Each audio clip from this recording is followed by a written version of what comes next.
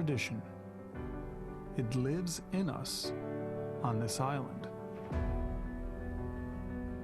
It grows as we grow. It changes as we change, adapts, and perseveres. Tradition has heart and the courage to explore new paths. It stretches beyond our shores and creates a united Mimagi for us all.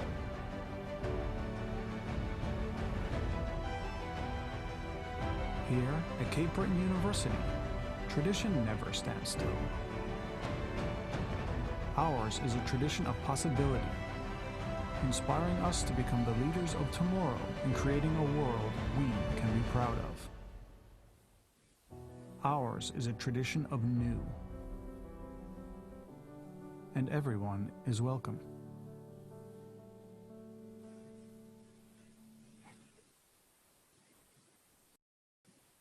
I feel like the education that you get at Cape Breton University is different than other institutions. Because we have smaller class sizes, you not only get to develop relationships with students, but faculty as well. It was just awesome that I was able to go to my professors and my deans and speak with them and talk with them, and they were really able to customize my own plan for university. My professors are the best. I can go to their office at any time and we have a chat. If you're confused, they help you out. They have an open door policy. I really enjoy the interaction with the students. I love seeing them learn and get it and have those aha moments. I think that's what helps get me up every morning. Mentorship is, I think, one of the biggest things you get when you come to Cape Breton University, whether it be from the professors or deans or senior administration. The professors, they all have very great experience, but when they're teaching, it's like learning from friends. It's a big discussion, you know, it's two-way teaching, and we have a lot of interaction. I think we're very fortunate to teach at a small undergraduate institution where we have smaller class sizes, especially in the upper level courses, and we have the opportunity to really enhance learning and tailor the learning to the students' needs and to really challenge students. If there was a statistic on the amount of time spent emailing a professor compared to the amount of communication in the halls, it would be neat to compare that to other universities, because so much is just done in the halls talking to a prof one-on-one. In larger universities, you don't get that interaction because you have your classes that are filled with 400 to 500 students. So a lot of the time, they're either being proctored, the professor isn't there, or you're just not getting that engagement. What I love to tell people about is how beneficial it is to be in those small classes, because it's not really something you think about until you're in them. Professors are people who are willing to guide you along the way and prepare you for the real world. You can tailor the type of examinations that you give them and do a lot more one-on-one teaching. All of our professors have been incredible.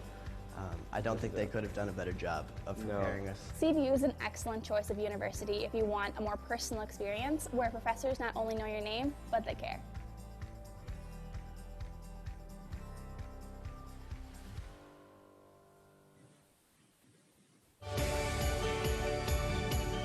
The Bachelor of Business Administration from Cape Breton University is designed to prepare students with the core universal business skills needed to succeed anywhere in the world. From entrepreneurial career paths to jobs in private and public sectors, cooperatives, or government services, this program provides students with a range of career opportunities. The Shannon School of Business maintains a close relationship with the local business community, giving BBA students the chance to learn from business professionals through co-op placements. By studying in this program, you will receive comprehensive mentorship from faculty members who are experts in their field. Take any business to the next level.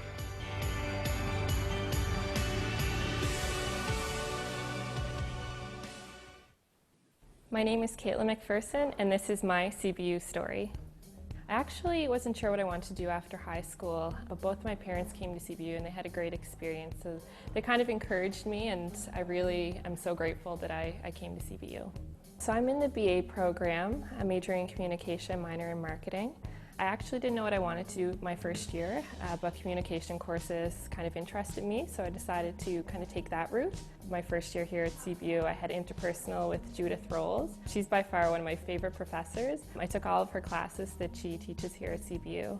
Having a professor that inspires me, it shows me how much I enjoy the course content. It's something that I want to go into, so it just kind of reinforces what I want to do with my future. I got involved with the Students' Union going into my second year. I created a lot of the promotional material for the Students' Union. Going into my third year, I actually decided to continue with the Students' Union. I became the Vice President of Promotions, which opened up so many opportunities for me. I was able to sit on the Board of Governors, Senate. There's just so many doors that are open by obtaining that position. Another really cool opportunity I had at CBU is the co-op program. My first co-op was at the First Year Advising Center, and my second co-op is with the university's Marketing and Communications Department. I'd absolutely recommend the co-op program to other students. It's a chance to learn about yourself, make connections, kind of put your skills to play. It's extremely helpful because it's kind of like a preview of what career you might be interested in going into in the future. It's been such an amazing experience. My name is Caitlin McPherson, and this is my CBU story. Students with a passion for science come from around the globe to earn a Bachelor of Science degree from Cape Breton University. Cape Breton Island's natural ecosystems and habitats are the perfect place for aspiring scientists to carve their path. Envision yourself learning amidst Cape Breton's abundant, biodiverse environments, just awaiting your discovery. Our modern facilities draw in a worldwide community of scientists dedicated to taking research and innovation to new heights. The Bachelor of Science program at CBU offers a 3-year general degree along with 3- and 4-year degrees focused on an area of study that interests you. These include chemistry, biology, psychology, mathematics, and combined programs in engineering. Discover the science of success.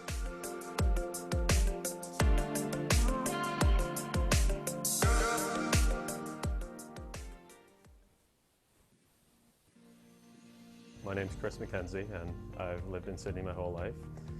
I went here after going to Sydney Academy because I liked science. The really nice thing about CBU is that because it is so small, you're afforded more direct training with everything.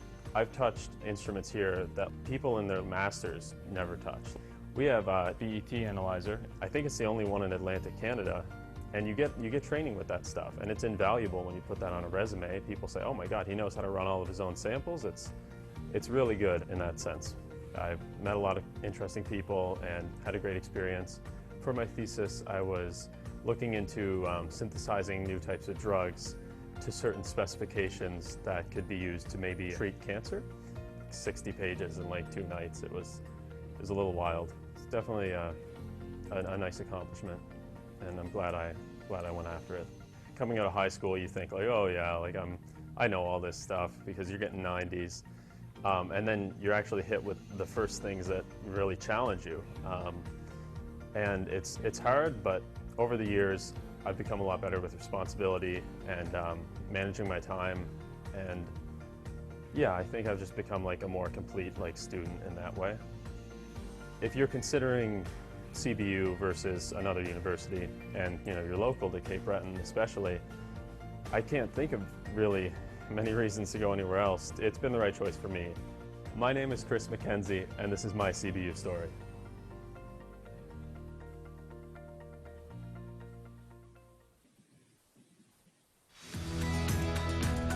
Learn to host the world while studying in the Bachelor of Hospitality and Tourism Management program at Cape Breton University.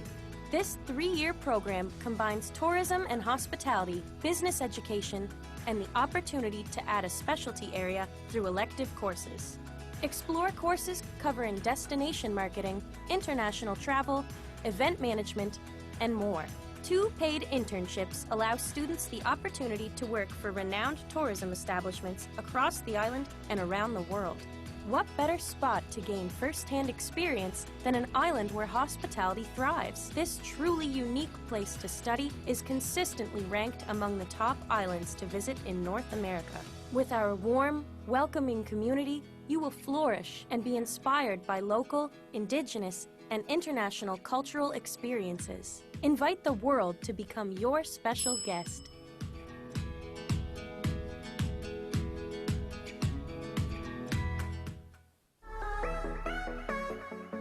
Cape Breton University has a reputation for excellence in the development of technical education.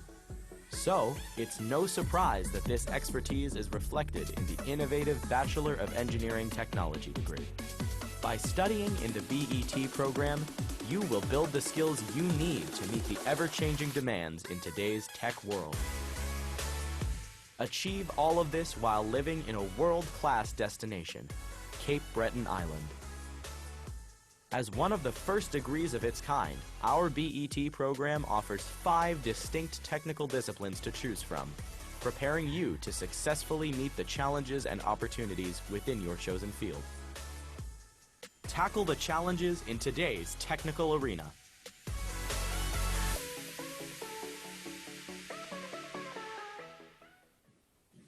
Hi, my name is Kenzie Wadden. I'm from Glace Bay, and I'm graduating with Petroleum Engineering Technology degree from CBU. After graduating high school, I went to NSCC Marconi campus to take 4th class power engineering. After completing my program at NSCC, I took a year off to figure out what my next step would be. That's when I found out about the Petroleum Engineering Technician program at CBU. I decided to come to CBU for the BET program because it is the only program offered in Atlantic Canada for the Bachelor of Engineering Technologist program. The equipment that we use is very similar to the equipment I've used previously at NSCC. So it was a very easy transition to come from NSCC to CBU and to learn about the same things and to further my education on what I previously learned. So when I was in high school, I wasn't very involved in anything. I wasn't in any groups or anything like that. So coming to CBU, that wasn't really one of my main goals, but becoming a member of the Road Squad, that opened the door to new things. Being able to go to different communities around the island that I might not have heard of or seen before and meet so many different people from all different backgrounds. And just to go do different things that you normally, when you live on the island, you take for granted. Just because you're not involved in anything in high school does not mean when you come to CBU you can't be involved.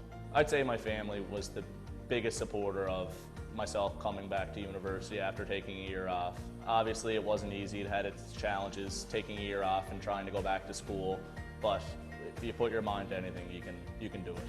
I can't wait for graduation to be able to walk across that stage in front of all my family and friends in attendance, and to have their support all through my years of university is going to be a very special moment. What I'll miss most about CBU is all the friends that I've made from my time here and all of the work colleagues that I've met along the way. My name is Kenzie Wadden, and this is my CBU story.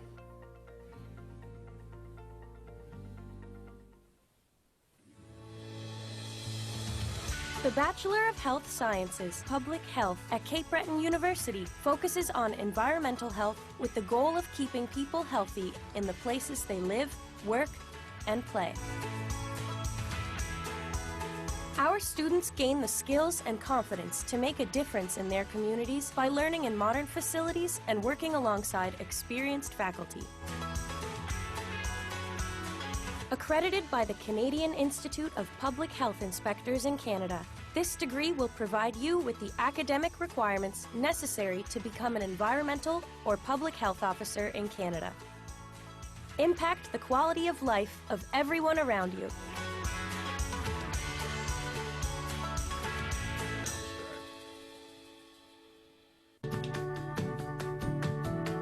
Cape Breton University's Bachelor of Science in Nursing will prepare you with the diverse and compassionate nursing skills you need to thrive in a global market. CBU's nursing curriculum is a blending of courses from many disciplines, integrating theory and practice to facilitate self-development, critical inquiry, and a commitment to lifelong learning. Nursing practice placements are integral to this program, providing engaging, hands-on learning. As a student, you will complete clinical placements in hospitals, community, and long-term care facilities. You will also gain an understanding of health practices around the world by participating in CBU's international nursing experiences in Bali, Argentina, and Quito. Students can work toward a specialty nursing certificate in oncology, acute and critical care, mental health, or indigenous health nursing. Excellence in the field of nursing is at the heart of this program. Improve healthcare for all.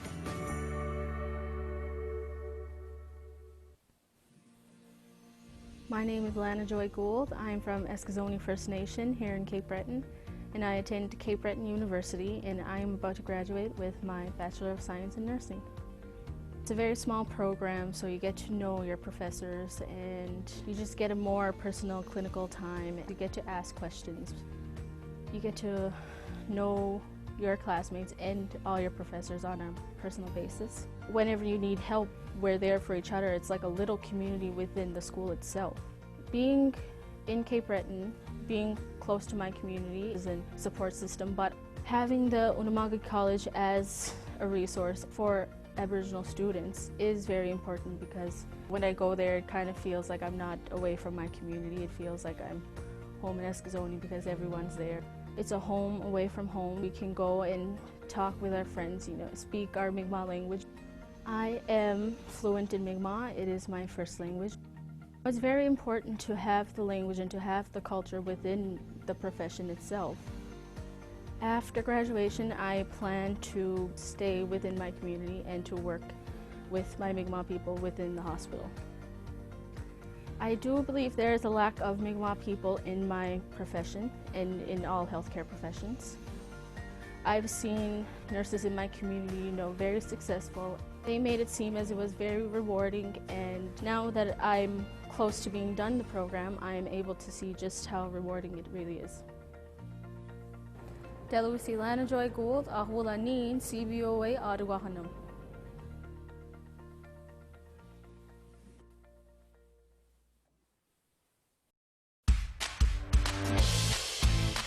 A Bachelor of Arts from Cape Breton University is an exciting, contemporary, and challenging opportunity. Learning with students from more than 40 different countries results in cross-cultural perspectives, providing the knowledge, leadership skills, and critical thinking required to succeed in today's world. CBU's Bachelor of Arts program connects you to the island's culture and includes courses like traditional music, folklore, and place-based learning experiences. There is also an emphasis on Mi'kmaq Ilnu language, culture, history, and law. Whether your interests are in law, education, communications, or the arts, a BA from CBU provides a rich and solid foundation for dynamic thinkers. Get ready to embrace diverse perspectives, ideas, and traditions.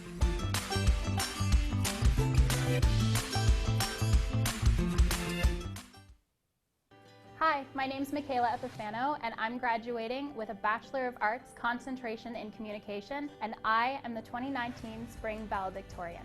CBU was able to give me the foundation that I was really looking for. Before starting here, I wasn't sure what I wanted, but through the co-op program, I was able to work at the CBRM, where I was a communications assistant, and with that, I was able to discover my major.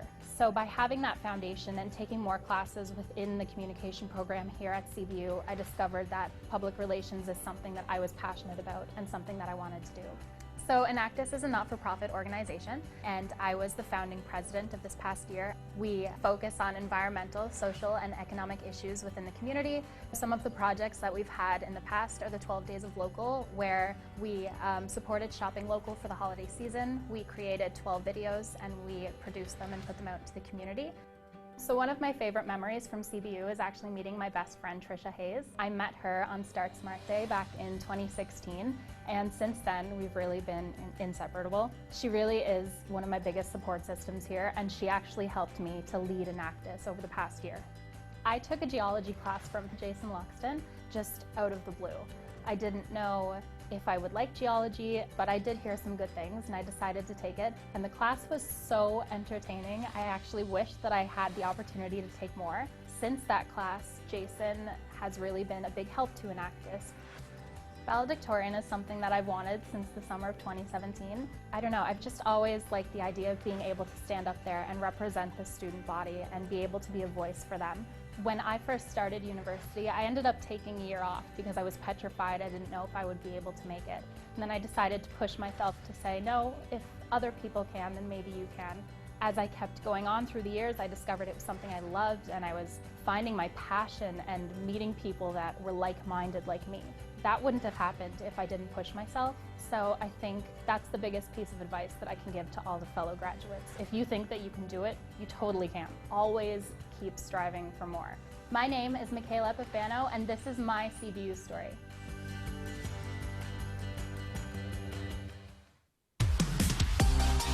Create a sustainable future by studying a Bachelor of Arts and Science in Environment at Cape Breton University. Designed to bridge the arts and sciences, enriched by Indigenous perspectives, the base program at CBU provides a unique degree, adaptable to our ever-changing world. BASE students are creative, dynamic thinkers who are committed to having a positive impact on their communities, leading the way to a more sustainable future. Taking full advantage of the natural resources surrounding our campus, students studying in the BASE program use Cape Breton Island as their classroom and laboratory. With a mix of field courses and theoretical foundations, this program prepares students to consider environmental issues from broad perspectives and to develop innovative solutions to address them. Help create a future we can all be proud of.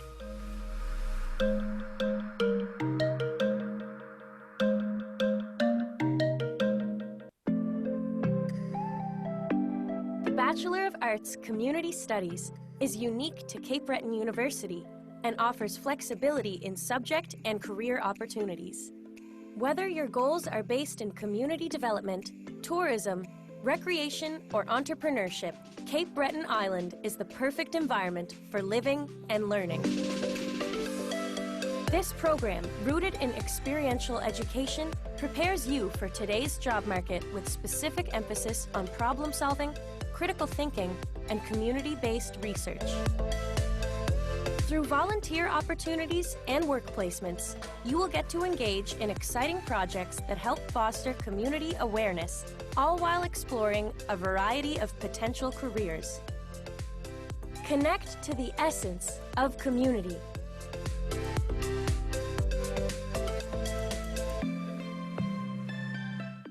My name's Christy Reagan. I'm from Glace Bay, and I've just finished my Bachelor of Arts Community Studies degree with a major in psychology here at Cape Breton University. I was terrified coming here. I expected to fail. My professors didn't let that happen. I've made it to the dean's list every year that I've been here. And a lot of that is because I could go to my professors when I needed to. That connection, what it means, is indescribable, because if you don't have it, you don't really know what you're missing, and if you have it, everything just works better. It just clicks. The BACS program has 2 work placements as part of the requirements, and for me, coming from outside of Cape Breton, not having a lot of contacts, I thought the work placements would be a good idea, and they've been wonderful for me. My first work placement I did at the Ally Center of Cape Breton, and that's where I met several people in the LGBTQ+ community, and I worked with people with substance abuse issues, and I learned about harm reduction, and that is what changed my mind on what my goal would be. I plan to be a counseling psychologist, working primarily with the LGBTQ+ community, particularly trans folks, as this is a very underserved population, and I am excited and happy to be able to move forward with this. I'm Christy Reagan, and this is my CBU story.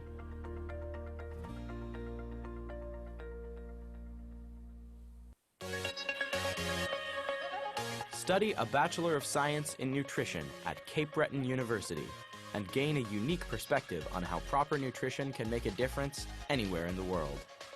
Along with disease prevention, our students examine the very real issue of food security for people across the globe. You will also learn about the ever-changing subtleties of food labeling, the chemistry of nutrition, and Canada's Food Guide. This nutrition transfer program focuses on preparing you for entry into the 3rd year of a Bachelor of Science in Nutrition at a partnering university. With CBU's global community on campus, you gain a rich perspective on how proper nutrition can make a difference anywhere in the world. Learn the difference nutrition makes.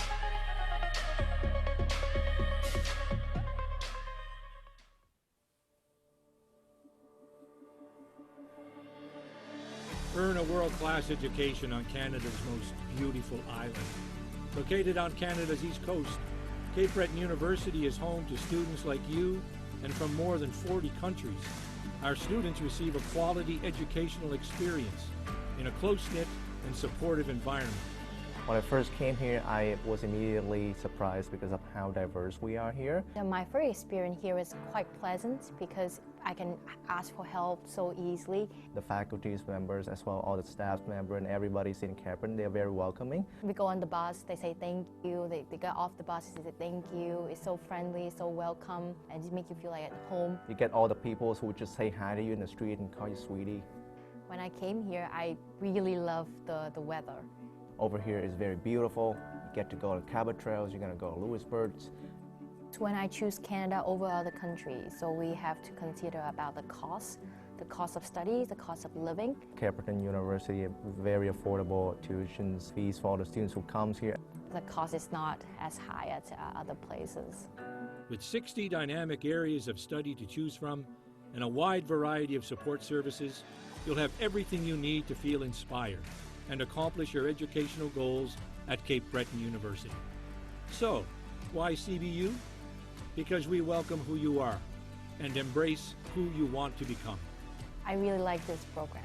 Everything that I learned here is really practical. To learn the world through different lenses. And I have the best time in my life here. You will be welcomed with open arms here. This is like my second home. I strongly recommend this university to everyone at home in Vietnam.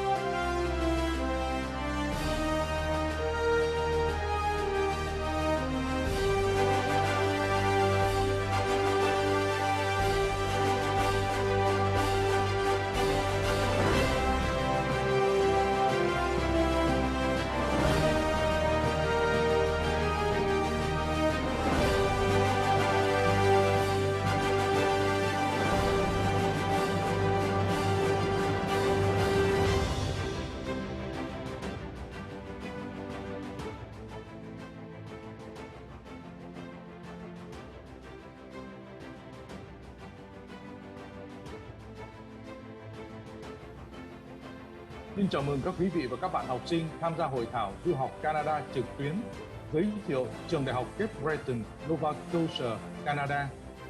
Hội thảo này do Trường Đại học Cape Breton và ADC Duhọc đồng tổ chức. Thưa quý vị và các bạn, Canada là một quốc gia thịnh vượng, có nền kinh tế phát triển, có nền giáo dục chất lượng hàng đầu và bằng cấp có giá trị quốc tế. Trải nghiệm nền giáo dục chất lượng cao của Canada sẽ mở ra vô vàn cơ hội và những lợi ích nghề nghiệp tương lai cho các du học sinh. Không chỉ nổi tiếng là một đất nước thanh bình, chất lượng sống tốt, phúc lợi toàn diện và có mức sống cao, Canada có môi trường giáo dục lý tưởng để học tập và khởi nghiệp với mức học phí, chi phí thấp, cơ sở vật chất hiện đại, cơ hội việc làm và định cư rộng mở sau khi tốt nghiệp. Bên cạnh đó, Canada cũng có nhiều chính sách hỗ trợ cho các du học sinh quốc tế. Chương trình thực tập hưởng lương mở ra nhiều cơ hội giúp cho du học sinh có kinh nghiệm làm việc, đáp ứng nhu cầu của nhà tuyển dụng, trải nghiệm cuộc sống và tiết kiệm chi phí học tập. Chính sách làm thêm trong thời gian học tập tại Canada cho phép các du học sinh được làm thêm tối đa 20 giờ trong một tuần.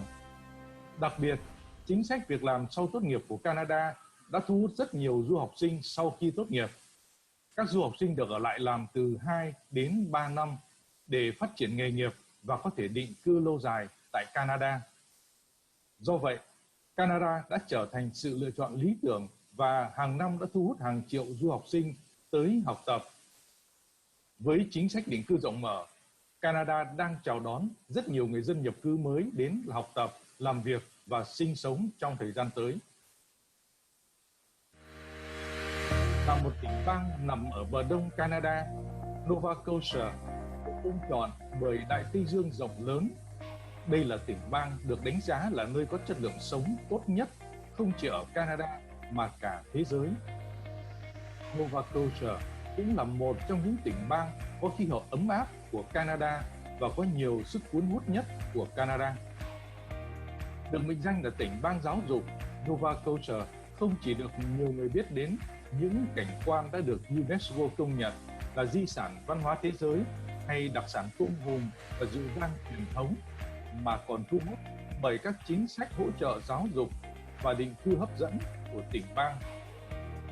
Nova Scotia được đánh giá cao trong hệ thống giáo dục của Canada về truyền thống lâu đời và đầy tự hào về chất lượng giáo dục đào tạo. Nova Scotia còn là một tỉnh bang có mức chi phí học tập khá thấp và có môi trường sống trong sạch và an toàn. Có thể nói, Nova Scotia là một trong những điểm đến du học lý tưởng của Canada và sự lựa chọn cho cuộc sống lâu dài. Nova Scotia là thiên đường du học và định cư tại Canada bởi các chính sách hỗ trợ định cư Canada hấp dẫn, đặc biệt là chương trình thí điểm định cư Atlantic AIPP khá thuận lợi cho các sinh viên đã tốt nghiệp từ các trường thuộc tỉnh bang Nova Scotia xin định cư tại Canada. Trong chương trình hôm nay, chúng tôi xin giới thiệu Trường Đại học Cape Breton là một trong những trường đại học công lập hàng đầu nổi tiếng tại Canada với nhiều ngành nghề đào tạo chất lượng, mang tính thực tiễn cao và đặc biệt có chương trình thực tập hưởng lương. Đại học Cape Breton là môi trường giáo dục hiện đại, năng động, hứa hẹn nhiều cơ hội nghề nghiệp tương lai.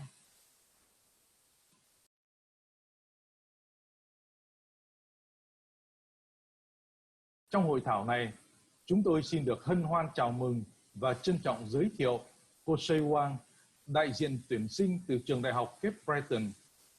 Ông Trung Đỗ và tôi là Tuấn Phạm từ ADC Duhọc sẽ đồng hành cùng quý vị và các bạn trong hội thảo này. Hi everyone, my name is Shiwei. Good evening to everyone, or maybe good morning. I'm Shiwei Wang, and I'm an alumni of Cape Breton University. I have 2 degrees. One is Bachelor of Hospitality and Tourism Management, and the other one is Bachelor of Business Management from Cape Breton University. And I now work as an International Recruitment Officer at Cape Breton University. And today, on a Saturday evening, I'm just going to kind of take you through what's our outstanding programs and some student life services and some of our alumni stories and a little bit of outside of the box, a little bit of the immigration pathway to Nova Scotia from my PowerPoint slides. And I'm just gonna cut my speaking and share my screen with you. Xin kính chào tất cả quý vị. Tôi tên là Shiwei Wang, tới từ Trường Đại học Cape Breton. Và trong chương trình ngày hôm nay thì tôi sẽ giới thiệu các chương trình học tập tại trường và chương trình ngoài ra thì tôi cũng sẽ giới thiệu về các hỗ trợ của trường, cũng như giới thiệu về phía bên ngoài, đó là các chương trình về định cư. Thì bản thân tôi cũng là một cựu học sinh của trường với 2 bằng, là bằng về quản trị nhà hàng khách sạn và bằng về quản trị kinh doanh. Hiện tại tôi đang làm việc ở ban tuyển sinh quốc tế của Trường Đại học Cape Breton.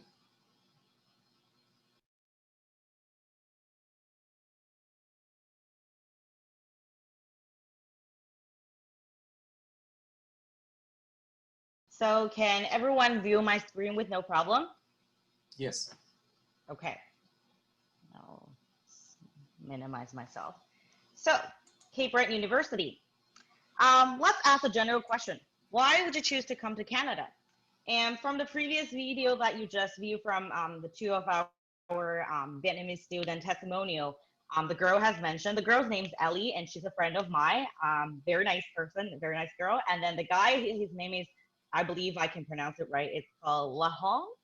And he's now graduated and he's now working and living in Halifax right now.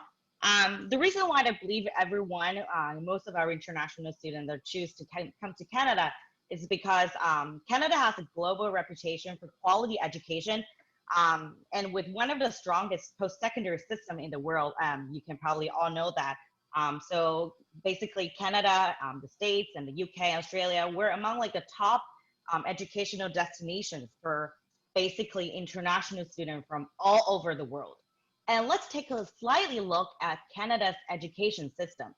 Not like some other countries, for the entire nation of Canada, we only have around 103 universities, and 98% of them are public funded. They're public institutions. Because we're public institutions, just like Cape Breton University, we're a public university as well. We receive fundings from the government. And that's why we can keep our tuition at a very reasonable and affordable level. Đầu tiên thì đó là lý do mà tại sao mà lại tới Canada học thì hay là tới Cape Breton.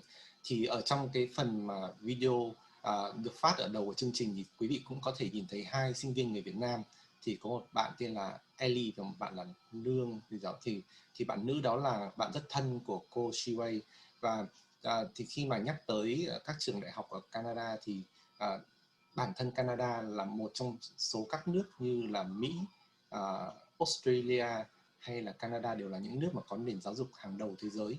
Và ở Canada thì chỉ có khoảng hơn 100 trường đại học thôi và là trường công lập, cho nên là cái mức học phí nó cũng khá là thấp bởi vì được sự hỗ trợ về mặt tài chính của chính phủ. Thì các cái trường ở Canada thì luôn là thuộc top hàng đầu của thế giới. And because 98%, which is majority of the universities are public universities and receive government funding, you will see that education quality among majority of Canadian universities are very consistent. There's no such thing like some, maybe in some countries that private university may receive more funding from like private companies or firms or foundations. In Canada, basically all universities are treated the same and receive similar and fair funding from our government. And that's why this is the main reason that you want to seek education, especially higher education in Canada as your destination. And Canada is actually also known as a very friendly and safe country. And we are really, really open to immigrants. And we have very stable immigration growth for the past couple of years. For Nova Scotia, for example, Nova Scotia especially, we have probably among the excellence, among the best immigration policies among all the other provinces in Canada. And in a matter of fact, we have witnessed 92% of growth of international students over the past 7 years in Canada. Về chất lượng giáo dục sau đại học chất lượng giáo dục của hệ đại học cao đẳng đại học tại Canada thì rất là tốt, bởi vì 98% các trường đại học tại Canada là nhận được nguồn tài trợ về tài chính của chính phủ. Thì khác với các nước khác khi mà có sự phân biệt giữa các trường công và trường tư thì ở Canada các trường công đều đều được đối xử như nhau, tức là được nhà nước đó hỗ trợ như nhau, cho nên là chất lượng rất là đồng đều giữa các trường và cái mức học phí thì khá là cạnh tranh vì được hỗ trợ từ chính phủ.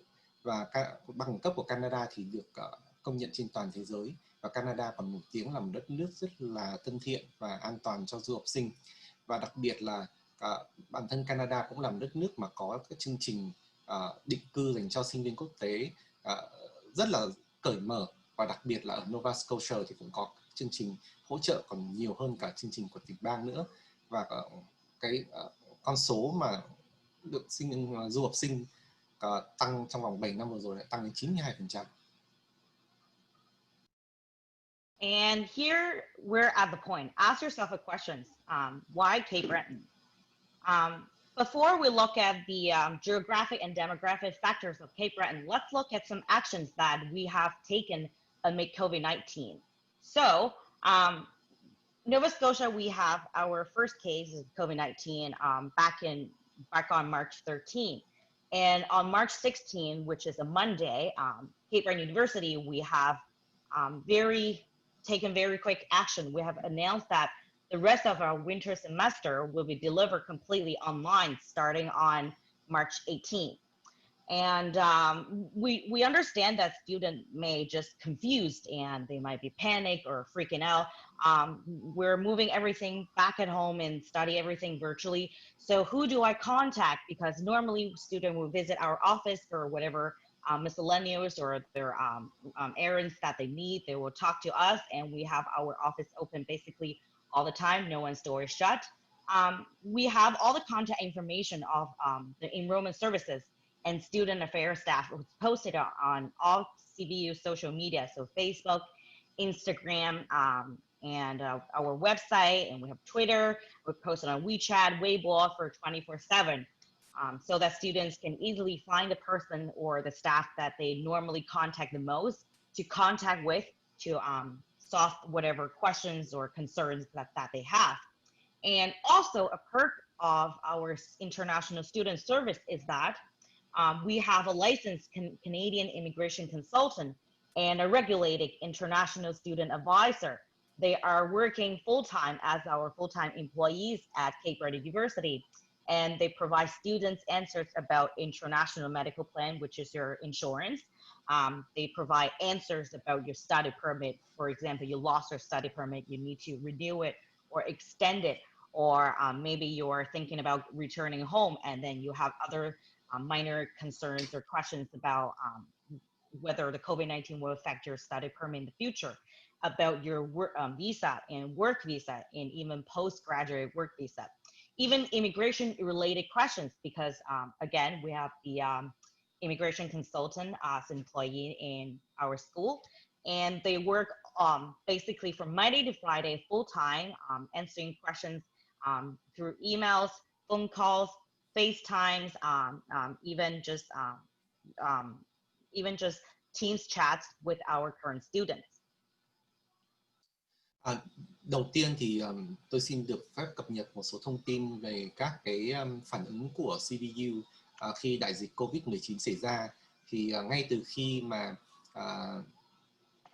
quay trở lại vào tháng 3 của năm nay thì CBU là trường mà một trong số những trường sớm nhất mà chuyển toàn bộ các cái khóa học hiện tại của mình sang thành các khóa học online kể từ ngày 18 tháng 3 để đối phó với dịch Covid-19. Thì có thể là có nhiều cái sự hoảng loạn xảy ra và mọi người có thể di chuyển khắp nơi, nhưng mà được riêng đối với cả trường CBU thì bộ phận hỗ trợ sinh viên ấy, và bộ phận gọi là giáo vụ ấy, thì đều có nhân viên hỗ trợ 24/24 giờ để trả lời tất cả các câu hỏi của sinh viên thông qua các cái phương tiện thông tin như là qua các cái trang Facebook, Instagram, rồi Snapchat, rồi cả WeChat, để đảm bảo là tất cả các sinh viên đều được trả lời các câu hỏi của mình. Và ngoài ra thì tại trường cũng có các tư vấn viên về mặt di trú được cấp chứng chỉ của Canada, và các cái tư vấn viên về sinh viên quốc tế làm việc toàn thời gian từ thứ Hai đến thứ Sáu trong khu học xá của trường để trả lời cho các sinh viên tất cả những câu hỏi thông qua có thể là email, có thể là FaceTime, tất cả các câu hỏi liên quan đến vấn đề về bảo hiểm y tế hay là giấy phép học tập hay là xin visa hay là các thủ tục nhập cảnh tại thời điểm này, và tất cả các dịch vụ này đều là miễn phí. And we understand that back in the time when we have our first COVID-19 cases in Nova Scotia, well, not technically in Cape Breton, back then we have around 300 students that are living on campus in our residence. Some are international students, some are local Canadian students.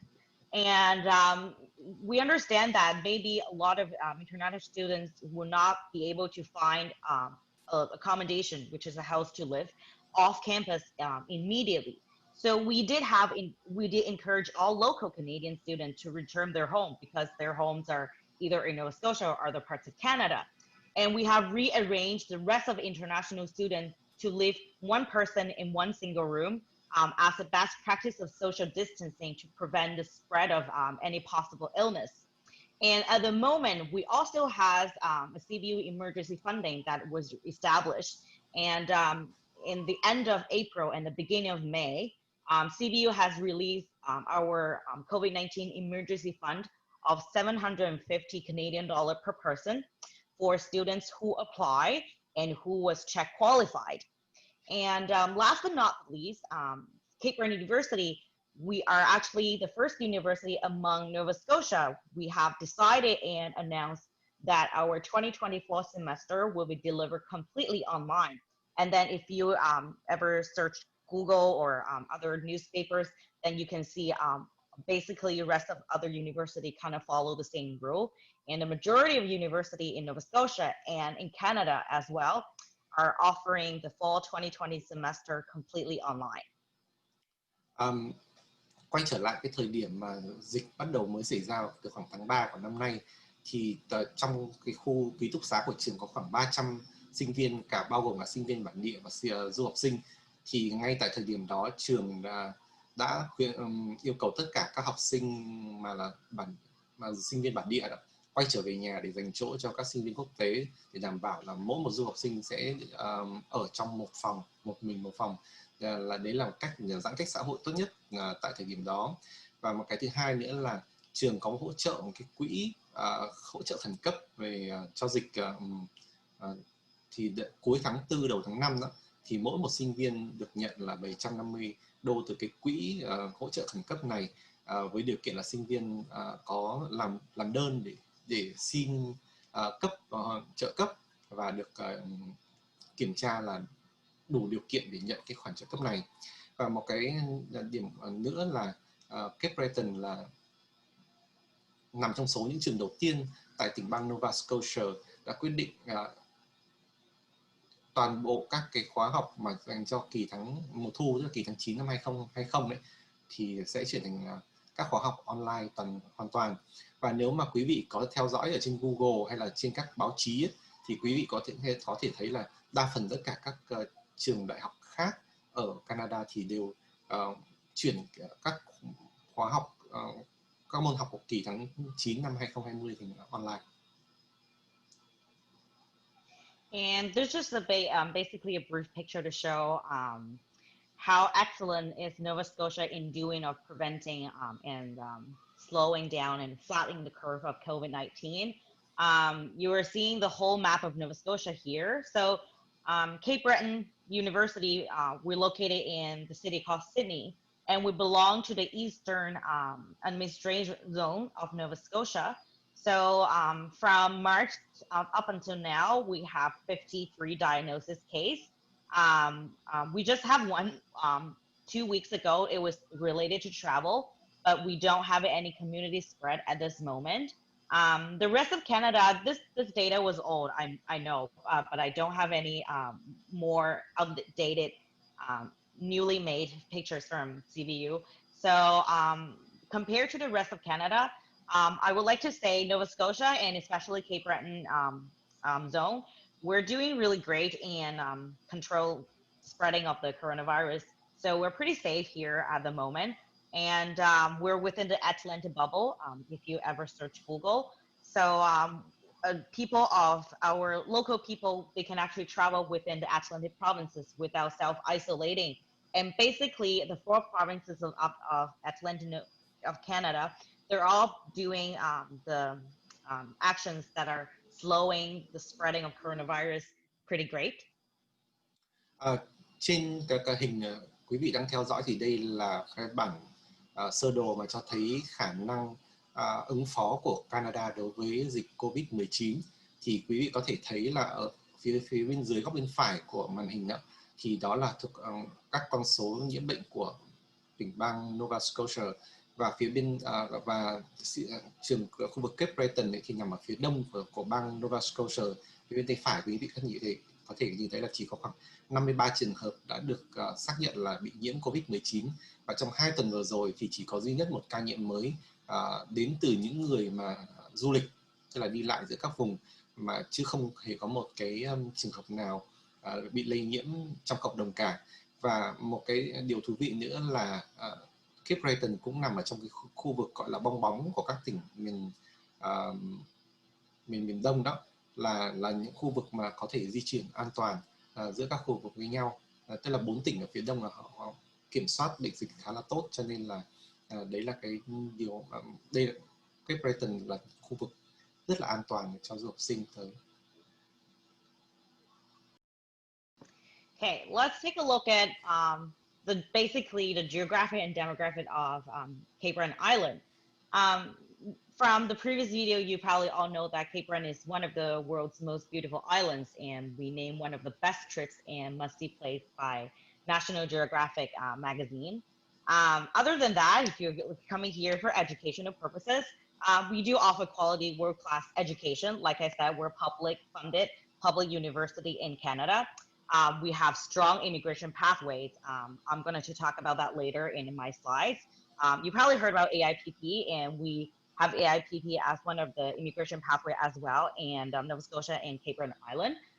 We have very good, excellent program range. We have more than 60 different programs and majors, and with minors or concentrations that our students can choose. We offer very reasonable tuition fees. We offer affordable living costs. Take a tuition fees, for example, if you are a full-time student at Cape Breton University and you're doing a bachelor degree, basically our tuition for the entire year is around $18,000, where you could compare to some bigger schools in some other provinces. Their tuition can go as high as to $50,000. And for the living costs, for example, I'm just talking about regular people, not like super luxury or if you have a house that, let alone that. So if you're just living like in a regular 2-bedroom apartment, sharing with your roommates or your friends, you're looking at to pay the rent around like $600 to $700 per month, and that would in most cases, that would include all the utilities. For example, water, power, heat. They will all be included in your rent in most cases. And for Cape Breton Island, we're actually a very, very big island, like 1/3 of Taiwan's, that kind of size. We have very pure English-speaking environment.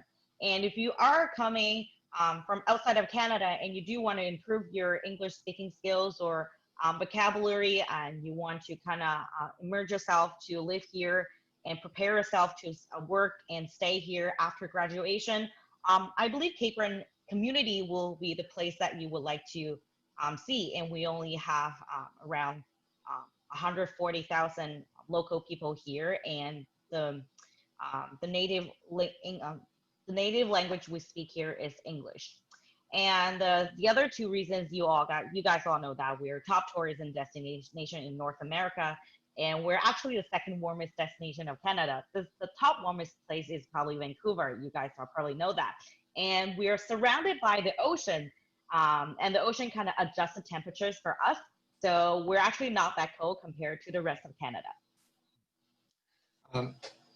Như quý vị có thể thấy ở trong cái video clip giới thiệu ban đầu về Nova Scotia, thì Nova Scotia được xếp hạng như là một trong những điểm đến mà những hòn đảo mà đẹp nhất thế giới, và cũng được ghi tên ở trong các cái danh sách là một trong những cái chuyến đi mà tuyệt vời nhất và nơi mà đáng phải đến nhất do tạp chí địa lý quốc tế bình chọn. Và ngoài cái khung cảnh thiên nhiên thì Nova Scotia cũng mang lại cho du học sinh cái nền giáo dục mà đẳng cấp toàn thế giới. Và ngoài ra thì ở đây chúng tôi cũng cung cấp cho quý vị, cho du học sinh một cái lộ trình định cư rất là vững chắc, cùng với các chương trình học rất là tuyệt vời. Ở trường chúng tôi thì có hơn 60 chuyên ngành, bao gồm các chuyên ngành chính, các chuyên ngành con và các cái ngành phụ để cho sinh viên lựa chọn. Và vì là trường công nên chúng tôi cũng có một cái mức học phí rất là phải chăng. Nếu như mà học quản trị kinh doanh thì trung bình một năm phải trả khoảng 18.000 đô la Canada. Và tôi biết là ở Canada có trường để học chương trình này thì du học sinh có thể phải trả tới 50.000 đô. Và học phí, ngoài cái học phí thì chi sinh hoạt phí tại khu vực ở Nova Scotia cũng khá là dễ chịu, nếu như mà sinh viên mà đi thuê căn hộ mà chia sẻ ở ghép với các sinh viên khác đó, thì có thể một tháng mỗi một du học sinh sẽ chỉ phải mất từ 600 đến 700 đô la ca, bao gồm tiền ở và các chi phí điện nước đã bao gồm ở trong cái chi phí đó rồi. Và khi mà tới Nova Scotia thì ở đây tiếng Anh là ngôn ngữ chính được sử dụng, và với một cái cộng đồng khoảng 140.000 dân và ngôn ngữ chủ yếu là tiếng Anh, thì nếu mà bạn muốn cải thiện được trình độ tiếng Anh và tăng được cơ hội hòa nhập với cả cái cộng đồng thì Nova Scotia chính là môi trường tốt để cho các bạn cải thiện trình độ tiếng Anh của các bạn. Và bản thân Nova Scotia thì cũng không phải quá lớn, nó chỉ bằng 1/3 của đảo Đài Loan thôi, nhưng mà đây là một cái khu vực mà cảnh đẹp và là một trong số những điểm đến du lịch hàng đầu ở phía Bắc, ở Bắc Mỹ. Và Nova Scotia cũng là nơi có nhiệt độ ấm thứ nhì tại Canada, bởi vì đây là Nova Scotia là một cái đảo lớn và xung quanh là có đại dương bao bọc, do đó đại dương giữ nhiệt độ ổn định, và ở đây thì ấm chỉ thua có Vancouver mà thôi. So if you're looking for metropolitan cities like Toronto, New York, Sydney is not a very big city. We're a smaller harbor city. If I would like to compare that to some of the city in Vietnam, it would be Toronto and Vancouver would be like Hanoi and Ho Chi Minh City. And Sydney in Nova Scotia, we're more like Da Nang in Vietnam. So basically the whole vibe and the environment here is very relaxing. People here are very friendly, and we live a slower space life instead of fast space life. And when you look at the weather here, like I mentioned, we're the second warmest place in Canada, but it's still Canada. So you will still experience winter with lots of snow. But let's look at spring and summer first, because we just have a very gorgeous spring and summer that has just passed. So in springtime, our temperature is around 1 degrees to 17 degrees, very nice and chilly. In the summertime, normally our temperature ranges from 14 degrees to 28 degrees. But in the most hot days, you can experience sometimes the temperature would go as high as like 32 or 33. And autumn, which is right now, pretty nice as well, very, very comfortable. You can basically get by with just wearing a t-shirt and probably just adding one more piece of hoodie. In fall, the temperature in here will be around 5 degrees to 20 degrees. But in winter, like I mentioned, it's Canada still. You will see snow. Normally, the temperature will range from -9 to 10. But normally, when it's snowing, it's actually not that cold. So if you see snow outside, the temperature will be normally likely going around -2 to around 10, sometimes above 1 or 2 degrees, where compared to some inland territories in Canada, their winter can go as low as -30 or 40. So compared to that, Cape Breton is actually pretty warm here. And last but not the least for this page, if you're thinking about transportation and traveling, no worry, we have our own airport. And the airport is actually only 5 minutes drive from Cape Breton University. So if you are a first year new student that are coming from outside of Canada and you would like to leave on campus, when you go off the plane at the airport, you either take a taxi or we can do free airport pickup for you. It's only about 5 minutes from where you landed and to where you will live in the residence. Và một tiếp theo là ở bức hình tiếp đây thì quý vị cũng có thể thấy là Nova Scotia không giống như các không phải là thành phố lớn như là New York hay là Toronto, thì nó chỉ là một thành phố nhỏ thôi. Thì nếu mà để so sánh thì có thể thấy là ví dụ như là Vancouver hay Toronto thì giống như Hà Nội hay thành phố Hồ Chí Minh ở Việt Nam, còn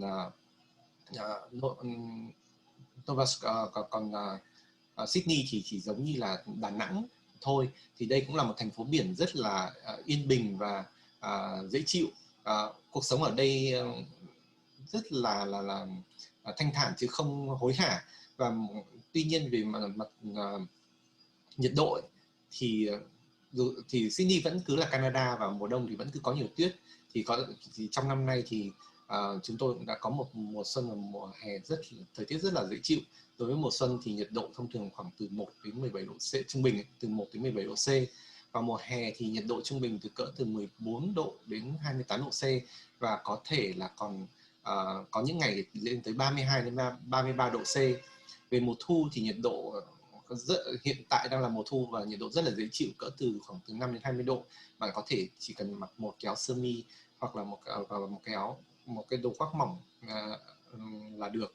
Còn đối với mùa đông thì vẫn là Canada, cho nên chúng tôi vẫn có tuyết, và nhiệt độ trung bình ở đây thường là âm 9 đến âm 10 độ. Thì khi mà bạn ở trong nhà bạn nhìn ra ngoài trời và thấy tuyết ấy, thì khi đó là nhiệt độ cỡ được khoảng âm 2, âm 3 độ C.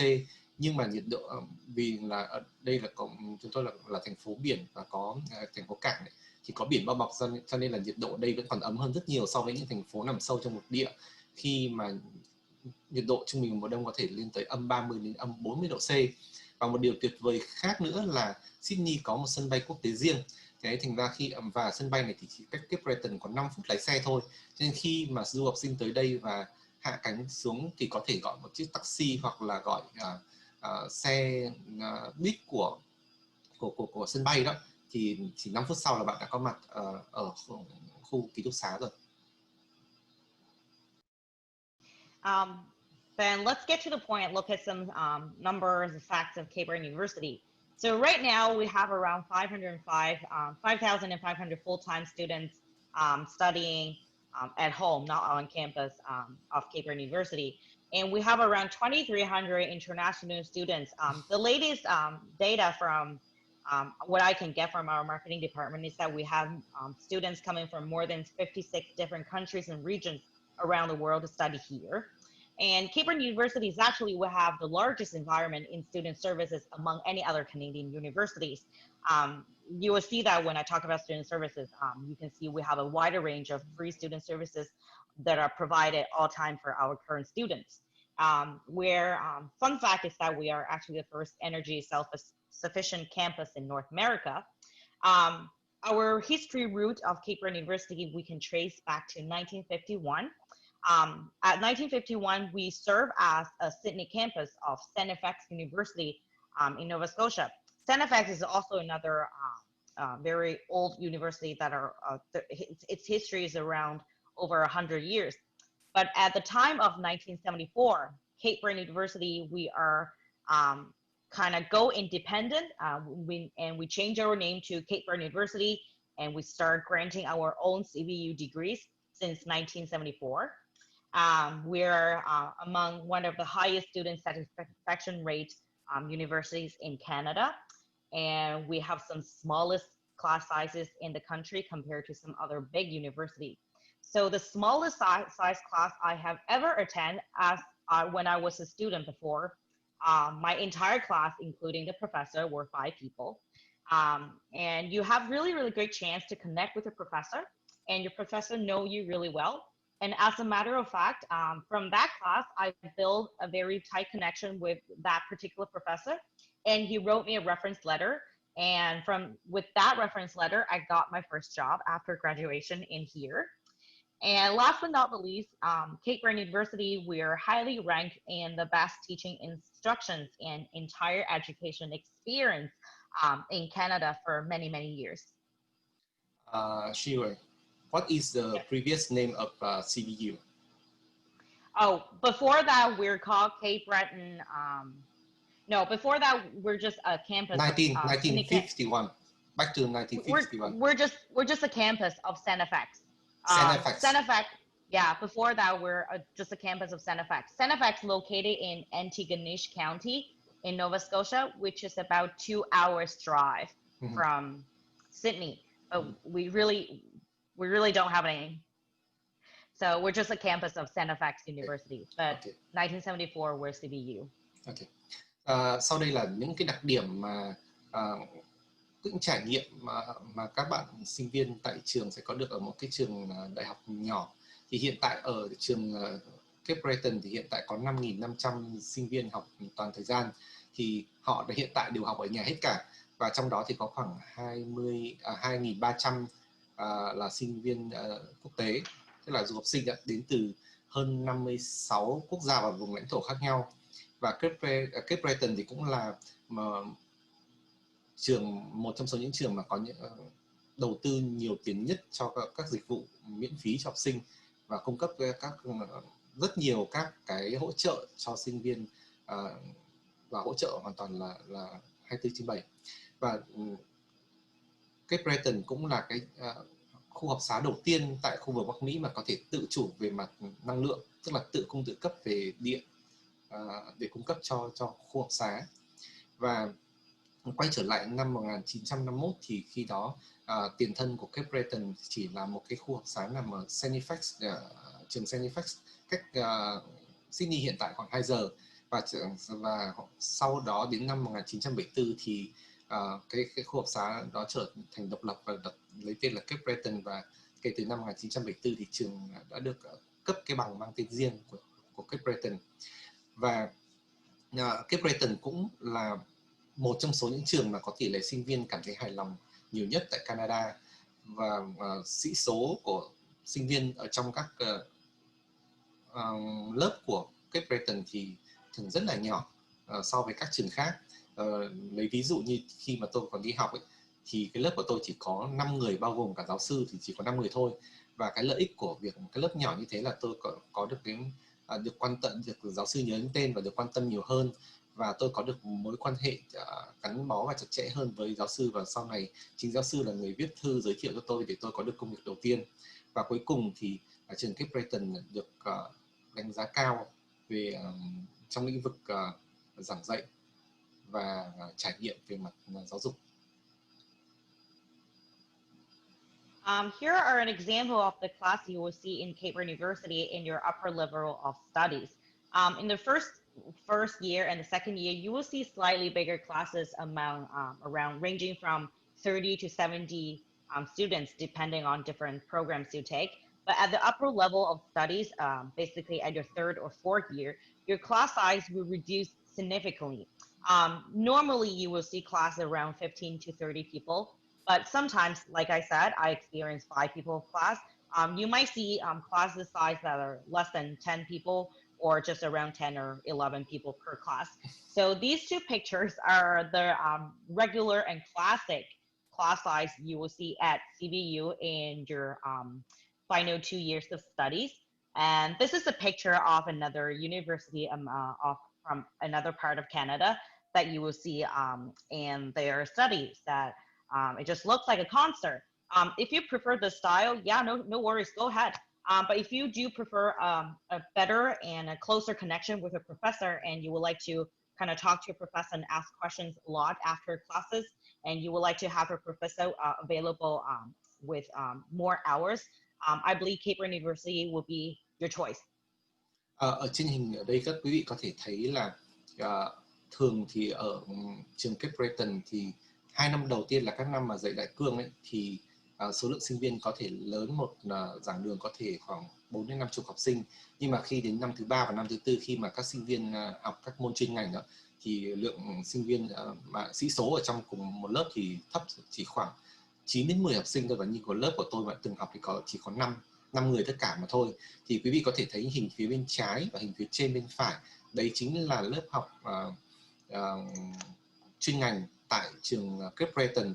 Còn cái hình phía bên phải, góc bên dưới bên phải của màn hình đó, thì đấy là một cái hình mà được chụp ở giảng đường của một trường đại học khác ở Canada. Và quý vị có thể thấy là nếu nó giống như là một buổi hòa nhạc vậy, tùy thuộc vào sinh viên họ muốn cái gì. Nếu mà họ muốn là các lớp ít người thì họ có thể lựa chọn Cape Breton hoặc là không.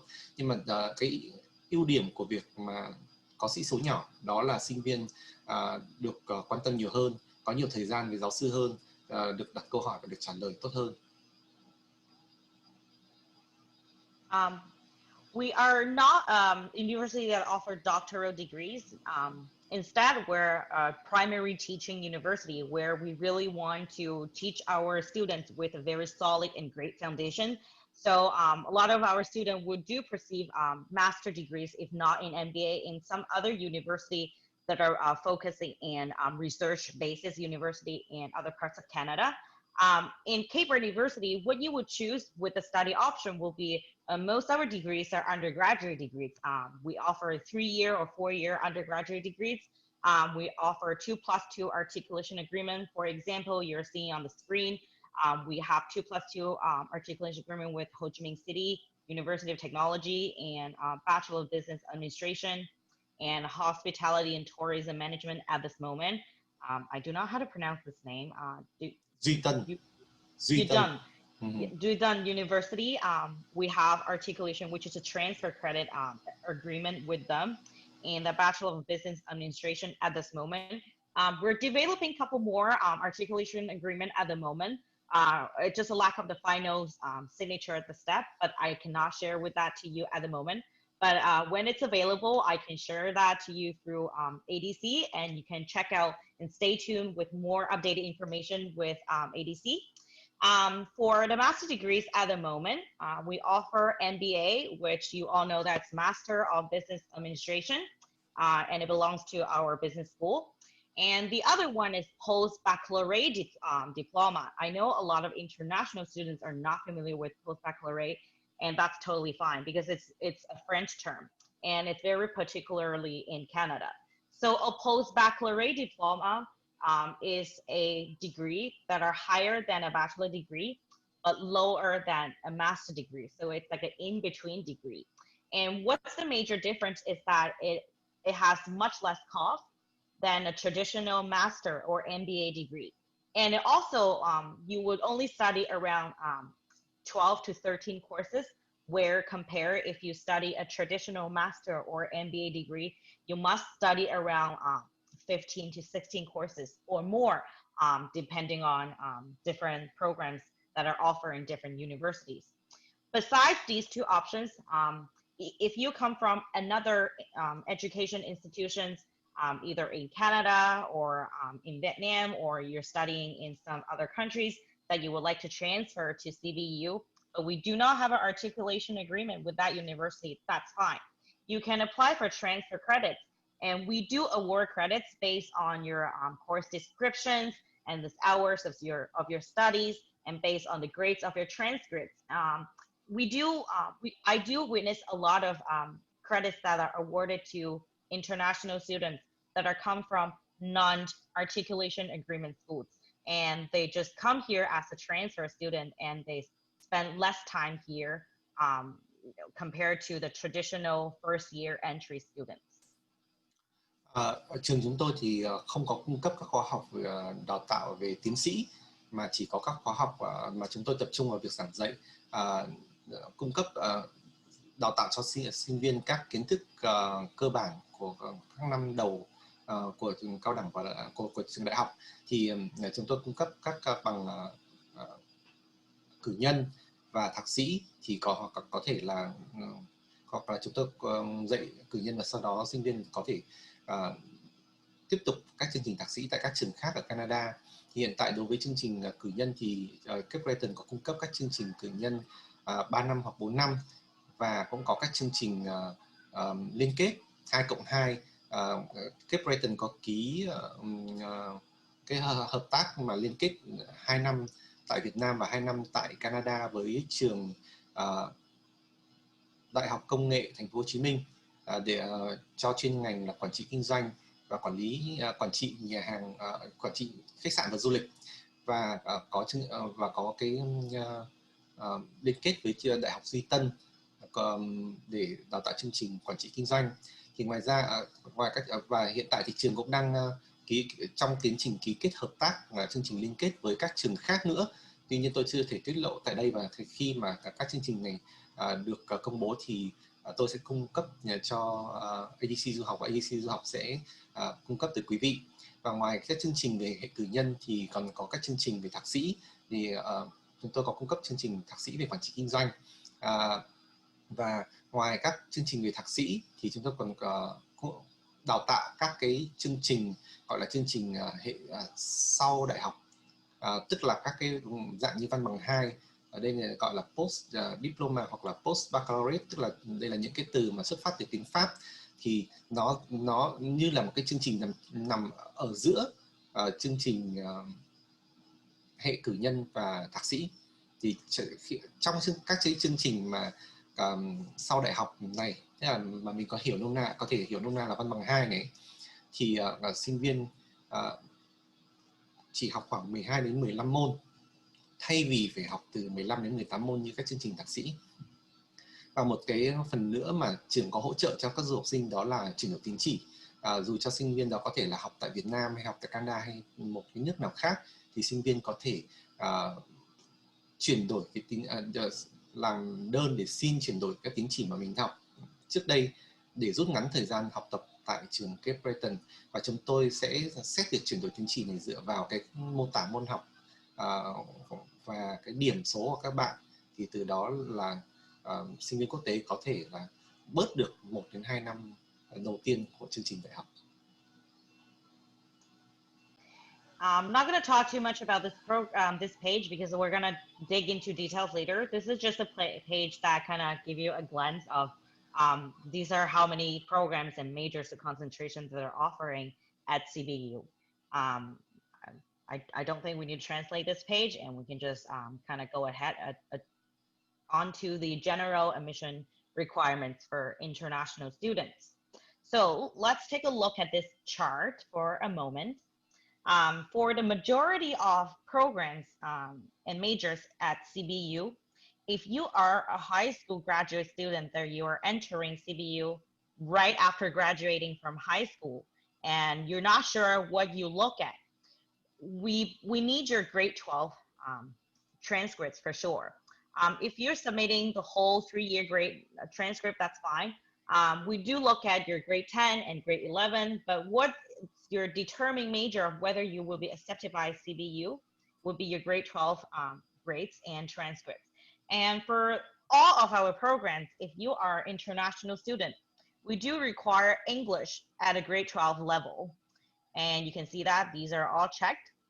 And for the majority of our programs and majors, we do require you with a grade 12 level of math as well.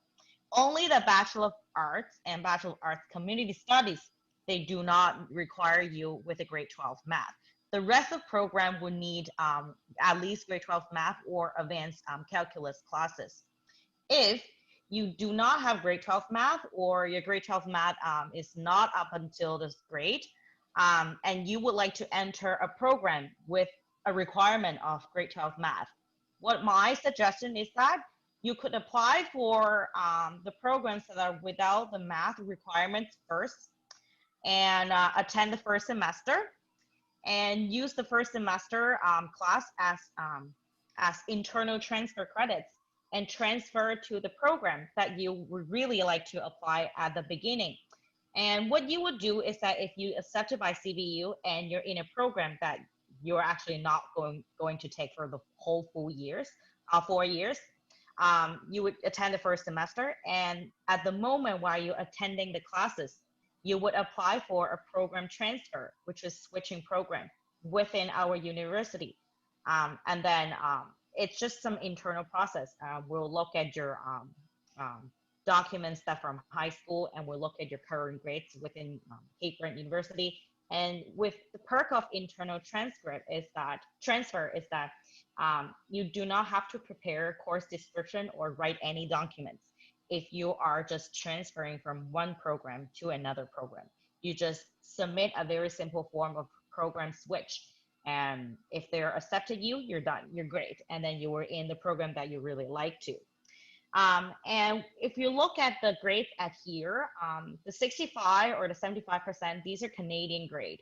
I do a little bit of a simple grade conversion here at the bottom of the screen you can look at. So a 65% of CBU grade will be around the grade scale in the Vietnamese education system of a scale of 6. And 75% of CBU grade in the Vietnamese educational grade system will be a scale of around 7. So the majority of our programs, we only need a minimum of grade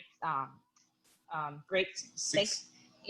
6 in your average in your grade 12 courses, and your file will be opened up for admission officers to review.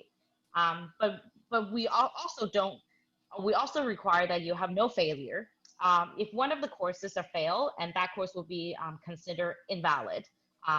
But from my experience, most of the Vietnamese applicants and students that apply to CBU, they all have very, very excellent grade. So I'm not really worried about that. It's just a little bit point that I need to mention here. Tiếp theo thì tôi xin được giới thiệu về cái điều kiện tuyển sinh của trường. Thì như quý vị có thể nhìn thấy trên cái bảng ở trên màn hình đó, thì liệt kê các cái ngành và các cái chuyên ngành và các cái điều kiện mà sinh viên phải thỏa mãn khi nộp hồ sơ để xin học tại trường Cape Breton. Thì đối với sinh viên Việt Nam thì tất cả các ngành đều yêu cầu học sinh phải có điểm tiếng Anh. Và đối với những học sinh mà xin học ngay sau khi tốt nghiệp trung học đó, thì phải nộp cho trường bảng điểm của 3 năm là năm lớp 10, lớp 11 và lớp 12. Thì khi mà trường xét để tiếp nhận học sinh thì trường xét cả điểm của năm lớp 10 và lớp 11. Nhưng mà để xét vào một cái chuyên ngành cụ thể nào đó tại trường thì trường sẽ xét chủ yếu vào điểm của môn học năm lớp 12. Thì ngoài có mỗi hai cái ngành đó là hai cái hệ là hệ cử nhân về các chuyên ngành về xã hội và hệ cử nhân về nghiên cứu cộng đồng ấy, thì là không có yêu cầu về toán thôi. Còn lại tất cả các ngành khác, ví dụ như quản trị kinh doanh thì đều là có yêu cầu toán, và thậm chí có những ngành còn yêu cầu cả toán cao cấp nữa.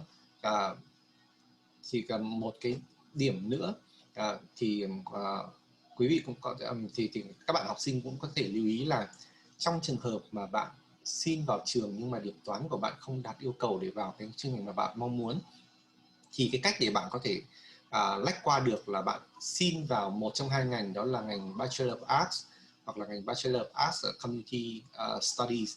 Đây là hai cái ngành mà không yêu cầu bạn phải có điểm toán.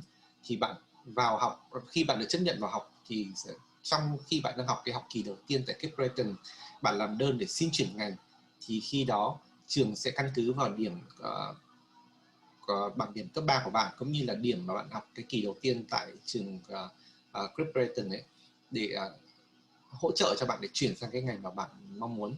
Một điều cần chú ý nữa là các bạn có thể nhìn thấy cái yêu cầu đối với cái điểm trung bình của lớp 12 mà trường yêu cầu để chấp nhận vào từng chuyên ngành ở phía cột bên phải ngoài cùng của cái bảng đó, thì đó là theo điểm theo hệ 100% của Canada.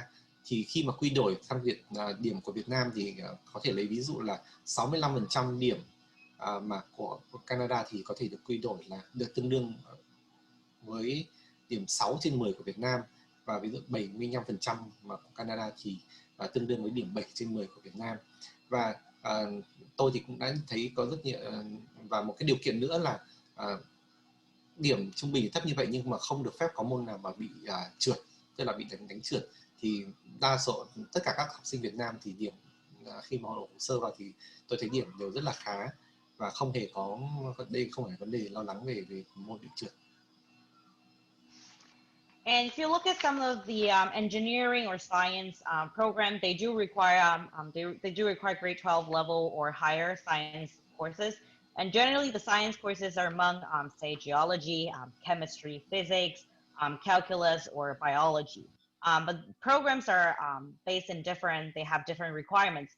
And we can talk about that when we're looking at the specific program at the program page, or you can download the international view book from our official website, cbu.ca, or you would like to do a consultant with the ADC, you could do a consultant with them. They're very experienced and helping students for studying overseas. And when we look at the English language training requirement, for any international student that are coming from a country where the mother tongue is not English, we do, like any other Canadian universities, we do require you to have sufficient and valid English scores. Let's take IELTS for an example. We do require IELTS academic type with the overall minimum at 6.5 and no band below 6. And this language requirement is actually the same for both undergraduate studies and for MBA studies and post-baccalaureate studies. We do not have different language requirements for different programs in CBU. All programs require the same basically the same language requirement in terms of IELTS. And the next page will show you the slight difference in some other different English testing organizations, we do have a slightly difference in between the English requirements. So if you are planning to attending CBU and you're applying here, if you don't have a language score, or your score just simply not enough, or you have enough IELTS, for example, but you're applying to our MBA degree and it requires a GMAT of minimum 500, you don't want to test GMAT because GMAT is a logical test and it's based in English. It's just, not fun. And or you have GMAT but not with a balanced score. And you do need to attend the English training partner. We do have our own English training partner on campus, but they're delivering their courses online right now. You probably heard about the name. They've been working with us for over 10 years. Their name is ICP Nova Scotia. They're offering small class sizes as well. It's just our tradition at Cape Breton University. And each student they're attending our English partner, they're going to take a placement test upon registration.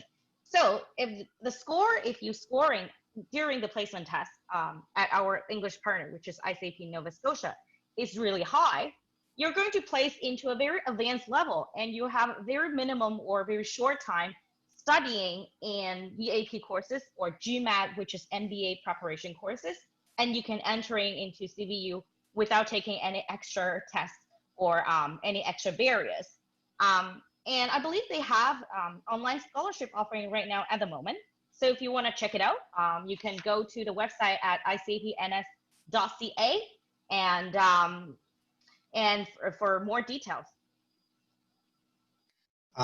Khi mà học sinh mà muốn xin vào các cái ngành mà có yêu cầu cao về kỹ thuật như là kỹ thuật hoặc là khoa học thì có thể còn sẽ được xét các điểm như là toán, lý, học, hóa, các môn khoa học để được xét vào cái chuyên ngành đó.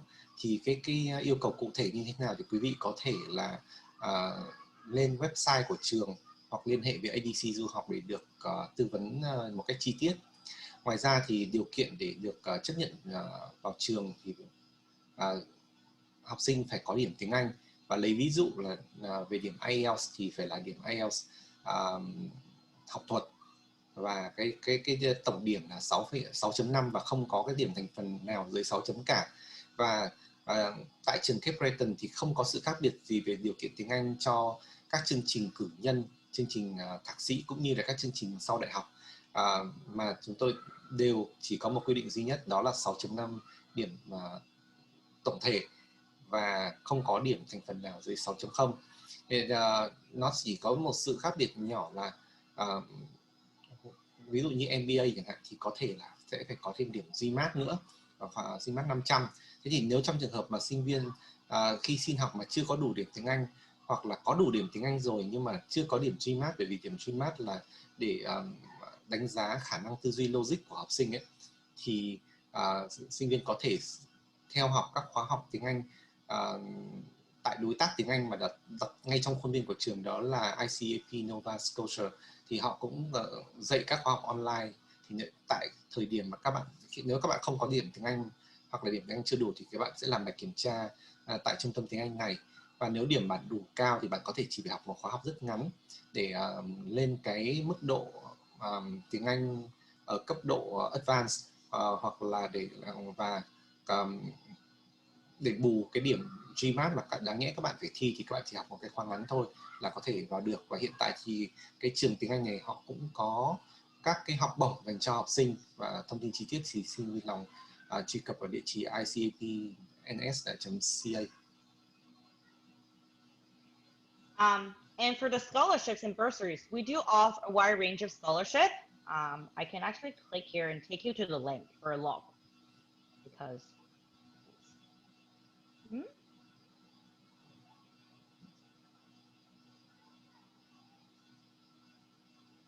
okay, I'm not sure what's going on here.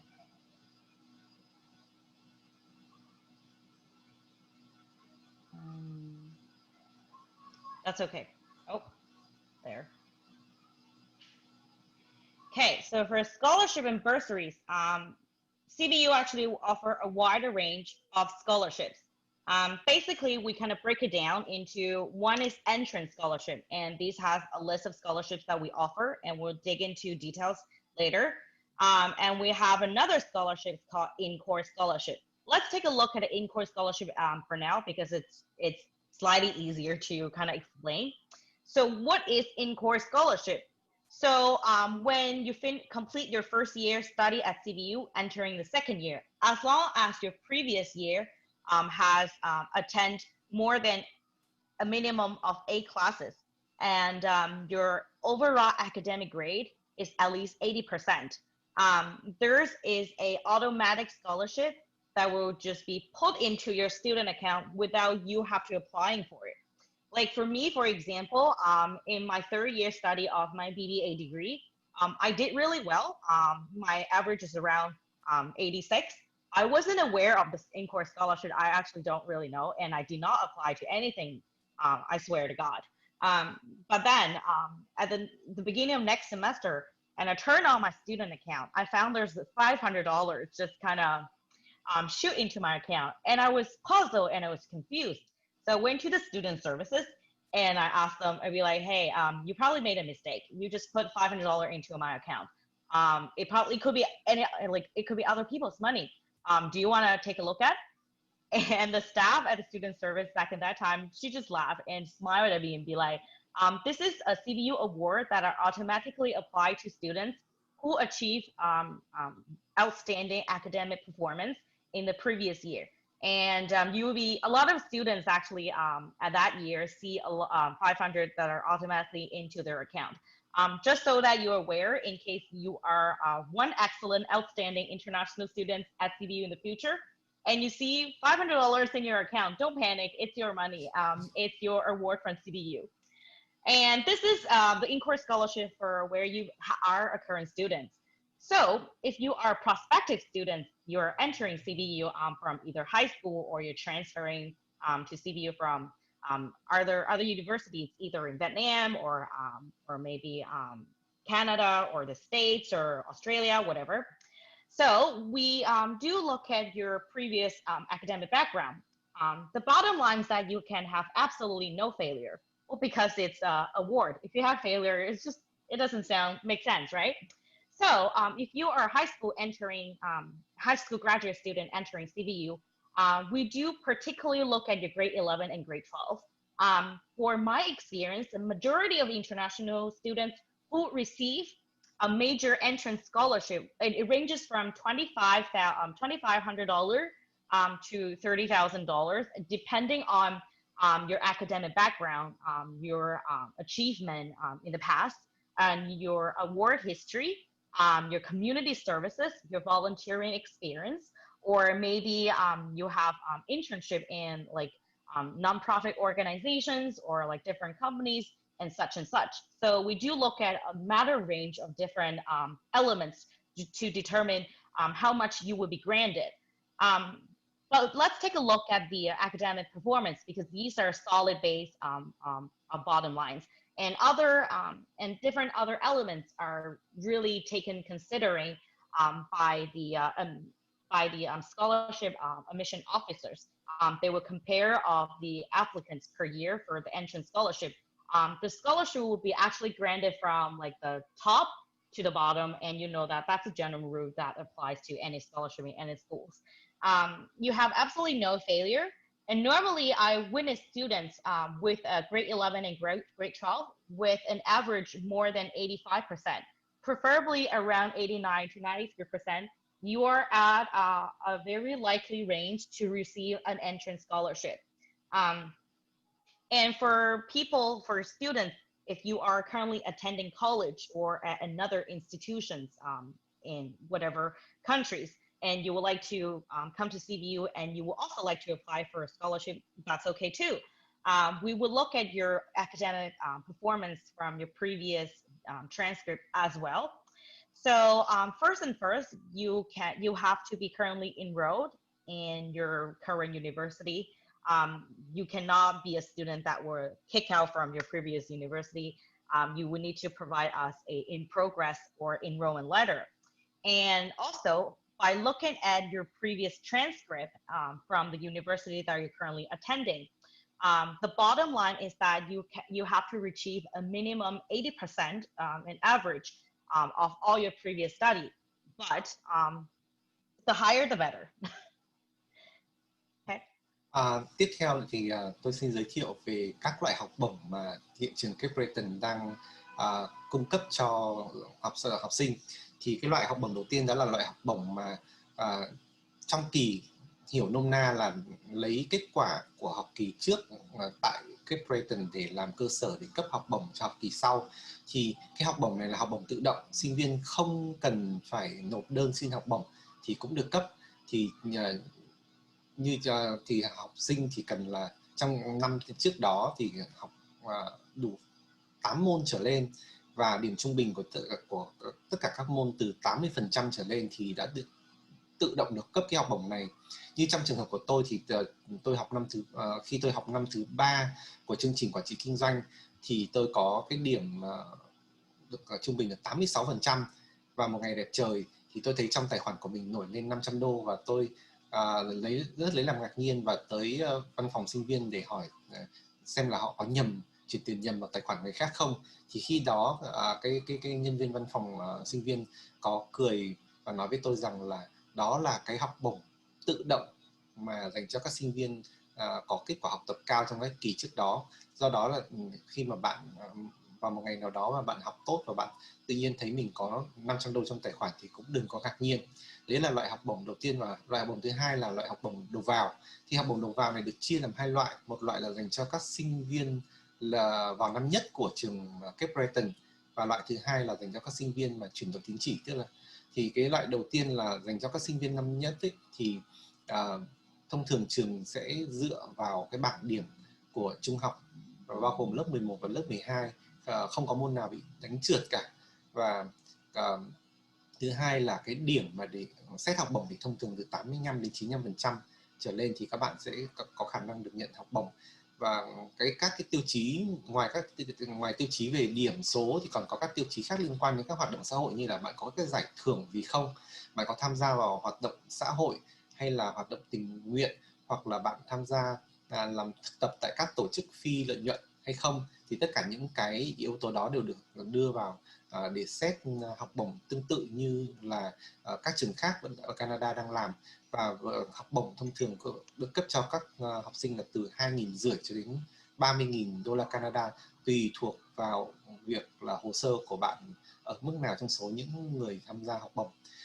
Một cái loại học bổng thứ ba đó là học bổng dành cho các bạn mà chuyển đổi tín chỉ, có nghĩa là những bạn mà học năm nhất, năm 2 ở các trường khác ở Việt Nam hoặc các nước khác, có thể là học ở trường cao đẳng hoặc trường đại học ở nước khác hoặc ở Canada mà chuyển đổi tín chỉ để sang học tiếp các năm cuối tại trường Cape Breton thì vẫn có cơ hội để được nhận học bổng.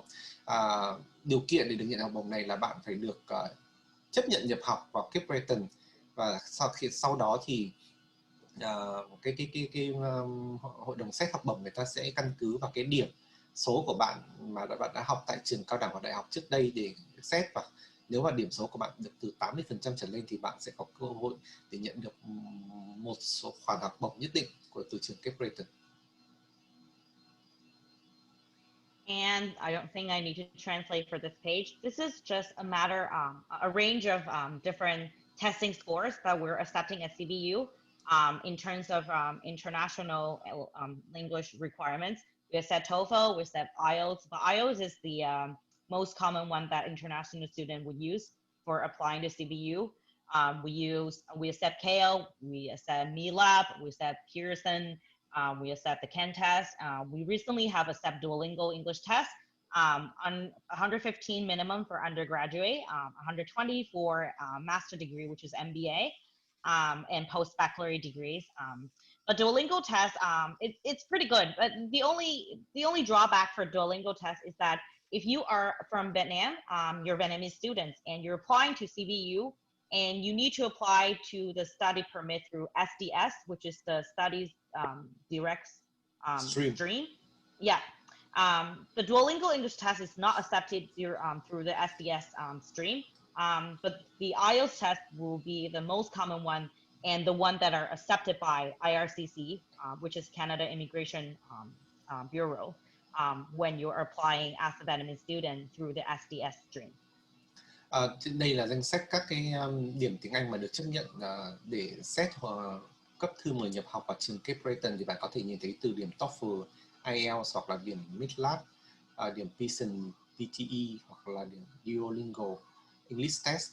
Thì tất cả các điểm này đều được chấp nhận để xin học. Nhưng mà nếu mà bạn cần xin visa, xin giấy phép học tập theo diện xét nhanh SDS thì bạn bắt buộc phải có điểm IELTS. Applying to CBU, I'm just gonna jump this page really quickly. We really don't have a deadline, but if you're applying outside of Canada and you don't have a study permit yet, I would recommend anyone applying to September semester to finish and complete everything you need to submit before the June 1st, so that it kind of leaves some time for processing officer to give you the offer, and then you can use the offer to apply for visa. And for January semester, I would recommend to apply before October, not October 7th, just October. And we do have a third semester because we have 3 different intakes per year. We have a May intake as well.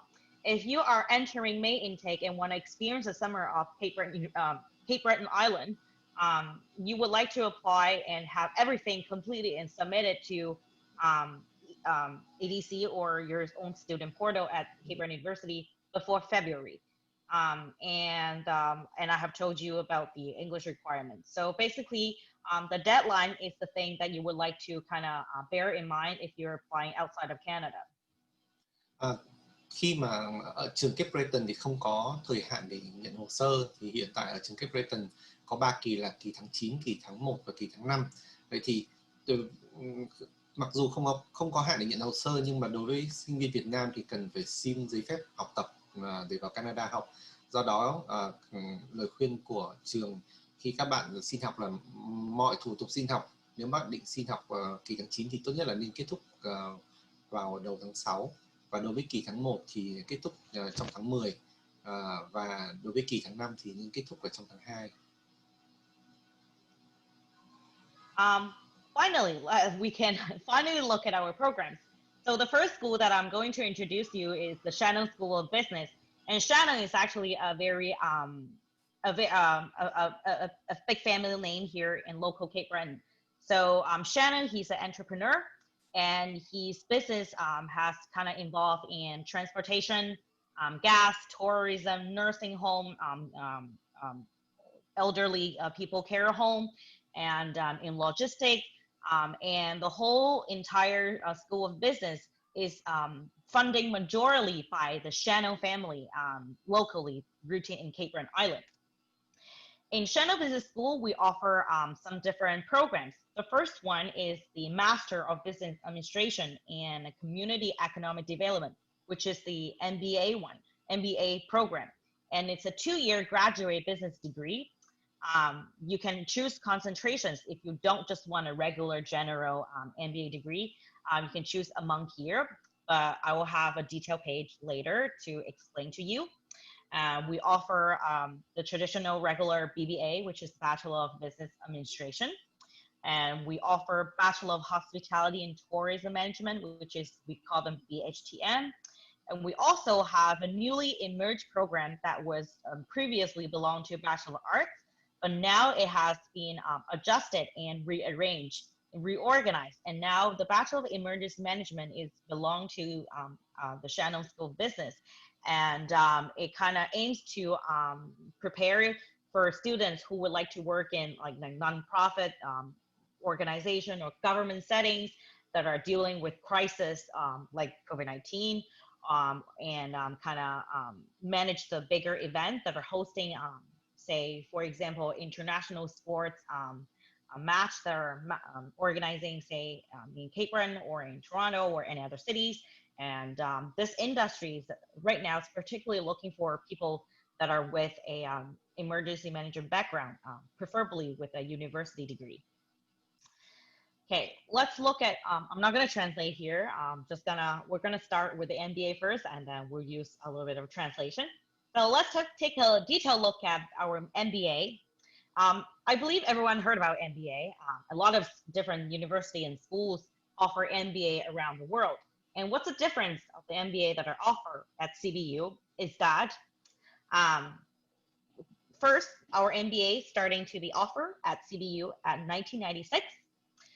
And the MBA programs at Cape Breton University, besides the traditional and regular courses that you will learn as a business student, the MBA program at CBU, we offers the leading edge curriculum that includes the traditional business subjects that you can find in any other MBA programs in any other schools.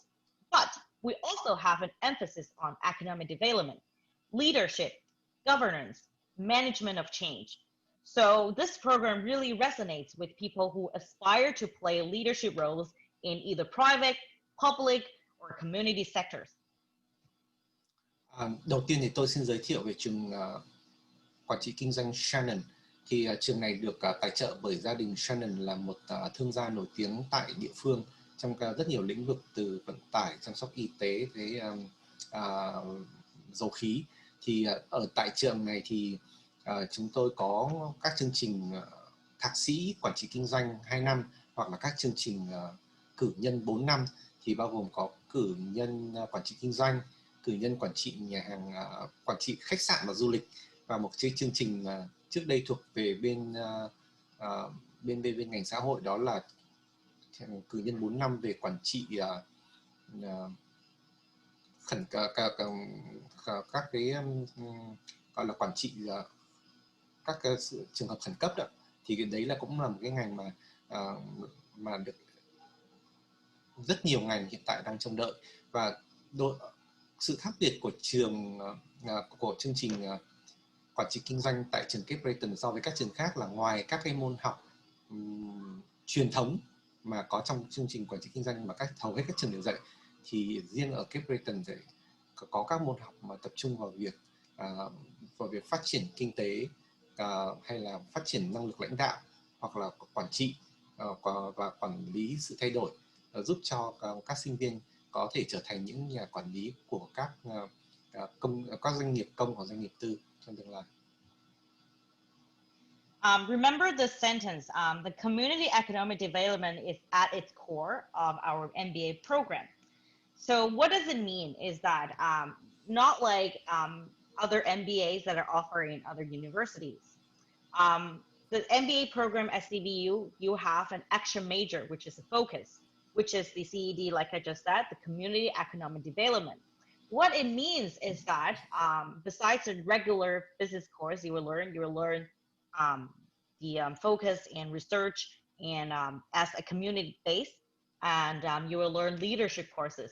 A lot of our international students, like from the past, they graduate from MBA degree and they study and they stay and live here in either Nova Scotia or the parts of Canada for several years. Some of them actually decided to return to their home countries and serve as government officers or in larger government-related organizations as a higher management teams because they're with a MBA CED background. And besides that, if you would like to add an extra concentration, which is we call it options, on top of the MBA CED program, you could. What you would need to do is that you only need to complete 2 elective courses that are related to the option you choose, and you will cooperating whatever option you choose and so specializing the topic into your final applied research project based on the options that you choose. And I'm going to turn on this page. We have First Nation options you can choose.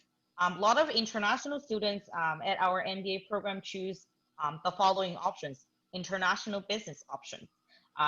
A lot of them choose marketing options. A lot of them choose strategic leadership option. And some of our BHTM, which is hospitality and tourism management graduate students, they enter our MBA right after they've completed their undergraduate studies from the hospitality degree. And they would choose the tourism option as the extra options in their MBA studies. Option here is mean the concentration, right? Yes, like a minor. Okay. Đối với ngành MBA tại trường Cape Breton thì ở đây lấy cái xoay quanh các cái vấn đề liên quan đến phát triển kinh tế của xã hội và của cộng đồng làm trọng tâm. Đấy là điểm khác biệt rõ rệt đối với các chương trình MBA khác mà được đào tạo tại các trường khác tại Canada. Và sinh viên mà tốt nghiệp tại trường Cape Breton từ chương trình MBA về phát triển kinh tế cộng đồng đó thì có thể quay trở về quốc gia của mình và hoạt động trong cái có thể làm hoạt động trong các quan chức công hoặc là làm các công việc liên quan đến các cái hoạt động công để giúp phát triển cho cái cộng đồng và kinh tế của cộng đồng. Thì khi mà các bạn vào học ở chương trình MBA thì có thể chọn một cái ngành nhỏ, tức là có thể một là bạn chọn 2 cái môn học của cái ngành nhỏ đó, hoặc là bạn chọn để làm cái bài tập lớn để kết thúc cái nghiên cứu, để kết thúc cái môn học đó. Thì ở trên cái danh sách ở đây bạn có thể nhìn thấy là bạn có thể chọn rất nhiều các ngành nhỏ, có thể là nghiên cứu về cư dân bản địa, hay là về kinh doanh quốc tế, hay là về marketing, hay là về quản trị hành chính công, vân vân.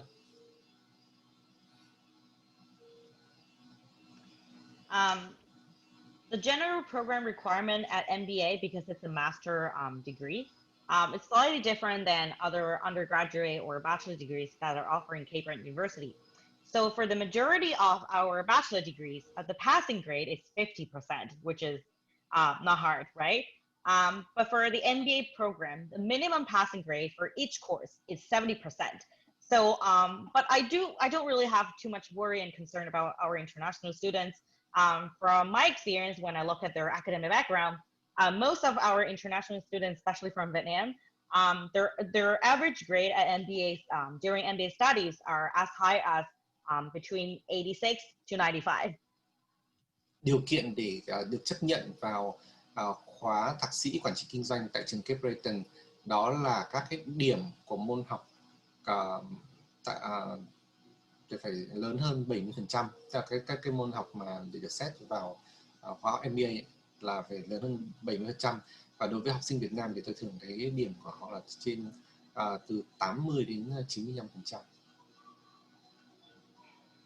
And our MBA program follows a trimester format on campus, where it means we have 3 different intakes for the entire year. So you can really choose the best times that really suit your personal schedule to kind of enroll and register at CBU.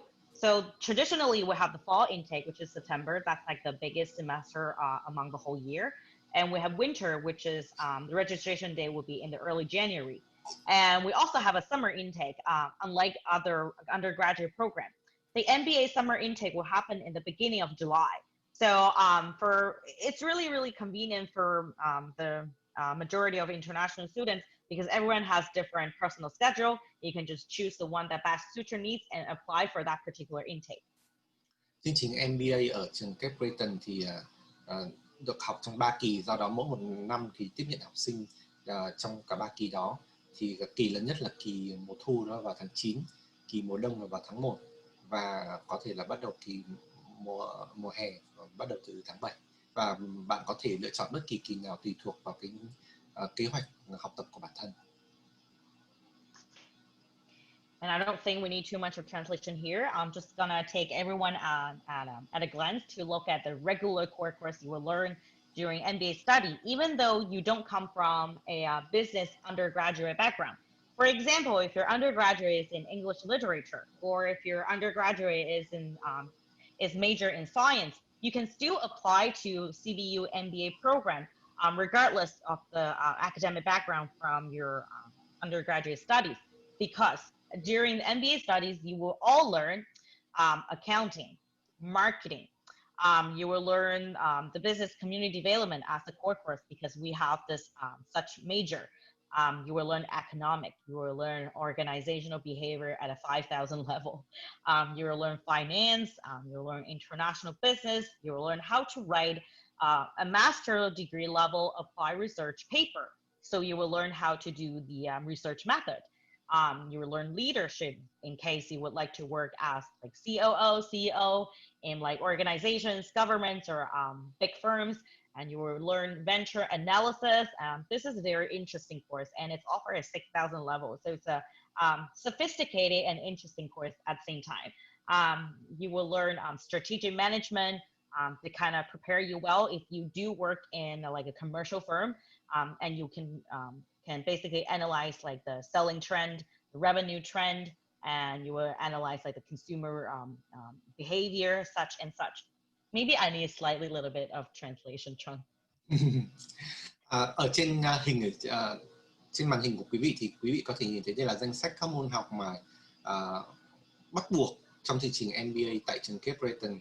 Bạn đừng có lo lắng bạn học chương trình cử nhân từ chuyên ngành nào ra, bởi vì là bạn có thể là học chuyên ngành Anh ngữ hay là học cử nhân về khoa học, tức là các ngành về kỹ thuật, thì bạn đều có thể được chấp nhận vào học khóa thạc sĩ quản trị kinh doanh tại Cape Breton. Bởi vì khi các bạn học tại đây, các bạn sẽ đều được dạy về kế toán, về marketing, về truyền thông, về quản trị kinh doanh, về kinh doanh quốc tế, hay là về tài chính, hoặc là các bạn còn được dạy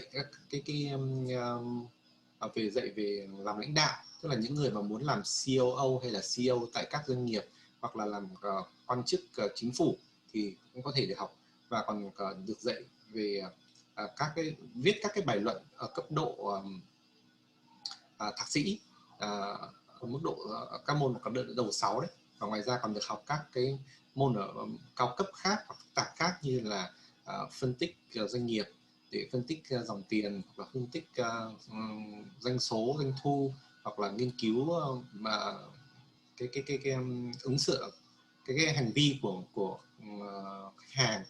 Và ngoài ra còn có thể là còn có quản lý cả về mặt chiến lược nữa, để làm lãnh đạo hoặc là người chủ của các doanh nghiệp rất lớn.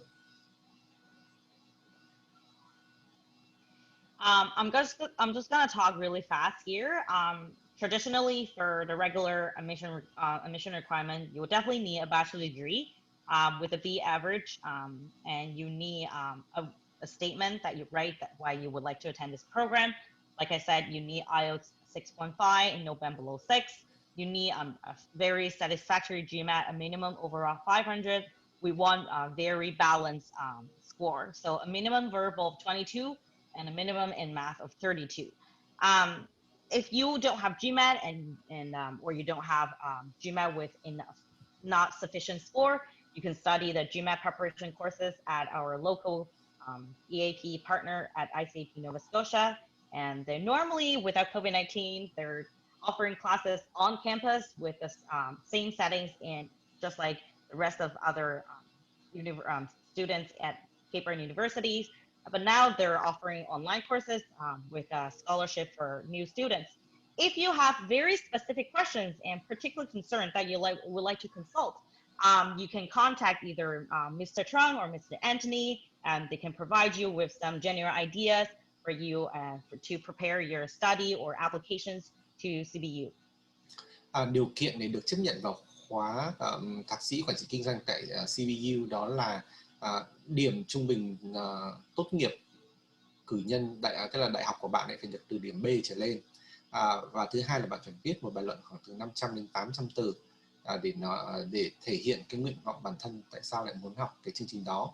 Và tiếp theo là liên quan đến điều kiện tiếng Anh, đó là tiếng Anh IELTS phải từ 6.5 trở lên và không có điểm thành phần nào là 6.0. Và trường cũng yêu cầu học sinh phải có điểm GMAT tối thiểu là điểm tổng hợp là 500, với điểm verbal tức là điểm từ vựng thì tối thiểu phải 22, và điểm toán là phải tối thiểu là 32.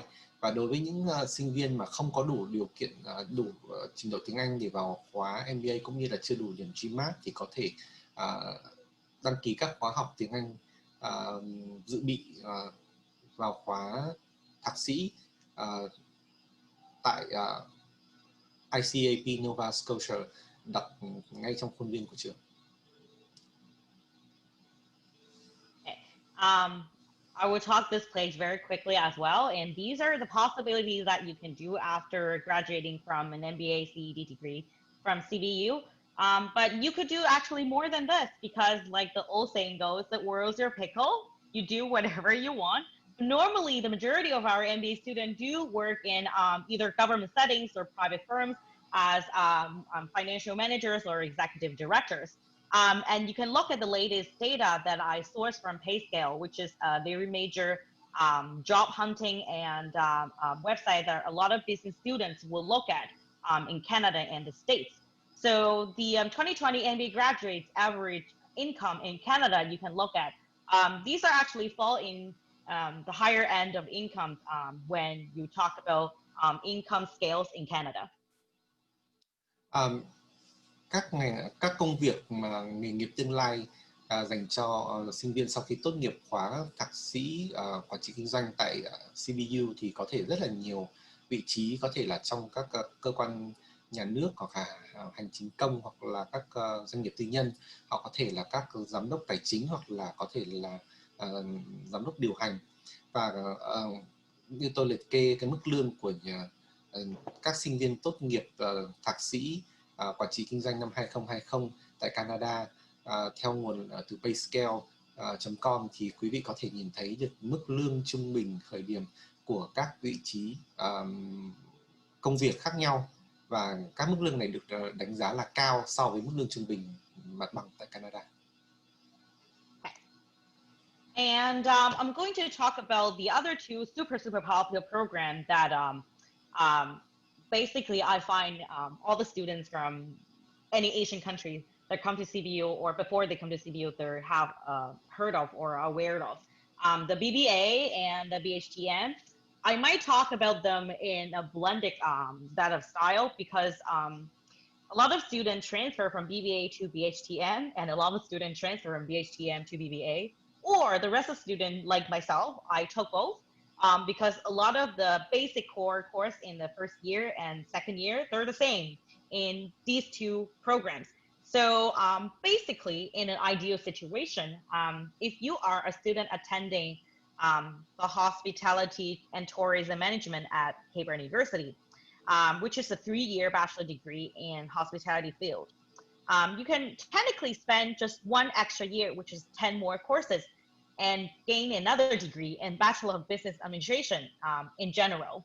And that's the most ideal cases. And a lot of students are actually doing this pathway. So basically you spend 4 years in a Canadian well-known public university, and you gain 2 degrees at the same time. So it's like one stone, 2 birds, pretty good, and very, I find it very economic friendly because you don't have to spend too much and extra tuition to do so. So let's first take a look at the BBA. Besides the general BBA, like myself, I hold a general BBA degree. I do not have any concentrations and I do not have any majors. If you do have passions, for example, in marketing or supply chain management, if you want to work in the logistic business field in the future, which is a very good industry in Canada, it's growing, and the income from supply chain management field is pretty good, decent. Or you have a special passion for accounting, you would like to become a CPA in the future, you can choose to be major in either of these subjects. Or you can choose to have a concentration, which you can think about it as a minor. You can concentrate in either economics, finance. A lot of international students have a concentration in finance because they do want to work in investment firms and the bank in the future. Or if you want to become a lawyer and would like to attend law schools in the future after you become a Canadian permanent resident, you would like to concentrate in legal studies. Or you can concentrate in HR, or you can concentrate in tourism, marketing, and management. Hai cái ngành học tiếp theo rất là nổi tiếng ở Cape Breton đó là ngành hệ cử nhân quản trị kinh doanh và hệ cử nhân cho quản trị khách sạn và du lịch.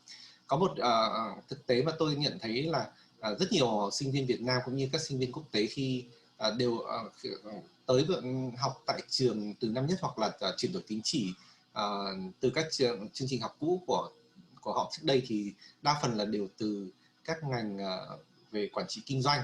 Và một điều thực sự là rất thú vị mà Cape Breton có thể mang lại cho sinh viên đó là sinh viên có thể chuyển đổi rất dễ dàng giữa hai chuyên ngành này là chương trình cử nhân quản trị kinh doanh và cử nhân quản trị khách sạn và du lịch, bởi vì hai cái chương trình này thì có 2 năm đầu tiên giống hệt nhau.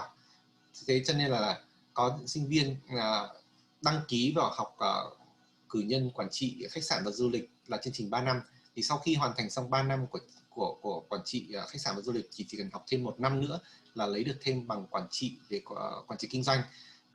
Như vậy là trong vòng 4 năm lấy được 2 bằng và tiết kiệm được rất nhiều là tiền học phí. Quay trở lại đối với chương trình quản trị kinh doanh thì bạn có thể học chương trình quản trị kinh doanh chung, hoặc là bạn chọn các cái chuyên ngành nhỏ hoặc là các cái ngành chuyên sâu. Bạn có thể đối với các cái ngành nhỏ thì bạn có thể chọn là quản trị kinh doanh chuyên về marketing, hoặc là chuyên về quản trị chuỗi cung cấp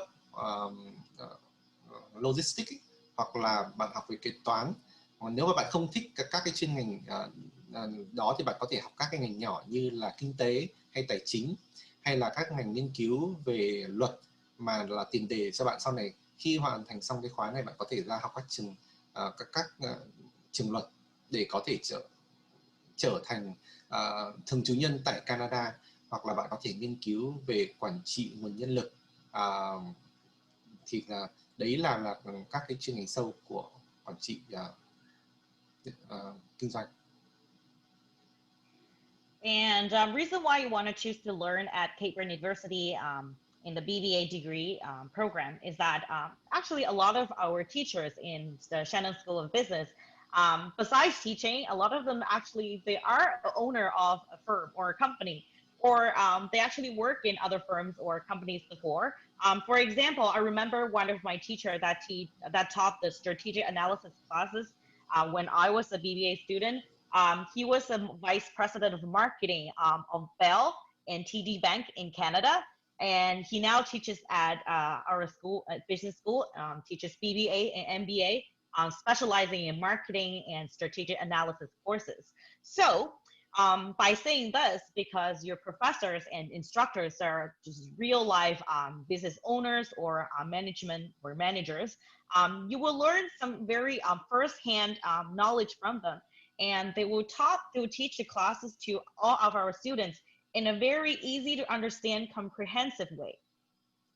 Một lý do mà khiến cho các sinh viên chọn học quản trị kinh doanh tại Cape Breton đó là các giảng viên giảng dạy ở trường Shannon này thì đều là làm việc hoặc là chủ của các doanh nghiệp, hoặc là đã từng làm việc ở các doanh nghiệp lớn ở tại Canada. Thì một ví dụ là như giáo viên của tôi dạy thì giảng viên mà đã từng dạy tôi ở lớp phân tích doanh nghiệp đó, thì đã từng là phó giám đốc marketing của ngân hàng Bell và của Bell và ngân hàng TD. Thì do đó khi mà dạy ở trên lớp thì các giảng viên này truyền đạt kiến thức cho sinh viên theo cách mà rất là dễ hiểu và giúp cho sinh viên có được những kiến thức đầu tiên là kiến thức thực tế. Right. And besides that, just out of the box, just a little chat from my personal experience. Because we're a smaller university and you have a really tight and close connection with your professor, I believe the reference letter can really play a very big and important role when you're finding jobs in the future, if you would like to stay here locally. Or since a lot of your professors are real time and like in real life working as managers in like firms and organizations, they might know people in the same industry or across industry that are looking and hiring new hires. And if you are an excellent student and have a really good connection with your professor, they might introduce you to the person that they know that are hiring new employees. And boom, and you got a employment opportunities.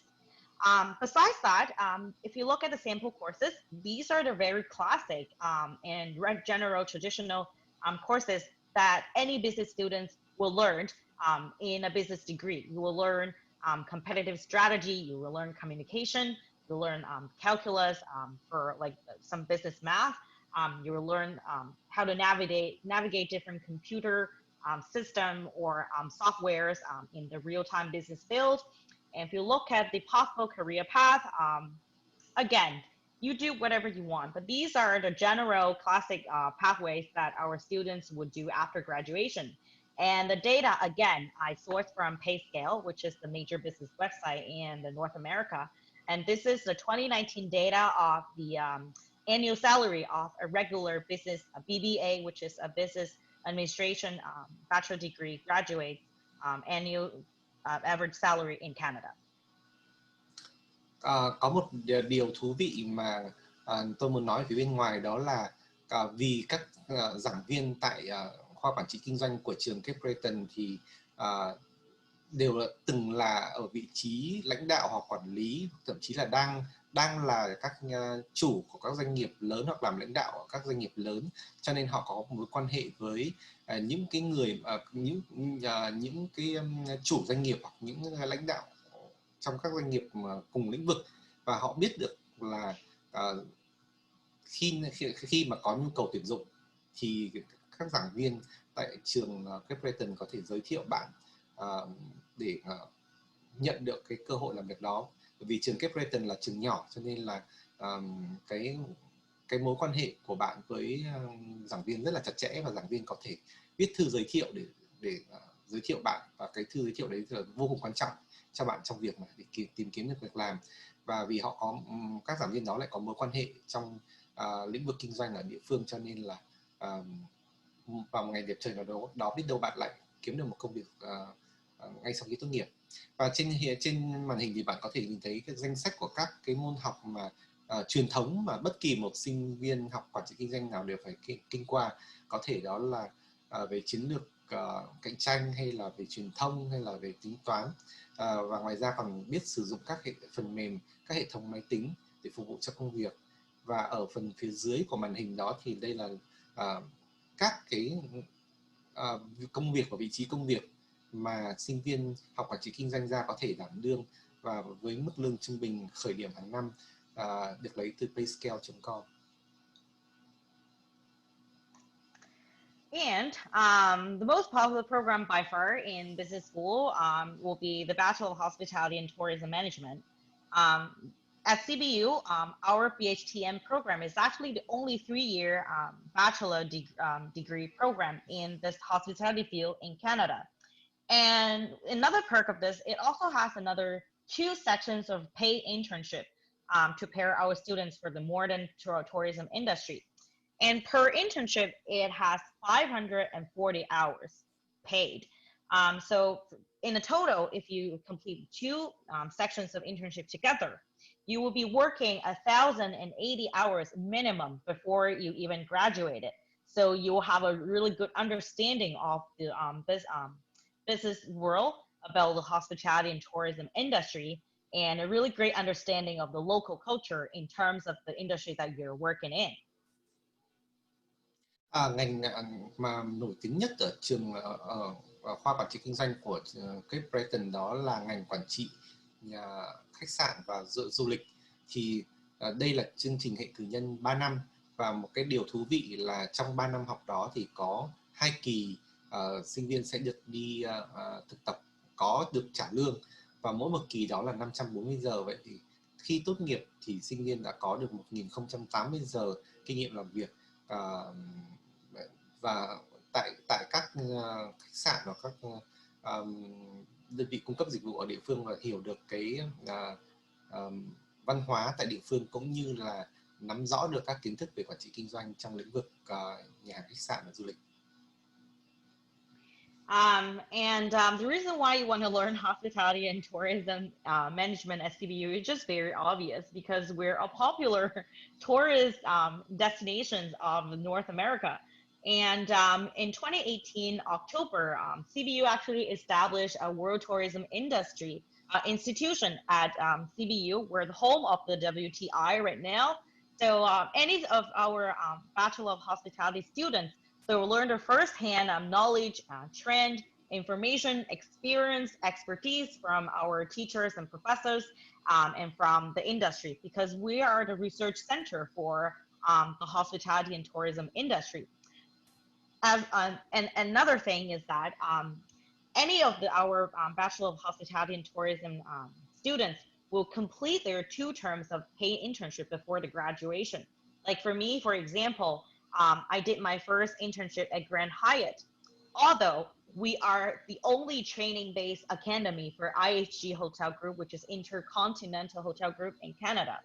A lot of my classmates back in that time and my friends, or we study the same program, a lot of them do their internships at one of the IHG hotel.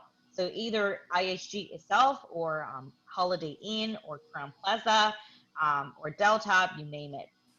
If you do your internship at one of the IHG hotel or one of the IHG hotel, brand hotel, you will receive a special certificate from IHG Group to kind of prove that particular person, your name, have complete a certain hours, 540 minimum, certain hours of internship at particular IHG brand hotel successfully. And if you would like to pursue a career in one of the IHG hotel groups, either in Canada or anywhere else in the world, with that certificate, during the interview sections, you do get prioritized to be considered. Một lý do mà sinh viên chọn theo học ngành quản trị khách sạn và du lịch tại trường Cape Breton đó là một lý do rất là đương nhiên, đó là khu vực Nova Scotia là điểm đến du lịch hàng đầu tại khu vực Bắc Mỹ. Và thứ hai là tại năm ngoái, năm 2019 thì chúng tôi có mở một cái trung tâm nghiên cứu về du lịch và khách sạn trong khu học xá của trường. Thì tại đây sinh viên có thể nghiên cứu và học được các kiến thức chuyên gia từ các giảng viên cũng như là các chuyên gia trong ngành. Và một cái điểm vô cùng đặc biệt nữa là trường Cape Breton đấy là trung tâm đào tạo duy nhất của tập đoàn IHG, là tập đoàn mẹ của các khách sạn lớn nổi tiếng trên toàn thế giới như Intercontinental, Delta, and what is Crown Plaza? Yeah, Crown Plaza, Holiday Crown Plaza and Holiday Inn. Rất là nổi tiếng ở Canada cũng như trên toàn thế giới. Thì sinh viên khi học ngành quản trị khách sạn và du lịch tại Cape Breton thì có cơ hội tới để thực tập tại một trong số các khách sạn thành viên của IHG, tập đoàn IHG thì tại Canada. Và sau, ví dụ như tôi có tham gia một kỳ 540 giờ đó, thì sau khi hoàn thành thực tập tại khách sạn Continental ấy, thì sau khi hoàn thành xong cái kỳ thực tập đó thì sẽ được cấp một cái chứng nhận của tập đoàn IHG, là chứng nhận là đã hoàn thành cái kỳ thực tập tại một trong số các khách sạn thành viên của tập đoàn. Và dù sau này bạn có cơ hội để phỏng vấn xin việc với tập đoàn IHG ở Canada hay ở bất kỳ nước nào khác trên thế giới, thì khi bạn trình ra cái chứng chỉ mà bạn đã hoàn thành cái kỳ thực tập tại một đơn vị thành viên của tập đoàn thì sẽ được ưu tiên hơn để tuyển dụng. Yeah, I'm just going to show you guys an example of myself from the past many years ago. Please don't mind my face. So that was one of my internship.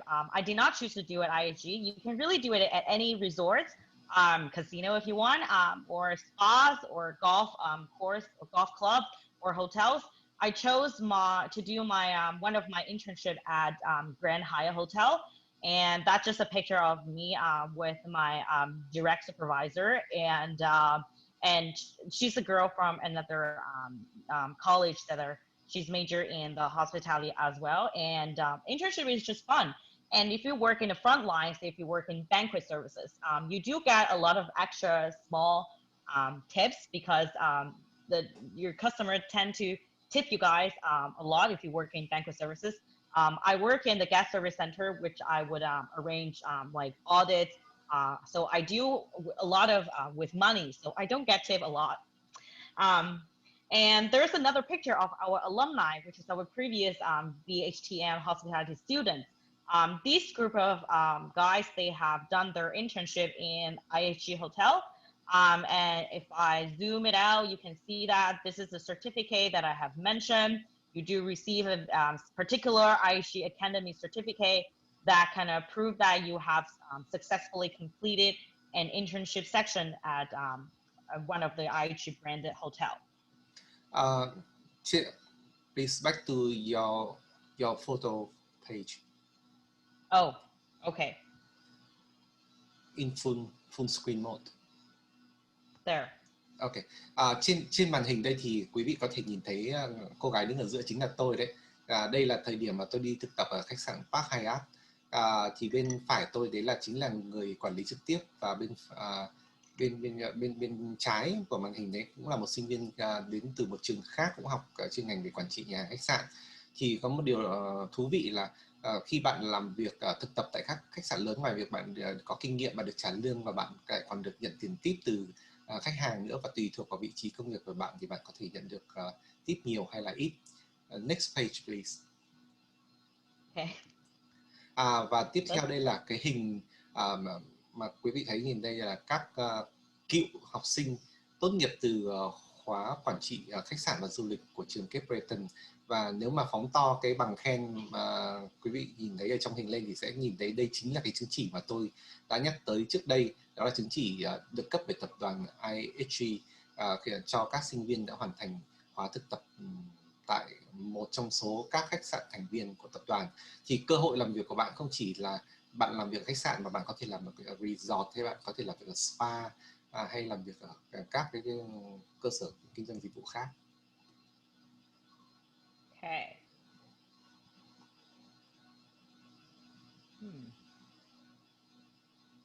And actually, with a hospitality bachelor degree background, you can work in different sectors if you would like to work in the leisure industry. Because in the first years, you actually learn nutrition, and you will have labs where it teach you the commercial kitchen of a hotel or a commercial restaurant. And you will learn the equipment, you will learn theory about food hygiene. So if you would like to own a restaurant in the future, you could. And as a matter of fact, several of our BHTN graduate students, they actually open up their own restaurant here locally in Sydney. And they do have very tight and close connection back with our CBU. So for any major events that we're hosting, we tend to connect with the restaurants that are owned by our alumni. So if you are thinking about starting out a business here, we would probably become your one of the biggest customer in the future if you want to start up a restaurant here.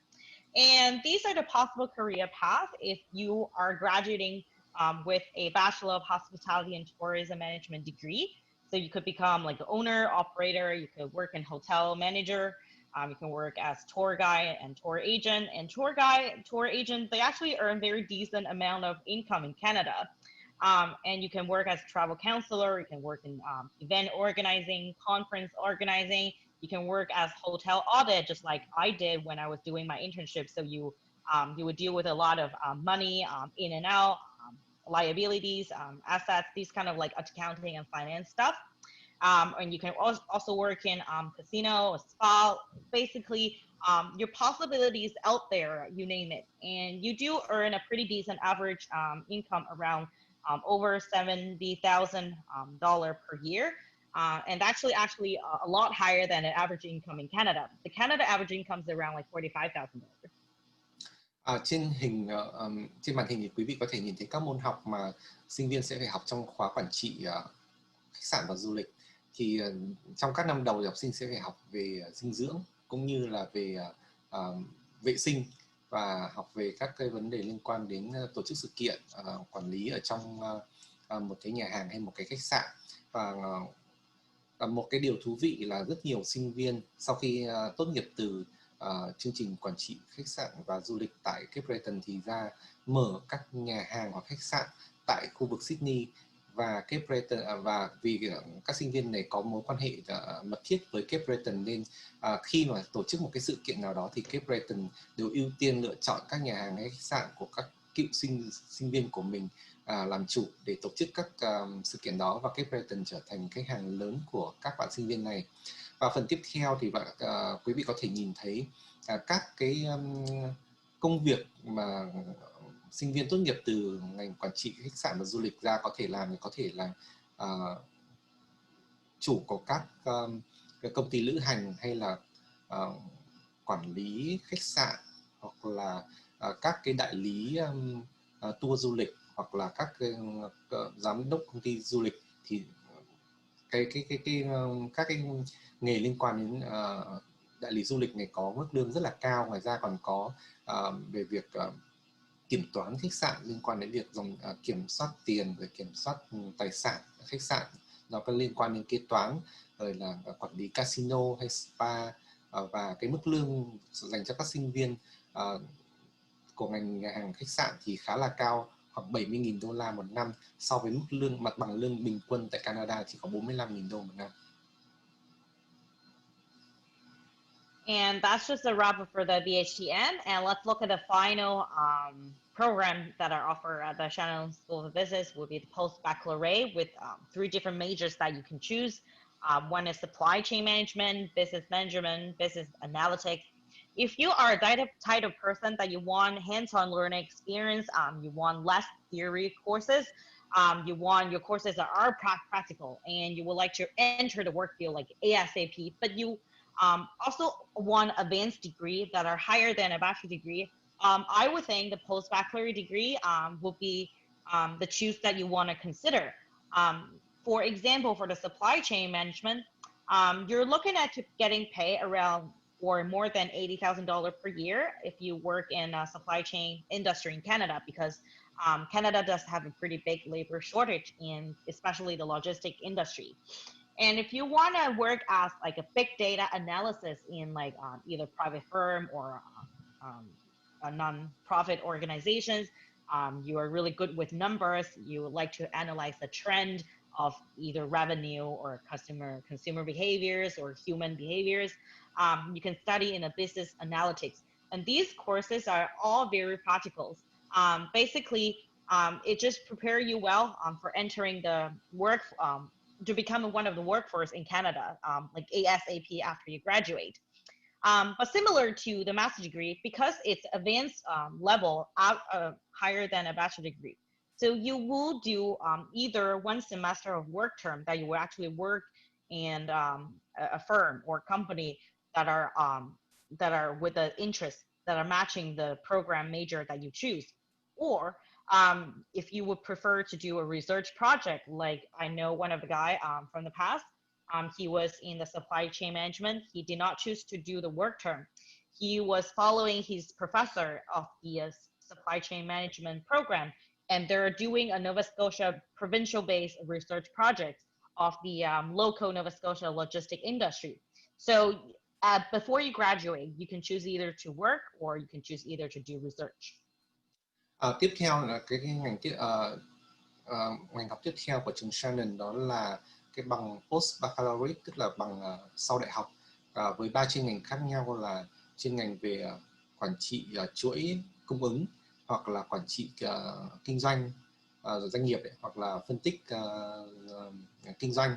Thì đây là một chương trình kéo dài 2 năm với 3 kỳ học ở trên lớp, và 1 kỳ thì bạn có thể đi làm việc thực tập, hoặc là sử dụng thời gian đó, nếu bạn không làm việc thì bạn có thể thực hiện các cái dự án nghiên cứu.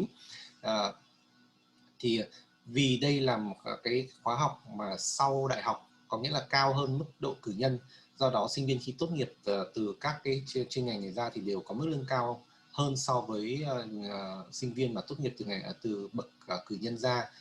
Ví dụ như đối với ngành quản trị chuỗi cung ứng thì mức lương có thể từ 80.000 đô la một năm.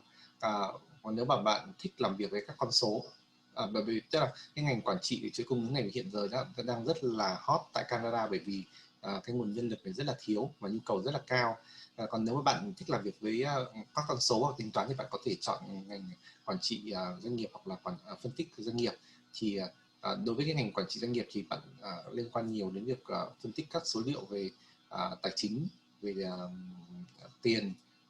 Còn đối với phân tích kinh doanh thì có thể nghiên cứu về hành vi của khách hàng, hoặc là các cái ứng xử của khách hàng để phục vụ cho cái công việc kinh doanh. Here I'm just taking you guys a look at the latest tuition for some different programs within the business school. basically, most of the undergraduate programs in CBU would charge very, very similar tuitions, regardless of it's arts or business. Engineering could be a little bit higher because they have more labs to do. And per lab, we do charge lab fees.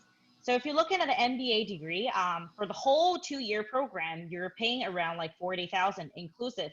That fee will have to include your medical plan, your activity fee, which is your gym fee, and your information technology fee, like this and that. Like the small fees are all inclusive in the 40,000 some dollars.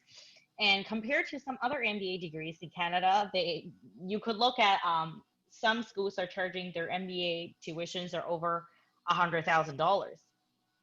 And for the post-bac, what?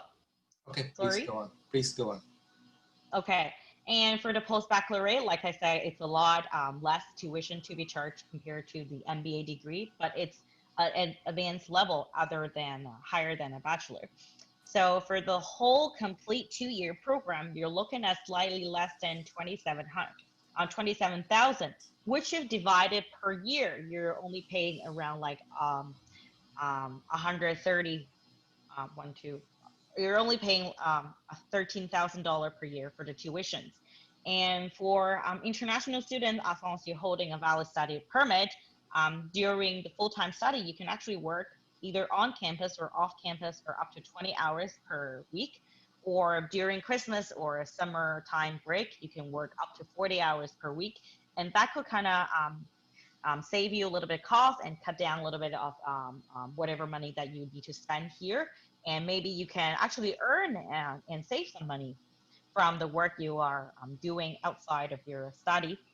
And if you look at the BBA, I'm only listing BBA because it's just very, very similar BBA and BHTN. So for 1 year, 2 semester, 10 courses with all the fees inclusive, you're looking at a tuition around less than $18,000, which is very reasonable as well, where compared to some other university, even in Nova Scotia, 1 year of tuition, you're looking at around 25,000, and at Cape Breton University, you're looking at around less than $18,000. Tiếp theo là liên quan đến học phí của các cái chuyên ngành thuộc trường quản trị kinh doanh. Thì đối với bậc cử nhân thì học phí một năm trong 10 môn học thì khoảng dưới 18.000 đô la Canada một năm. Mức học phí này là rất thấp hơn rất nhiều so với các trường khác ở Canada, thậm chí là ở trong tỉnh bang Nova Scotia, vì có trường họ thu tới 25.000 đô la Canada một năm cho bậc cử nhân của quản trị kinh doanh. Và cái mức tiền này thì được nộp theo từng học kỳ, có nghĩa là mỗi học kỳ bạn chỉ nộp một nửa số tiền này thôi, và từ học kỳ tiếp theo sẽ nộp nửa số tiền còn lại.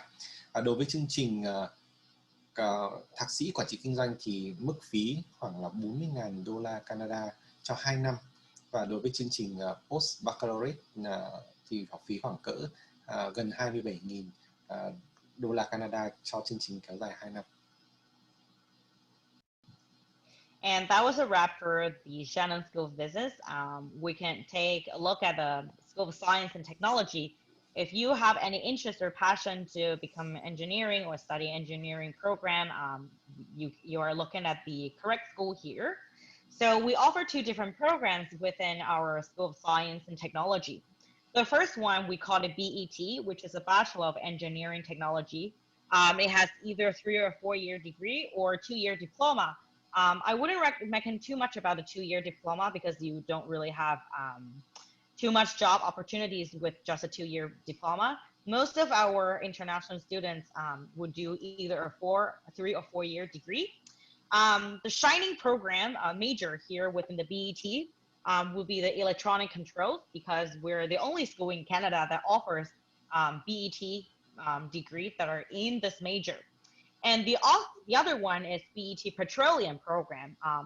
If you can recall from the previous student testimonial video, our student has said that BET Petroleum program at CBU is the only one that are offered among Atlantic Canada provinces, which is among Nova Scotia, New Brunswick, Prince Edward Island, Newfoundland, Labrador. Students that are major in the petroleum program or the electronic controls tend to have a wide variety of job opportunities to choose after graduates, and they will earn a very decent income after graduate. Actually, generally speaking, if you're holding an engineering degree from a university and it's a bachelor degree, your job opportunities is endless. Tiếp theo là đến trường về khoa học và công nghệ, thì đây là trường có cung cấp các cái hệ đào tạo cử nhân 3 năm hoặc 4 năm, hoặc là lấy bằng diploma 2 năm. Nhưng tôi khuyên các bạn là không nên học các chương trình diploma 2 năm, bởi vì cái cơ hội việc làm đối với các cái sinh viên tốt nghiệp từ diploma 2 năm là khá thấp, không cao như là các sinh viên cử nhân hệ 3 hay 4 năm. Thì hai cái chương trình nổi bật mà của trường khoa học và công nghệ đào tạo cho sinh viên đó là chương trình về điện tử và điều khiển. Thì đây là chương trình duy nhất ở Canada là chỉ có ở Cape Breton thôi. Và chương trình thứ hai đó là chương trình cử nhân kỹ thuật về lọc dầu. Thì đây là chương trình đầu tiên do Cape Breton, tức là cái ngành học này được cung cấp đầu tiên bởi Cape Breton, và hiện tại thì chỉ có duy nhất có 2 trường tại Canada là có ngành cử nhân kỹ thuật về hóa dầu thôi. Thì Cape Breton cũng là trường duy nhất tại khu vực Atlantic bao gồm 4 tỉnh là Nova Scotia, đảo Prince Edward, tức là đảo Hoàng tử đấy, New Brunswick và Newfoundland and Labrador. Thì chỉ duy nhất Cape Breton là có hệ cử nhân ngành hóa dầu thôi.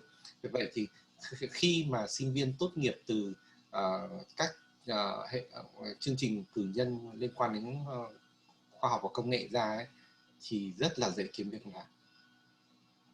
Yeah, and from my knowledge about the engineering industry, I know that petroleum industry are normally offering very decent amount of pay to employees that work in this industry. And the other one is telecommunications. So Canada right now strongly developing the telecommunication industry. And it does have a pretty big labor shortage in especially the telecommunication. So if you are a student that would have interest and you would like to work in such industry after you graduate, I would recommend you to study the engineering technology major in electronic and control program. Các cái công việc mà sinh viên sau khi tốt nghiệp từ cái ngành kỹ thuật ra thì có thể là liên quan đến công nghệ hóa dầu, là các nhà máy điện, hoặc là các công nghiệp điện nguyên tử, và đặc biệt đó là cái ngành viễn thông. Thì ngành viễn thông này là ngành đang phát triển ở Canada và cần rất nhiều nhân lực, và do đó sinh viên nên chọn học cử nhân kỹ thuật điện tử và điều khiển.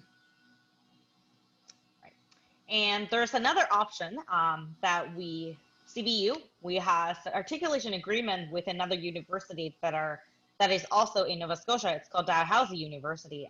It's one of the oldest university among Canada. It's also a public university. We have a transfer degree agreement with them in the field of Bachelor of Engineering.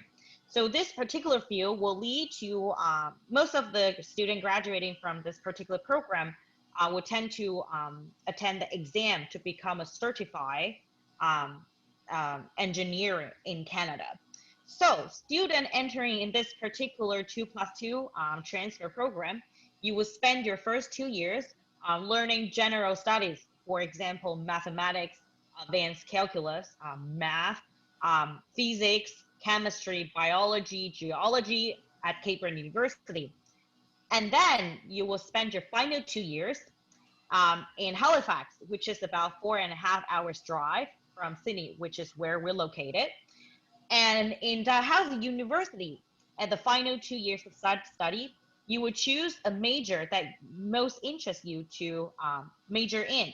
So right now, the range and variety for you to choose, you can choose chemical, you can choose become civil engineer, you can choose electrical and computers, you can choose major in environmental, industrial, materials, mechanicals, or even mineral resources. Chương trình tiếp theo của trường khoa học và công nghệ thì please next slide please. Okay. Ở Cape Breton thì cung cấp cái chương trình 2+2, tức là trường Cape Breton có ký kết chuyển đổi tính chấp nhận sinh viên học đại cương 2 năm đại cương tại Cape Breton, chuyên ngành về công nghệ và khoa và công nghệ tại Cape Breton để được vào học 2 năm cuối các chuyên ngành sâu hơn tại Đại học Duhọc nằm ở Halifax, cách Sydney khoảng 4 giờ rưỡi lái xe đó. Thì sinh viên có thể hoàn thành các môn học đại cương của chuyên ngành khoa học công nghệ, ví dụ như là toán, lý, hóa, sinh hoặc địa lý tại Cape Breton và sau đó được cấp chứng chỉ thi và cấp chứng chỉ hoàn thành các hoàn thành chương trình đại cương tại Cape Breton và sau đó có thể chuyển tiếp lên học nốt 2 năm cuối chuyên ngành tại Đại học Duhọc ở Halifax. Sinh viên có thể chọn ngành hóa học hoặc là xây dựng dân dụng hoặc là điện và công nghệ và máy tính hoặc là về chuyên ngành về môi trường, về công nghiệp hoặc là vật liệu hoặc là cơ khí hoặc là về khai khoáng. Yep. And then the other degree, so the last degree that are offered within the science and technology school is called a Bachelor of Science. I know a lot of international students don't tend to get interested in this program at a glance, but think about your future. You're only in your early 20s, I think. Your lifelong journey is long and your career path is just full of possibilities. You, like many other international students, I have encountered questions from them. They would like to become a doctor or pharmacist in the future, or they would like to work in a pharmaceutical industry, like selling the most advanced drugs to like hospitals or companies or pharmacists. If you would like to become a doctor or a pharmacist in Canada, you would need a Bachelor of Science degree because any medical schools, they do not accept high school direct graduate students. So any student, if you would like to pursue a career path in the medical field and you would like to attend medicinal schools in the future, you would like to have a Bachelor of Science degree on hand before you apply to advanced studies in the future. And what I would personally recommend if you would like to become a doctor or specialist or surgeon or pharmacist in the future, and you are choosing the Bachelor of Science as your foundation degree to pursue your future dreams, I would recommend you to choose biology, chemistry, or psychology to begin with. Một chương trình nữa mà là hệ cử nhân khoa học, thì đây là chương trình mà không được đa số các sinh viên quốc tế ưa thích. Tức là các chương trình này là cử nhân học 3 năm hoặc 4 năm để cho các chuyên ngành như là sinh học, hóa học, toán học hay là tâm lý. Thì tôi cũng đã nhận được khá nhiều câu hỏi của các sinh viên là tại sao phải học cái chuyên ngành này, bởi vì thì tôi có trả lời là nếu mà bạn muốn nghĩ đến tương lai xa cho nghề nghiệp của mình và muốn có một cái tương lai nghề nghiệp rộng mở hơn thì các bạn nên học cử nhân khoa học, bởi vì có một số ngành bắt buộc bạn phải có bằng cử nhân khoa học bạn mới có thể được chấp nhận và học tiếp các cái bằng cao hơn. Ví dụ như ngành y để làm bác sĩ hoặc là làm dược sĩ, thì tất cả các trường y hoặc là trường dạy về trường dược đó, thì không chấp nhận học sinh mới chỉ tốt nghiệp cấp 3 vào học, mà bắt buộc phải có một bằng cử nhân về khoa học, có thể là sinh học, có thể là hóa học, hoặc có thể là toán học, có thể là tâm lý học. Thì bạn có thể xem đây như là một chương trình dự bị để mình vào các chương trình y hoặc dược sau này. Cho nên là lời khuyên của tôi là nếu bạn muốn trở thành bác sĩ, muốn trở thành dược sĩ, muốn trở thành bác sĩ phẫu thuật, thì bạn nên học hệ cử nhân các chuyên ngành về sinh học, hóa học, toán học hay là tâm lý học. And let's take a look at the latest tuition fees of one of the major of the Bachelor of Engineering Technology. Like I said, different majors that are very, very similar. And also, like I mentioned, any engineering program will be slightly expensive than the arts program or business program, simply because you have more labs courses to attend. And how much money you will be spending, I would say, look at here, the total number here, you're probably only spending around 200 or 300 more than a regular arts or business school degrees. So the total range for the whole year, 2 semesters, full course load, with all the extra small fees inclusive, you're looking at a 1-year tuition at Cape Breton University if you are an engineering student, still less than $18,000 Canadian dollars. And it's actually at the lower range in public universities in Canada compared to some other university. Their engineering program per year tuition can go as high to up to $40,000 per year. Tiếp theo là đến học phí của các hệ cử nhân chuyên ngành về kỹ thuật. Thì do các môn chuyên ngành về kỹ thuật phải sử dụng phòng lab nhiều hơn so với các chuyên ngành khác, cho nên là sinh viên thường phải trả khoảng thêm $2,000 cho các phí để sử dụng phòng lab.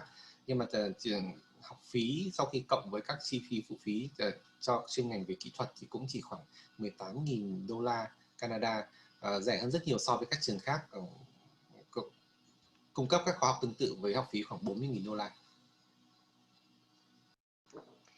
And for this school, I'm going to talk really fast because I don't find a lot of students attend this school.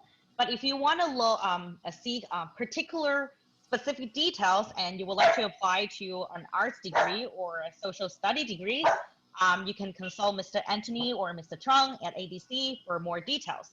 So at the School of Arts and Social Science, we have Bachelor of Arts.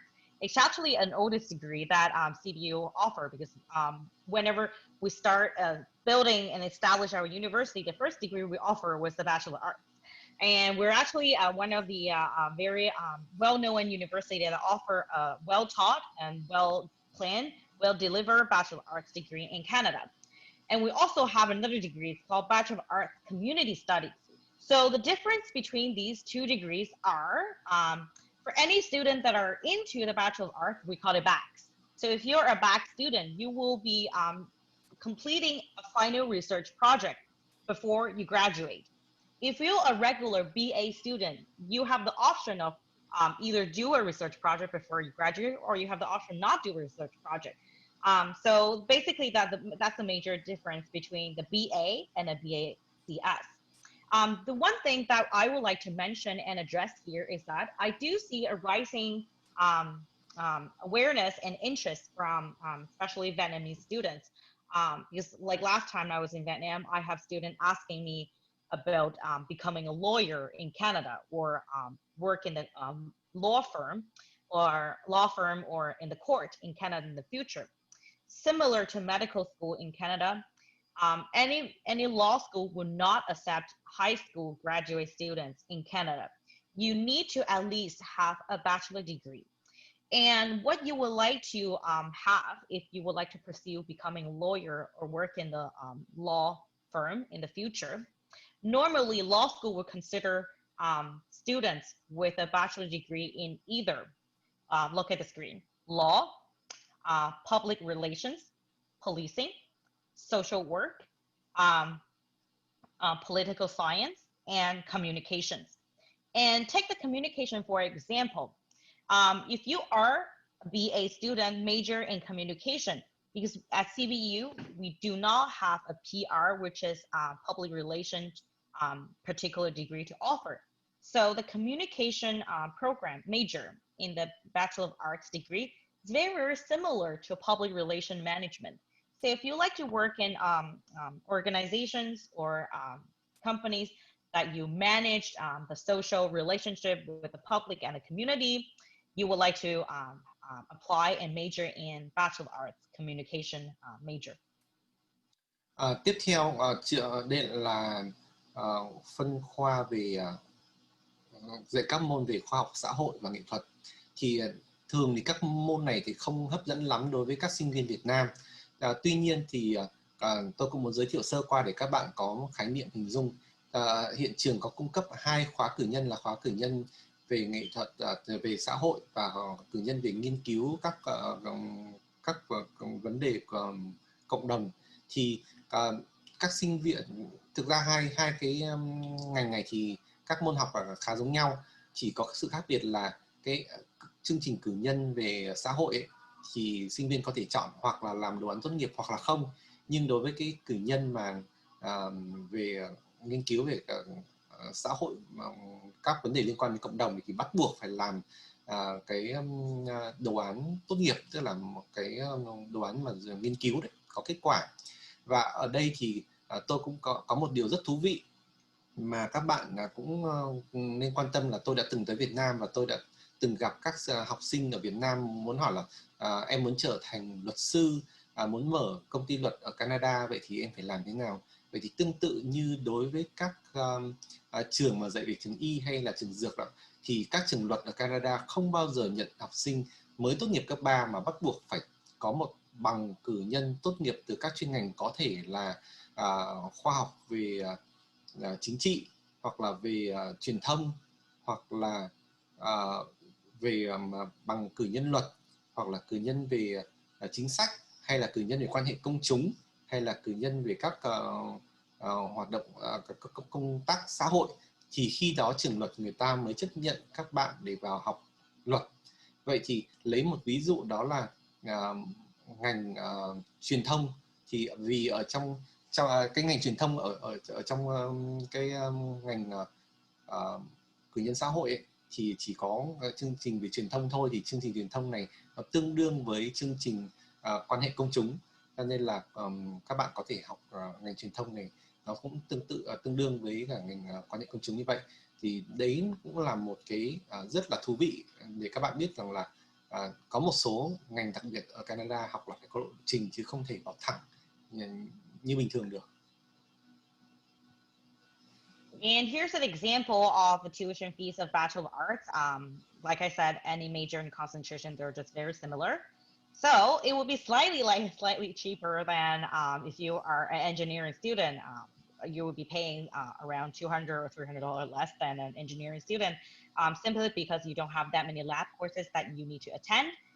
Still, for the whole year, full course load, 2 semester, plus every other small fees, you're looking at around less than $18,000 still. Like I said, most of the undergraduate programs at CBU, we offer very similar tuition charges. Tiếp theo là đến về học phí của chương trình cử nhân về các môn học ngành xã hội. Thì học phí thấp hơn so với ngành kỹ thuật, vì sinh viên ở đây không phải sử dụng phòng lab, và tổng học phí 2 kỳ 1 năm thì cũng chỉ khoảng $17,600 Canada.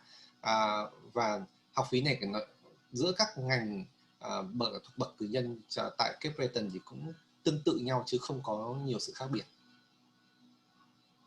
Okay, so we're at the final school, finally, right? I hope you guys are not tired and just get bored from me. I'll make it fun. We're at the final school, which is the School of Education and Health. It used to call School of Professional Studies. That's because this particular school offers a Bachelor of Health Science, which is known as Public Health. This school also offers a Bachelor of Nutrition, Human Nutrition specifically, and it's a transfer agreement with some other university in Nova Scotia. Let's look at the most popular program in our School of Professional Studies, which is the Bachelor of Health Science, aka Public Health. You can notice that it's too popular and it's not available until 2021 May semester. So if you are considering applying to our Public Health, you would like to apply 2021 May intake or the next September intake. And the outstanding point of our Public Health is that only 6 universities in Canada that offer Public Health in a bachelor degree. And Cape Breton University is among one of the 6 universities in Canada that offers a bachelor degree in Public Health. And we're the only university among Atlantic provinces, Nova Scotia, New Brunswick, Prince Edward Island, Newfoundland, Labrador, that offers a bachelor degree in Public Health. You are the only university offered in the 4 province, Eastern province, right? Yes, we're Okay. the only university among the 4 points of Okay. Office Public Health in Bachelor. Ok. Tiếp theo cái phân khoa cuối cùng của trường đó là khoa về đào tạo và chăm sóc sức khỏe. Thì ở khoa này có cung cấp hai chuyên ngành, đó là cử nhân về khoa học sức khỏe, hay còn gọi là y tế công đó. Và thứ hai là ngành liên quan đến dinh dưỡng. Thì ngành y tế công thì là ngành rất là hot đến mức mà nó không còn chỗ cho tới kỳ tháng 1 năm 2021. Cho nên là nếu các bạn mà muốn học cái ngành này thì phải đăng ký từ rất sớm. Ví dụ như muốn học kỳ tháng 9 năm sau thì phải đăng ký từ năm trước thì mới có chỗ để vào học ngành này được. Và một cái điều đặc biệt nữa là ngành y tế công này thì Cape Breton là một trong số 6 trường duy nhất tại Canada cung cấp chương trình cử nhân về y tế cộng đồng này, y tế công ấy. Và trong số 4 tỉnh miền đông của Canada là Nova Scotia, New Brunswick, đảo Hoàng Tử và Newfoundland and Labrador thì chỉ duy nhất có Cape Breton cung cấp chương trình cử nhân về y tế công. And you probably have a question about what is public health. So let's kind of think about it in a simple way. So medicine or doctors, they treat people when they're getting sick, right? And on the opposite, if you are a public health inspector or an officer or a management team in the public health authority of like Nova Scotia or Canada, your job is to prevent the spread of illness or bacteria of germ to the general public. So your job is actually to protecting the general public by either making policies or making medical related actions to kind of help minimize the crisis in terms of health crisis. For example, in COVID-19, the people that we see on daily news is on TV or the newspaper, most are the public health officers that are speaking to the public, and they're making decisions in public and policies behind the scenes. So public health is really the opposite of a doctor. So doctor treat you when you're sick. Public health prevent you from getting sick and prevent the public from getting sick. And the public health degrees actually been offering at CBU since 1996, the same year our MBA program was launched. And we have gained very, very good credibilities among all the university and within the public health industry in Canada. It's because our public health graduate students tend to continuously achieve outstanding and highest scores in the exams of become a public health officers among Canada. Ở đây thì chúng ta cần phân biệt nhân viên cái ngành hành chính y tế công với cả bác sĩ và y tá là khác nhau. Bác sĩ và y tá là chữa trị khi mà bệnh nhân đã bị mắc bệnh rồi. Còn đối với nhân viên y tế công ấy, thì lại là cái người mà ngăn chặn bệnh dịch xảy ra, kiểm soát về mặt vệ sinh cũng như là sự lây lan của vi khuẩn, virus. Do đó, đối với khi mà bệnh dịch xảy ra, tức là cái người mà làm về y tế công ấy, thì người ta đưa ra các chính sách để và đưa ra cái quyết định để bảo vệ người dân khỏi bị các bệnh truyền nhiễm.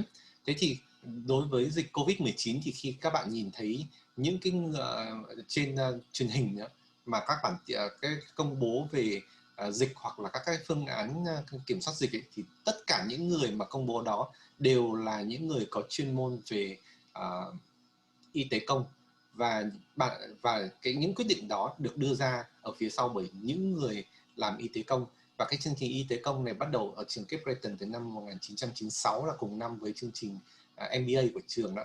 Và có một cái điều rất tự hào là các sinh viên mà hoàn thành chương trình cử nhân y tế công tại trường Cape Breton đều đạt điểm thi rất cao tại các cuộc thi sát hạch quốc gia để trở thành nhân viên y tế công của chính phủ Canada.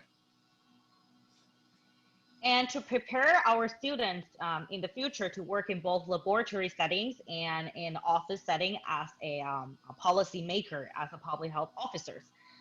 If you are a public health student at Cape Breton University, what you will learn will be a wider range of various courses. So you will learn public health inspection, for example. You will learn about food hygiene, and you will actually learn about integrative management in terms of pest control. You will learn about the biocontaminants. You will learn about emergency management as if you would become an officer in the office. You will learn about our public health law in Canada. You learn about toxicology. You learn about epidemiology, and you will attend several labs. These are the sample labs that you might be attend depending on the courses that you would choose. So most of the popular labs that people attend will be the foodborne illness lab. They will attend the biocontaminant indoors lab. There's an outdoor lab as well. I just didn't list it here. And you will turn some physical agents and health effects lab. You will turn the municipal service lab. You were attending the lab about waste management. A whole variety of courses, and it's very blended, sophisticated, and combined to for our public health student to learn, to get them well prepared entering the workforce. And what you can do as with a public health degree in Canada, you can really do basically a lot of things that are either laboratory settings or office settings. You could become clinical research coordinator. You could become an occupational hygienist, just like CBU. At our HR offices, we have our occupational safety officers, and they hold a public health degree as their academic background. And you can work in governments or either companies or either a food factories as a higher management team in terms of the occupational hygienist. And you can work as prevention specialist. You can work in the traditional classic public health consultant or inspector. And public health inspector or any public health related jobs in Canada, because it's related to science and medical. So you do get a very, very decent pay, and you can look at here. You get around like 50,000 just at the entry, and it's just already higher than average. But the most of public health people or officers or people work in this industry are receiving an annual income around $81,000. And this is the combined resource that I gather from Glassdoor, PayScale, and Indeed. These are all the major business websites in North America. Previous slide, please. Trên màn hình đây là danh sách các môn học mà sinh viên học ngành đại học cử nhân y tế công sẽ học. Thì nó có hai phần, đó là các cái môn học và cả phần về hoạt động ở các phòng lab. Thì đối với các môn học thì sinh viên sẽ phải học các môn liên quan đến thanh tra sức khỏe công cộng, hay là về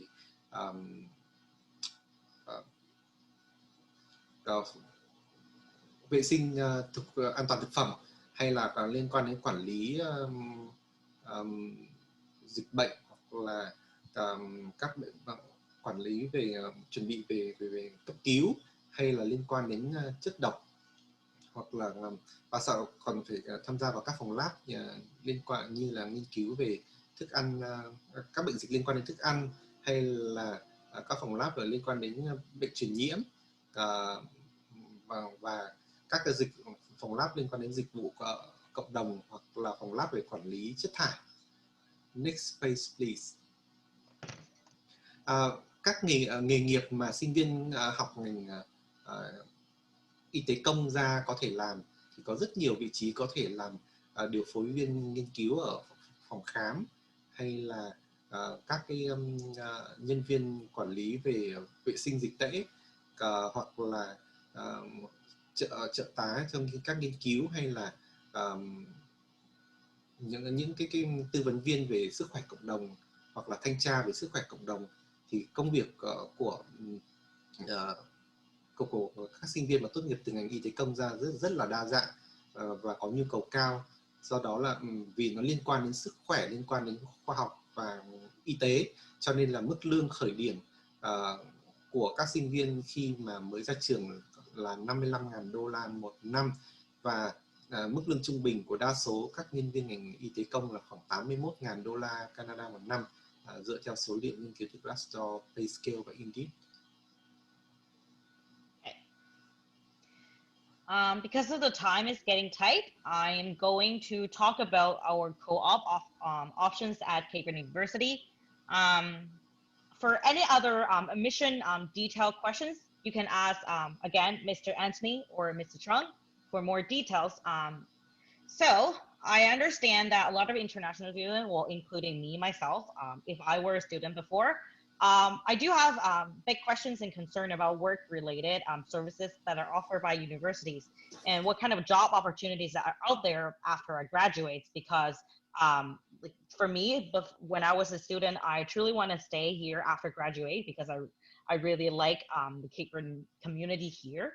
So at CBU, we have a free student services at Career Service Center, which we have staff on site basically all the time. They will offer services. For example, they will improve and your resume to make it more formal and business style. You can make an appointment with one of the staff to prepare for a mock-up interview. And our staff at the Career Service Center, they have a very close connection with local business, either locally in Sydney or either locally in Nova Scotia. So if you are looking for a job, but you do not have a lot of, how do I say, social network outside of the school, which is very normal because if you don't grow up here in Canada, you don't know a lot of people, and that's totally fine. You can actually just go to the student services at Career Service Center. Right now, they're offering the services online, and you can search on cb.ca at Career Services. You can either just make an appointment with them, talk to them face to face, or like right now, under COVID-19, send them an email asking about what are the job opportunities out there in like particular industry if you're looking for. Or if you don't have a particular interest, you just want to find a job for, say, practicum, internship, or just want to find a job to kind of build your work experience, working abilities, immerse yourself, blend yourself into the local community. You don't know what you want to do. You can still contact them and they can share you whatever job opportunities out there that might suit you and to your best interest. Or they may even talk to you about their personal experience back in when they were a student looking for a job. And they can share you a lot of very useful information and tips that you don't want to miss. And these services are completely free. Like I said, CBU is actually, we put a lot of investment and money into our student services. So what you will receive basically from any faculty and staff in school in terms of either career or counseling, psychology, even medical, because we have a doctor on site in school, in normal cases, and these are all free. So I really highly encourage everyone, if you are going to apply to CBU or if you are attending CBU very soon, to check out the Career Service Center at your spare time and just to kind of keep yourself posted of the job opportunities out there in the real world. Một cái điểm đặc biệt đó là trong cái phòng mà dịch vụ sinh viên ấy, các cái hỗ trợ cho sinh viên ấy, thì có bộ phận hướng nghiệp. Thì cái bộ phận này hỗ trợ cho sinh viên có hiệu chỉnh CV, tức là hiệu chỉnh cái sơ yếu lịch của mình sao cho nó đúng chuẩn mực của cái ngành công nghiệp mà mình sẽ ứng tuyển ấy. Và thứ hai là có nhân viên hỗ trợ các bạn để thực hiện các cuộc phỏng vấn giả định, tức là phỏng vấn luyện phỏng vấn giúp các bạn luyện phỏng vấn xin việc. Và một cái điều quan trọng nữa là trong cái trung tâm hướng nghiệp này thì các nhân viên có quan hệ với các cái doanh nghiệp ở địa phương và họ biết được là ở đâu có nhu cầu cần tuyển dụng để sinh viên có thể kết nối được sinh viên và để xin việc tại các doanh nghiệp đó. Vậy thì tất cả những cái dịch vụ này thì đều là miễn phí đối với sinh viên, và trường thì trả tiền để cho các nhân viên ở trung tâm hướng nghiệp làm những các việc này.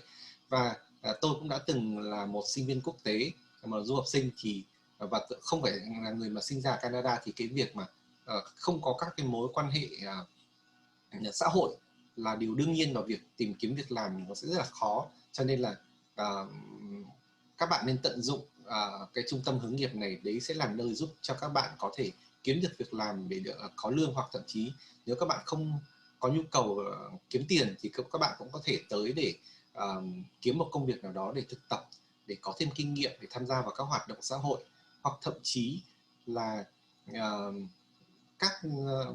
nếu mà bạn không biết là mình mong muốn mình định làm việc gì, hoặc không biết là mình sẽ phải làm việc gì, thì bạn cứ đến đó, bạn gặp các nhân viên đó, người ta và hiện giờ thì trong trường hợp bệnh dịch xảy ra thì các bạn có thể trao đổi online qua email. Nhưng mà những cái người mà làm việc ở trung tâm hướng nghiệp đó, họ cũng đã từng là những sinh viên và họ cũng đã từng vật lộn với những khó khăn khi đi xin việc. Họ sẽ cho các bạn được những cái kinh nghiệm quý báu về việc xin việc của họ khi mà họ còn là sinh viên. Và trong cái trung tâm hướng nghiệp đó thì ở trường cũng có các cái nhân viên mà tốt nghiệp từ nhiều chuyên ngành khác nhau ra, và trường còn có cả bác sĩ, rồi tư vấn viên về tâm lý. Cho nên tất cả những lời khuyên cho những bạn mà có ý định nộp hồ sơ vào CBU hoặc là đang học tại CBU là các bạn nên tận dụng tối đa mọi dịch vụ của trung tâm dịch vụ sinh viên cũng như là trung tâm hướng nghiệp, bởi vì toàn bộ tất cả các dịch vụ này đều là miễn phí. And I've mentioned co-op earlier about the program. So co-op is actually a cooperative education program that are offered in many of Canadian universities, and it's funded by the government. And CBU, of course, we're in the association as well, and we offer co-op as well. I'm not sure about other universities, but in CBU, if you're attending through a 4-year degree, in either Bachelor of Arts in Science and Environment, or business student or engineering student, and you wish to do a co-op, you can actually do more than one co-op term. And per co-op term, it lasts about 12 weeks, which is around 3 months. And co-op term, what's the difference between co-op and internship and practicum? So, look at my screen. For example, the Bachelor of Business Administration, BBA. BBA itself does not require internship or practicum that a student needs to do as a mandatory requirement for them to graduate. But as a business student, you do want to build your social network during the time of your studies, and you do want to practice your real life work experience and work skills, and you do want to earn some extra bucks, and you do want to know some people within the industry that you might enter in the future. You would like to opt for the co-op term. What co-op term means that you will actually take the full 12 weeks working full-time as a regular employee in the firm or company that you are working as a co-op student.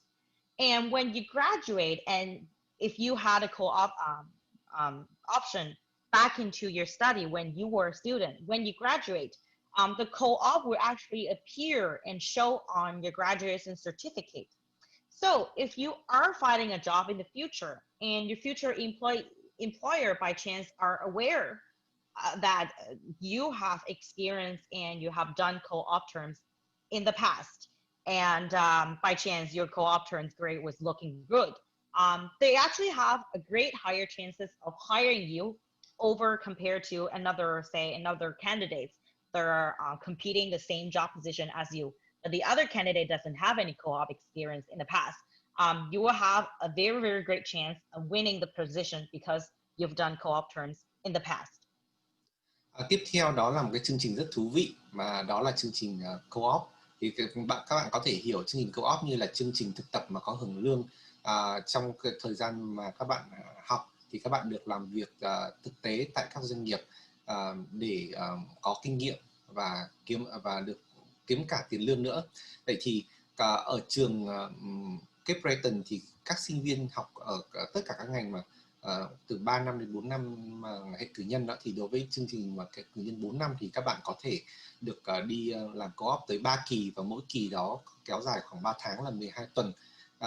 Thì tôi lấy ví dụ như là nếu bạn học hệ cử nhân quản trị kinh doanh ấy, thì yêu cầu để tốt nghiệp bằng cử nhân quản trị kinh doanh là bạn không cần phải đi co-op, tức là không cần phải đi thực tập đâu. Thì vẫn có thể tốt nghiệp được. Nhưng nếu mà bạn muốn muốn có được kinh nghiệm, bạn muốn có được cái mạng lưới quan hệ với những người trong ngành nghề bạn sẽ làm sau này, hoặc bạn muốn có kinh nghiệm làm việc, hoặc bạn muốn kiếm thêm thu nhập, bạn muốn có các mối quan hệ với những cái người mà sau này bạn sẽ làm việc cùng, thì lời khuyên cho bạn là bạn nên tận dụng các kỳ co-op, vì những cái kỳ co-op đó là bạn sẽ đi làm thật ở một công ty thật và được trả lương tức là làm việc toàn thời gian giống như các nhân viên hiện tại đang làm việc tại công ty đó. Thì đấy là cái lợi ích mà của chương trình co-op mà các bạn nên tận dụng. And for any students that if you are interested in applying the co-op option in the future in your final 2 years of study, I would like you to notice this is that your co-op term is actually will be evaluated and graded by both your employer and the faculty at our career services. And it will affect your GPA. If your co-op are scoring a really great score, your GPA will be obviously higher. If you're not paying attention and just kind of doing whatever at your co-op term and you don't have a really great grade, you will kind of lower your GPA. Actually, while you're doing your co-op term, you will be following the academic courses requirements as listed on the screen. You can follow my arrow. You'll be creating initial goals. You'll be creating objectives with your employer. You'll be completing bi-weekly logs. It's more like reports that you will kind of notice, write down about what you do and your personal experience, your thoughts, and you will write it bi-weekly. And a site of visit by your student placement officer, which is the faculty within the Career Service Center at CBU, is very, very likely and possible. And a final evaluation by your employer and a final reflected work term report, connecting your studies and your co-work experience written by yourself will be evaluated by the faculty at Cape Breton University Career Service Center. And you will be graded, and this grade will count towards your GPA. Một điểm nữa là sau khi các bạn đi làm co-op tại các doanh nghiệp thì các bạn sẽ được nhận một cái chứng nhận co-op tại doanh nghiệp đó, và nếu mà bạn làm co-op thì trên bằng tốt nghiệp của bạn cũng sẽ được ghi rõ là bạn có tham gia co-op trong chương trình học. Và cái này rất có lợi cho bạn khi bạn đi xin việc, bởi vì khi mà cái người tuyển dụng hoặc chủ doanh nghiệp họ nhìn vào bằng cấp của bạn và họ nhìn thấy bạn có làm co-op, có nghĩa là bạn đã có kinh nghiệm làm việc, thì bạn sẽ được nhận được sự ưu tiên nhiều hơn so với những người mà những sinh viên tốt nghiệp mà không hề có kinh nghiệm làm việc, tức là không có tham gia chương trình co-op. Vậy thì việc để đánh giá kết quả của bạn sau quá trình co-op thì được từ hai phía, đó là từ nhà tuyển dụng, từ cái người mà tuyển bạn vào làm thực tập, và từ các cái hội đồng đánh giá của khoa. Sau khi bạn hoàn thành khóa co-op thì thông thường khi bạn đi làm co-op thì bạn sẽ phải thực hiện theo các trình tự như sau. Thứ nhất là bạn tạo ra các cái mục đích hoặc các cái mục tiêu của công việc mà bạn cần phải hoàn thành đối với cái nhà tuyển dụng, và sau đó cứ mỗi 2 tuần một lần thì bạn phải hoàn thành cái báo cáo hàng tuần. Và trong quá trình bạn làm việc thì có sự kiểm tra của nhân viên của trường đi kiểm tra việc bạn đi làm co-op, và sau đó là cuối cùng thì sẽ có sự đánh giá của cái của người chủ lao động và một cái đánh giá của trường. Thì sau khi mà kết hợp hai cái điểm này lại với nhau thì sẽ ra một cái điểm cuối cùng cho điểm co-op, và điểm của quá trình co-op này thực sự ảnh hưởng tới điểm trung bình kết thúc khi bạn tốt nghiệp, điểm trung bình tốt nghiệp cả cử nhân của bạn. Thì nếu mà bạn làm tốt thì cái điểm co-op của bạn cao và điểm tốt nghiệp của bạn cũng sẽ cao, và nếu mà bạn làm việc trễ nải thờ ơ thì cái điểm của bạn rất thấp, thì nó sẽ kéo cái điểm mà khi bạn đi học xuống. And you can work co-op either in local city in Sydney, or you can work in anywhere in Canada, or if you want to work outside of Canada in your home country, and that's totally fine, as long as you have your final employer that you intend to work with approved by the Career Center Services staff at CBU. Once it's approved, you can go along to complete your co-work term. And there's another point that I would like everyone to kind of notice is that first year and second year students are not to encouraged and not allowed to take co-op as a matter of fact. So if you would like to take co-op, you will be in your final 2 years of studies, because we would want to make sure the co-op students CBU offering to the real world industry employers are excellent students from our university. So you would need to achieve a minimum of 70% in both your first year and second year study in average. If your average is above the 70%, go ahead and apply for the co-op if you would like to in your final 2 years. If you're below the 70%, very unfortunately, you cannot apply for the co-op work term, but you can still work on or off campus as a regular student worker. Đối với chương trình co-op thì bạn có thể làm co-op tại một doanh nghiệp tại thành phố Sydney, hoặc lại tại một thành phố khác ở Nova Scotia, hoặc thậm chí là một bang khác ở Canada, hoặc thậm chí là một quốc gia khác, miễn là cái chủ lao động đó được chấp nhận bởi văn phòng hướng nghiệp của trường.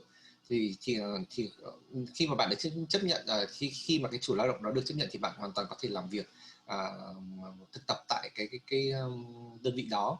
Và một điểm nữa là sinh viên năm 1 và năm 2 thì không được phép đi làm co-op, bởi vì các sinh viên ở CBU thì trường đều muốn là đảm bảo là sinh viên phải có đủ cái lượng kiến thức cần thiết để đi làm việc thực tế.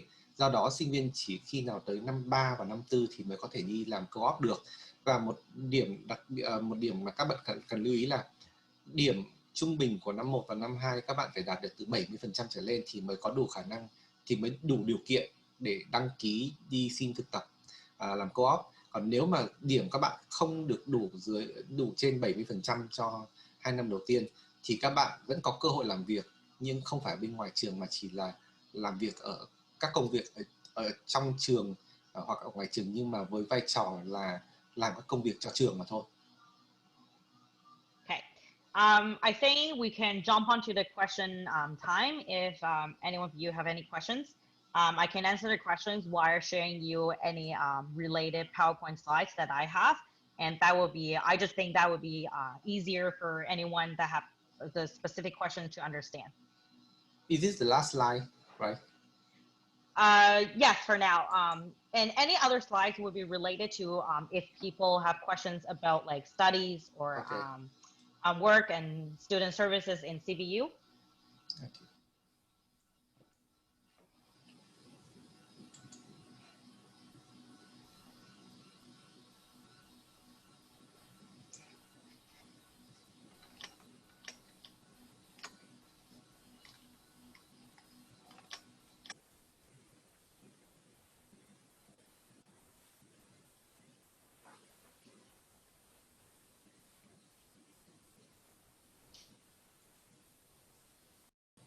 Okay, back to Mr. Tuan. Anthony, please. Okay, it's a great presentation. Thank you, Shiwei. Thank you for having me. Cảm ơn phần trình bày thú vị của cô Shiwei, đại diện tuyển sinh của Trường Đại học Cape Breton. Quý vị và các bạn thân mến, chúng ta vừa theo dõi phần trình bày của cô Shiwei, đại diện tuyển sinh của Trường Đại học Cape Breton.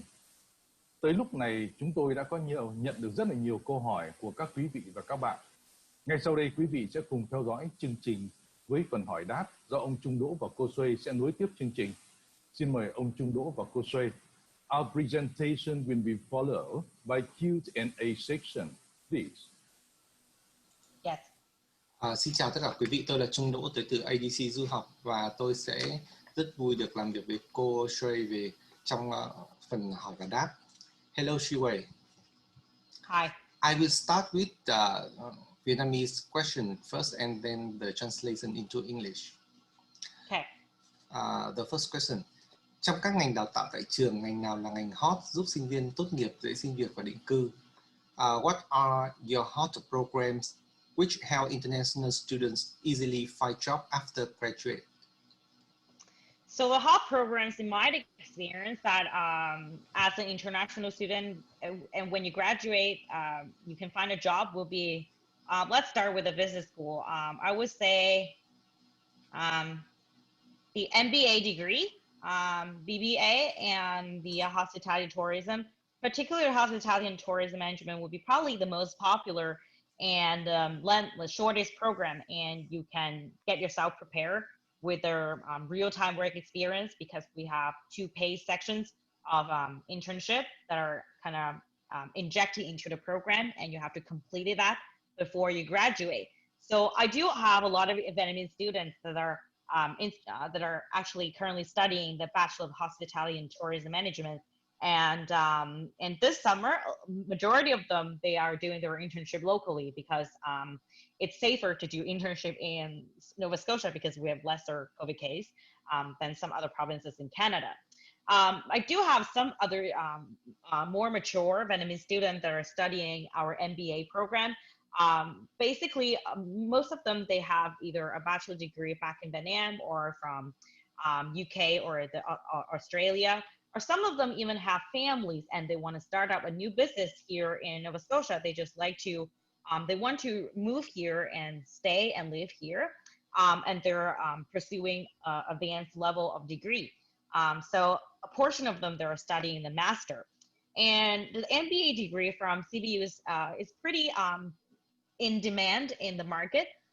You can see a lot of our CBU MBA alumni working in the local government offices, bank or like investment firms in Sydney. Apart from the business degree, the engineering degree, I would say petroleum and electronic controls, these 2 are the bomb if you would like to find a job in the engineering field after you graduate. It's just petroleum is because in Canada, we produce oil and gas, and it just by naturally, anyone that study in the petroleum program, which is pretty easy to find a job. And for the electronic control, because it's a very new emerging major in Canada, and we do have a labor shortage, and CBU is the only university in Canada that offers such major in BET program. So you will be pretty easy, you'll find it pretty easy to find a job as well. And last but not the least will be the program that I just mentioned, the Bachelor of Health Science, Public Health. It's just very, very super popular. I have students graduating from this particular degree work in either Canada or work in their home country or work in some other Commonwealth countries, because a Canadian university degree is recognized by Canada, the States, Australia, UK, Ireland, European Union, Vietnam, Hong Kong, Macau, Japan, New Zealand. So if you are holding a Bachelor of Science degree and you would like to work internationally, really the world is your pickle. Very easy to find a job, get a very decent pay, and you can work basically wherever you want. Các ngành học mà được coi là hot ở trường thì bao gồm có, thứ nhất là liên quan đến các ngành chuyên ngành về quản trị kinh doanh, thì có hệ cử nhân quản trị kinh doanh và thạc sĩ quản trị về kinh doanh. Thì đối với hệ cử nhân thì cái ngành mà nổi tiếng nhất của trường đó là quản trị khách sạn và du lịch. Thì tôi có rất nhiều học sinh Việt Nam đã học theo học chương trình này tại trường, và mùa hè này thì đi làm co-op ở tại các nhà hàng khách sạn ở tại khu vực Sydney, bởi vì là tại đây thì cái tỷ lệ mà nhiễm bệnh COVID-19 nó thấp. Và thứ hai là liên quan đến MBA, thì MBA cũng là một ngành cũng rất là hot, bởi vì sinh viên của trường khi tốt nghiệp ra thì hầu hết nắm giữ các vị trí quan trọng trong cơ quan hành chính hoặc cơ quan công quyền tại địa phương, cũng như là tại các công ty doanh nghiệp lớn ở tại địa phương. Và có nhiều sinh viên của tôi đã hoàn thành xong cử nhân và sang đây học chương trình MBA với mục đích là đưa cả gia đình sang và để mở công ty và sinh sống tại Canada. Cái ngành tiếp theo mà cũng rất là hot đó là ngành liên quan đến hóa dầu và điện tử và điều khiển. Thì cái ngành hóa dầu thì rất là hot, bởi vì chỉ có 2 trường cho cung cấp thôi. Còn ngành điện tử và điều khiển thì cũng khá là mới, nhưng mà lại chỉ có ở Cape Breton mới có đào tạo cái chuyên ngành này. Và nếu mà sinh viên mà tốt nghiệp từ 2 trường này ra thì dễ dàng kiếm việc, nói đùa là đắt như tôm tươi, ra là sẽ có việc. vào cái ngành tiếp theo đó là ngành cử nhân y tế công. Thì đây là ngành cũng cực kỳ là hot, bởi vì sinh viên khi mà tốt nghiệp từ cái ngành này ra thì có thể làm việc ở bất cứ đâu ở Canada hay ở quay trở về nước để làm, bởi vì bằng cấp của trường Cape Breton được công nhận bởi Canada, bởi Hoa Kỳ, bởi Úc, New Zealand, Hồng Kông, Việt Nam, Macau, Nhật Bản, cho nên các bạn rất là dễ dàng để kiếm được công việc. Okay, the next question. Có hạn chế, câu hỏi tiếp theo là có hạn chế gì về ngành học đối với sinh viên quốc tế không? Ví dụ như là cử nhân về giáo dục hay là điều dưỡng. Is there any restricted program which doesn't accept international students, Bachelor of Education or Bachelor of Nursing, for example? Bachelor of Nursing and Education do accept international students, but the seats are very, very limited. For example, the Bachelor of Nursing, the students from our nursing programs will tend to become the registered nurse in Canada in the future. And this nursing program at CBU is actually funded by Nova Scotia government. So if students are not Nova Scotia residents, we consider them the same. So basically, every year or every semester, there are only a handful of seats are available for international students who apply for a Bachelor of Nursing. However, international students that are interested in Bachelor of Nursing, if we don't have available seats, you can apply to a Bachelor of Public Health at the beginning, because a lot of the first year general courses between public health and nursing are the same. So after first year, after in public health, you would have a chance to attend an exam for program switch to be considered accepting by the Bachelor of Nursing program. But these are very, very case by case, individual by individual. And take the Bachelor of Education, for example, it does not have seats limited for international students. However, the Bachelor of Education are preparing students to become high school or junior high school teachers in Nova Scotia locally and to teach our local children. So the Bachelor of Education does have a pretty high language requirement for international students. Typically, any international student that would like to apply for a Bachelor of Education, I would recommend you have an IELTS of overall 7.5 with no band below 7. And you were very, very likely to be interviewed by one of the program chair or program coordinator in the Bachelor of Education. They just would like to know your academic background, and they would like to know the English fluency when you are talking and when you are delivering sample courses. But again, it's very, very case by case.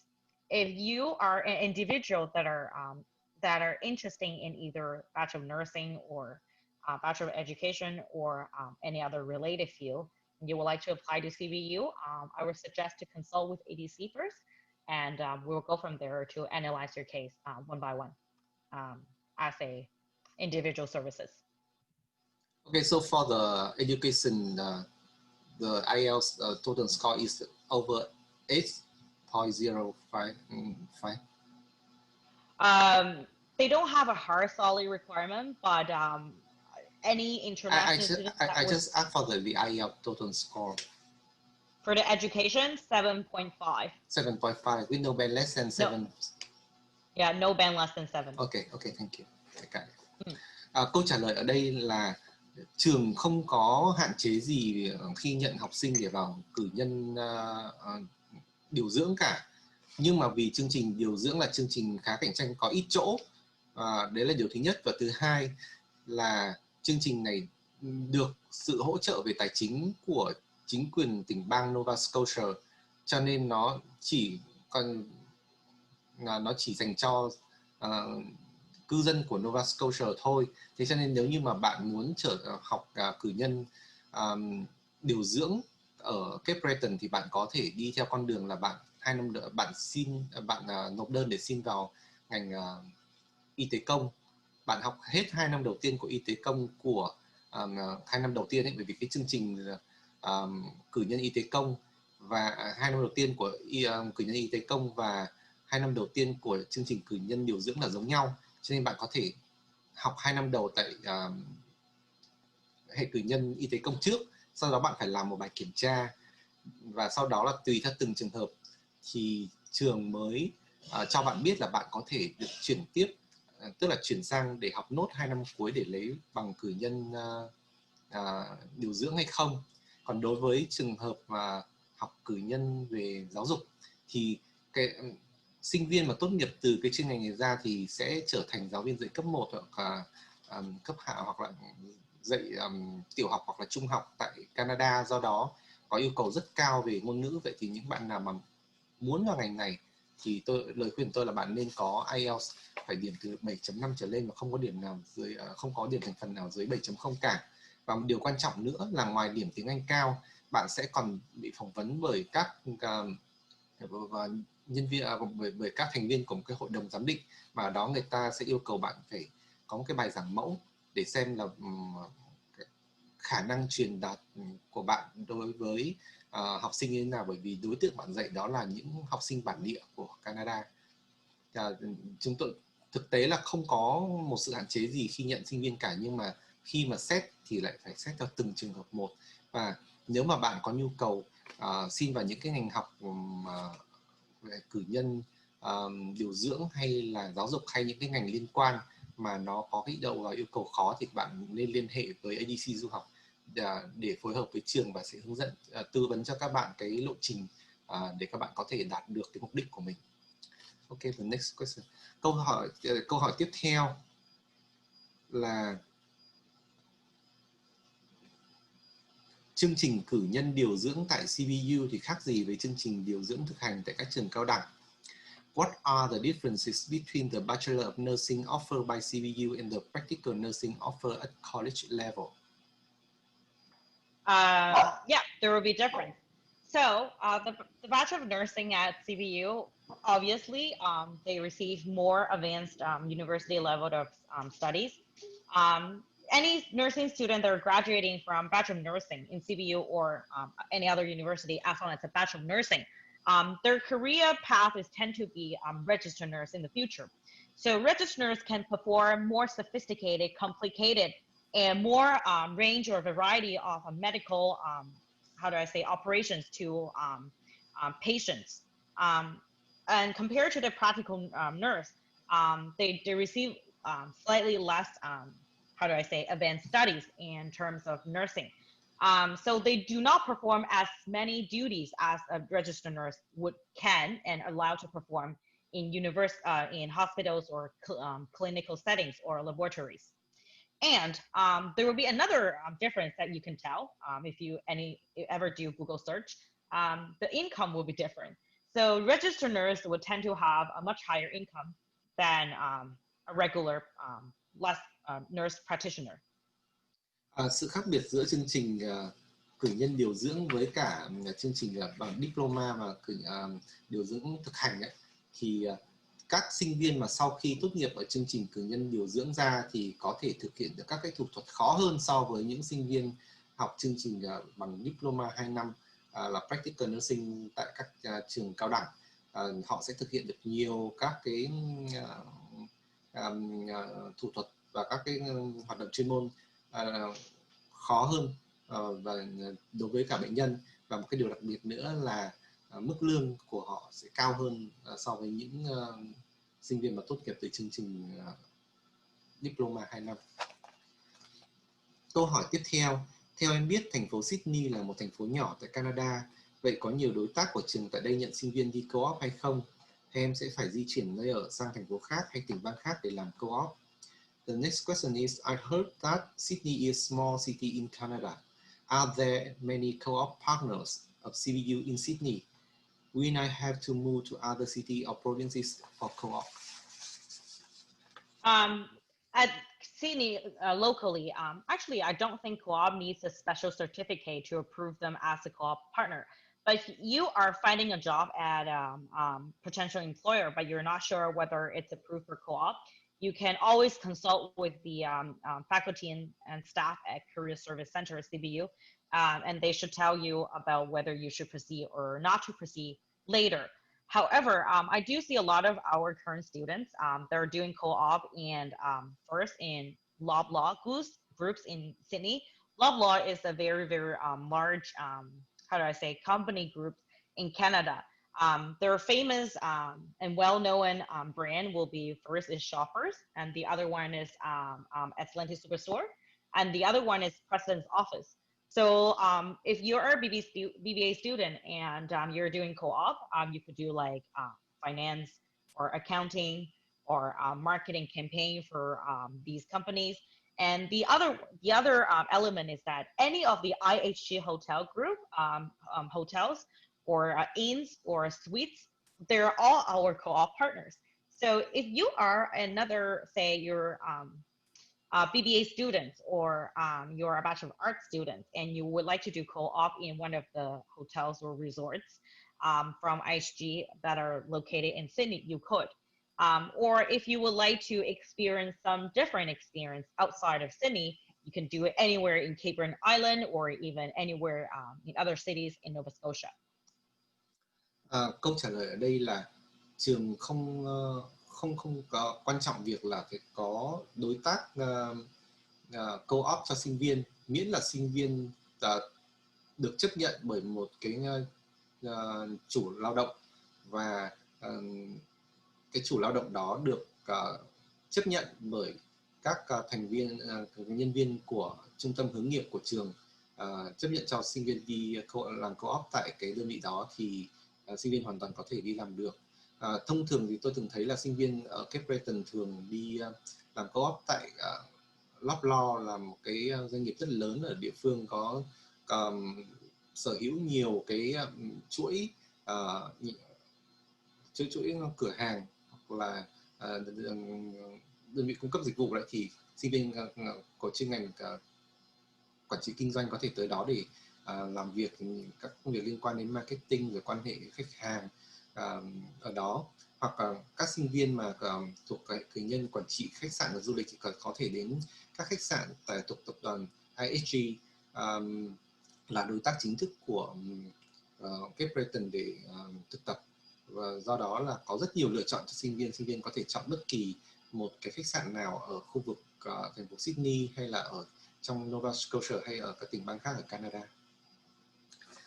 Câu hỏi tiếp theo. Hiện em đang học chương trình cử nhân quản trị kinh doanh tại Việt Nam. Nếu em muốn theo học chương trình quản lý khách sạn và du lịch tại CBU thì em có thể chuyển đổi tín chỉ không? Và em có thể chuyển đổi tối đa được bao nhiêu tín chỉ?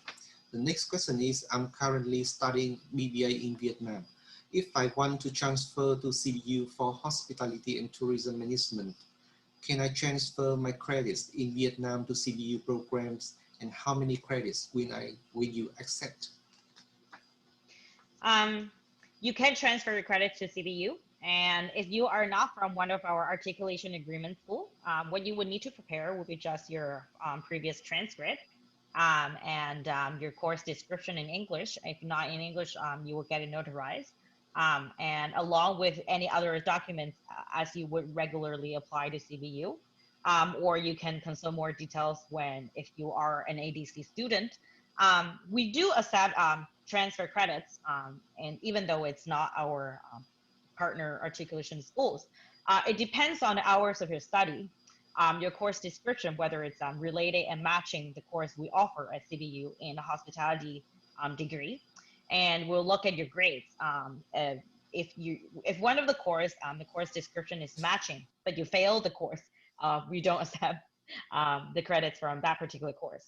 So the maximum amount any transfer student can transfer into any particular program in CBU is 50% of that particular program required credits.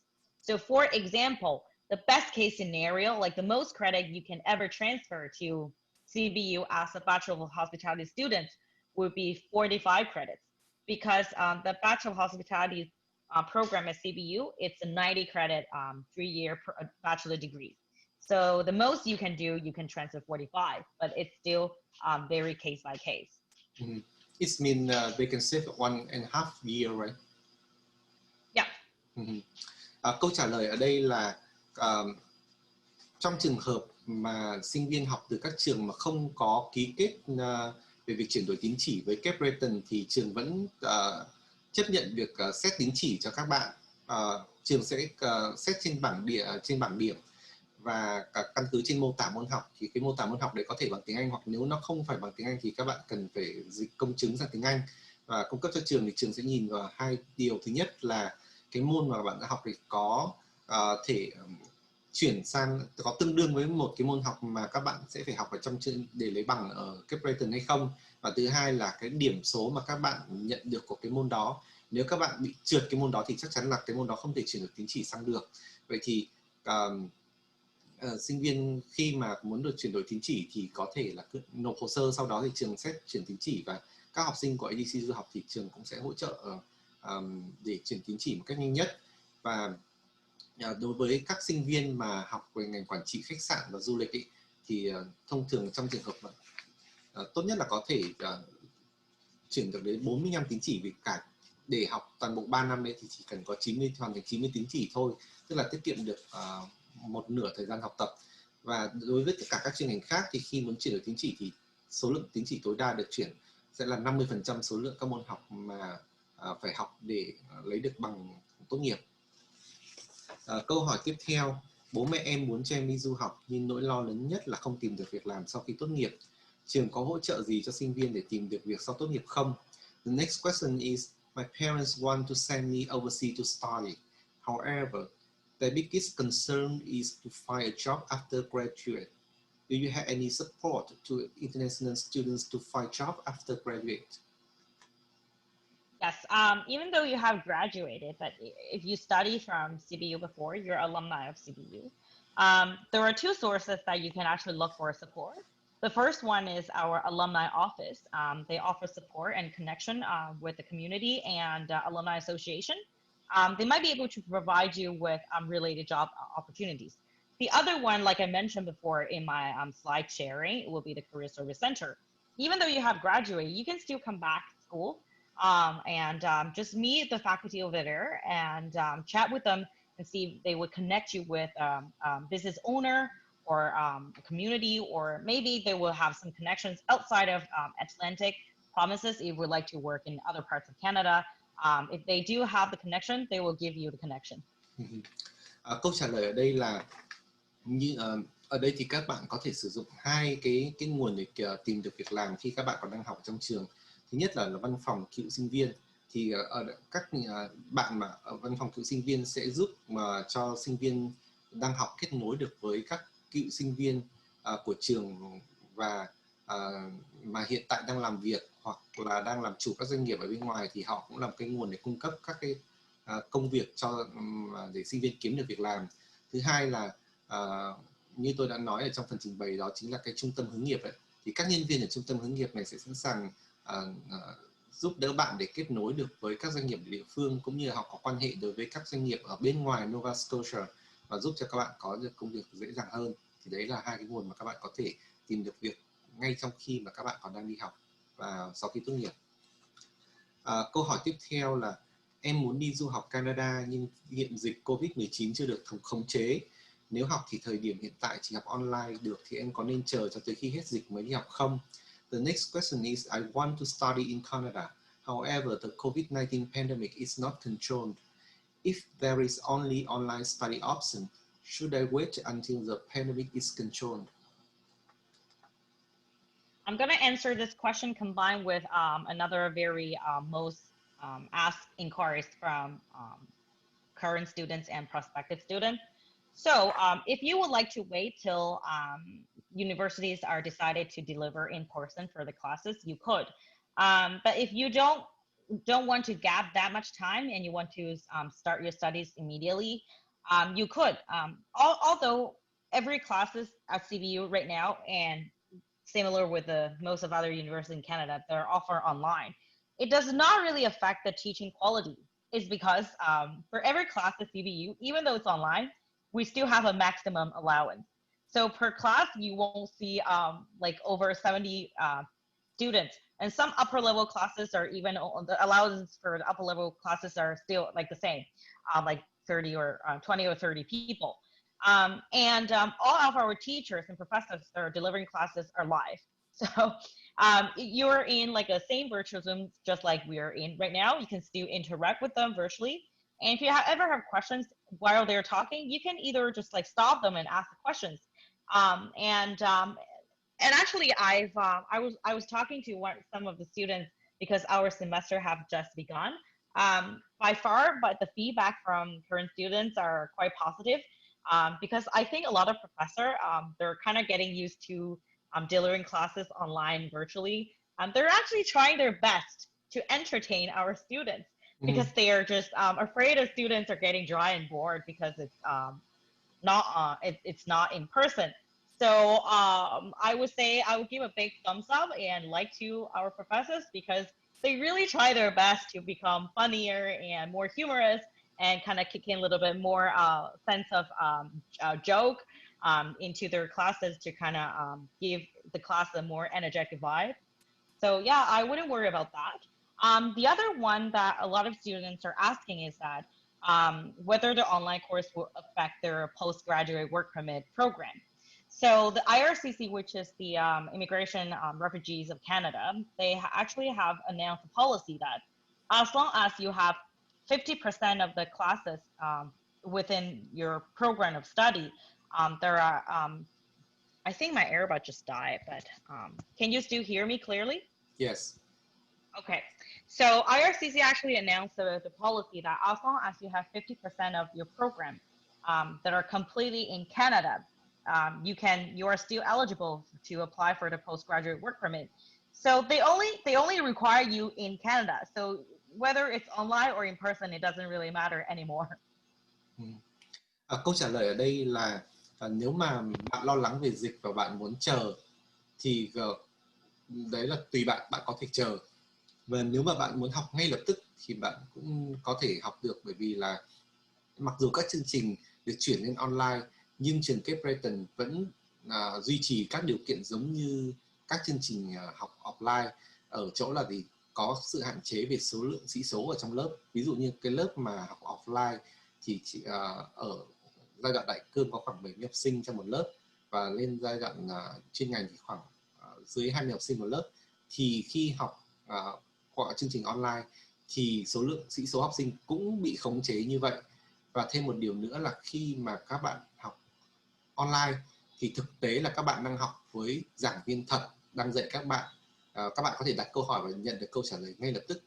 Và một điểm khác biệt nữa là để giúp cho học sinh cảm thấy hứng khởi đối với cái việc học online thì các giảng viên thường tạo ra những cái câu chuyện hoặc có nói những câu chuyện đùa, hoặc có những cái lời nói để giúp nói đùa trong quá trình giảng dạy để giúp cho sinh viên cảm thấy hứng khởi và vui vẻ hơn trong quá trình học tập. Và một câu hỏi nữa mà tôi thường hay nhận được khi trong quá trình Covid-19 mà sinh viên học online đó là liệu việc học online có ảnh hưởng tới giấy phép làm việc sau khi tốt nghiệp hay không. Thì chính phủ Canada đã có một quy định rằng là nếu mà sinh viên hoàn thành chỉ cần 50% số lượng khoa học cần thiết trong lãnh thổ Canada thôi thì vẫn đủ điều kiện để nhận được giấy phép làm việc sau khi tốt nghiệp theo như quy định, giống như là học offline vậy. Câu hỏi tiếp theo, điều kiện để được cấp học bổng 30.000 đô la Canada là gì? Xin cô cho lời khuyên để được học bổng cao nhất có thể. Ngoài học bổng đầu vào, trường có cấp các loại học bổng khác trong quá trình học không? What are the conditions of 30,000 Canadian scholarships? Please give an advice for our students to get as highest scholarship as possible. Besides, there are many other scholarships. Are there any other scholarship during study time? Like I mentioned earlier, we have in-course scholarship, which is automatically sent to your account if you do achieve outstanding academic grade. Normally, it's above 80% average from all the courses that you choose, and you need to choose more than 8 courses in the past year, and in case to get the in-course scholarship and sent to your account in the following semester. So for entrance scholarship, if you are aiming for the highest scholarship, the bottom line is that you do need to have very outstanding academic grades. Normally, students applying for entrance scholarship, regardless the kind, their average grade from high school, grade 11 and 12, are above 85. But like I said, the higher the better. And apart from that, anyone that achieves major, say the president or chancellor scholarship, which are like $20,000 or $30,000, they have a lot of experience outside of just learning in school. So if you have any achievement that was awarded, like a winning history, or you have any community service experience, or major outstanding volunteer experience, or even if you have internship that was done without pay, I guess, any of the government or organizations or company that you have, like anything that you think it will kind of shine your resume in front of the scholarship admission officers, put onto your resume upon the application to your scholarship, because you are competing with a lot of outstanding students that are also aiming at the chancellor and president scholarship. Câu trả lời ở đây là để có được học bổng thì nó có hai loại học bổng. Học bổng đầu tiên là học bổng mà trong khóa học các bạn chỉ cần đạt được học mỗi một năm trước bạn học 8 môn và điểm trung bình được từ 80% trở lên thì bạn sẽ được học bổng khoảng cỡ 500 đô tự động cho năm học kế tiếp. Vậy thì còn các mức học bổng cao hơn ấy, mà học bổng là học bổng đầu vào lên tới 30.000 đô ấy, thì trường sẽ xét dựa trên cái điểm trung học của bạn năm lớp 11 và lớp 12, và nếu mà điểm của bạn từ trên 85% trở lên, tức là từ 8,5 trên 10 thì bạn mới nên nộp hồ sơ để xin học bổng.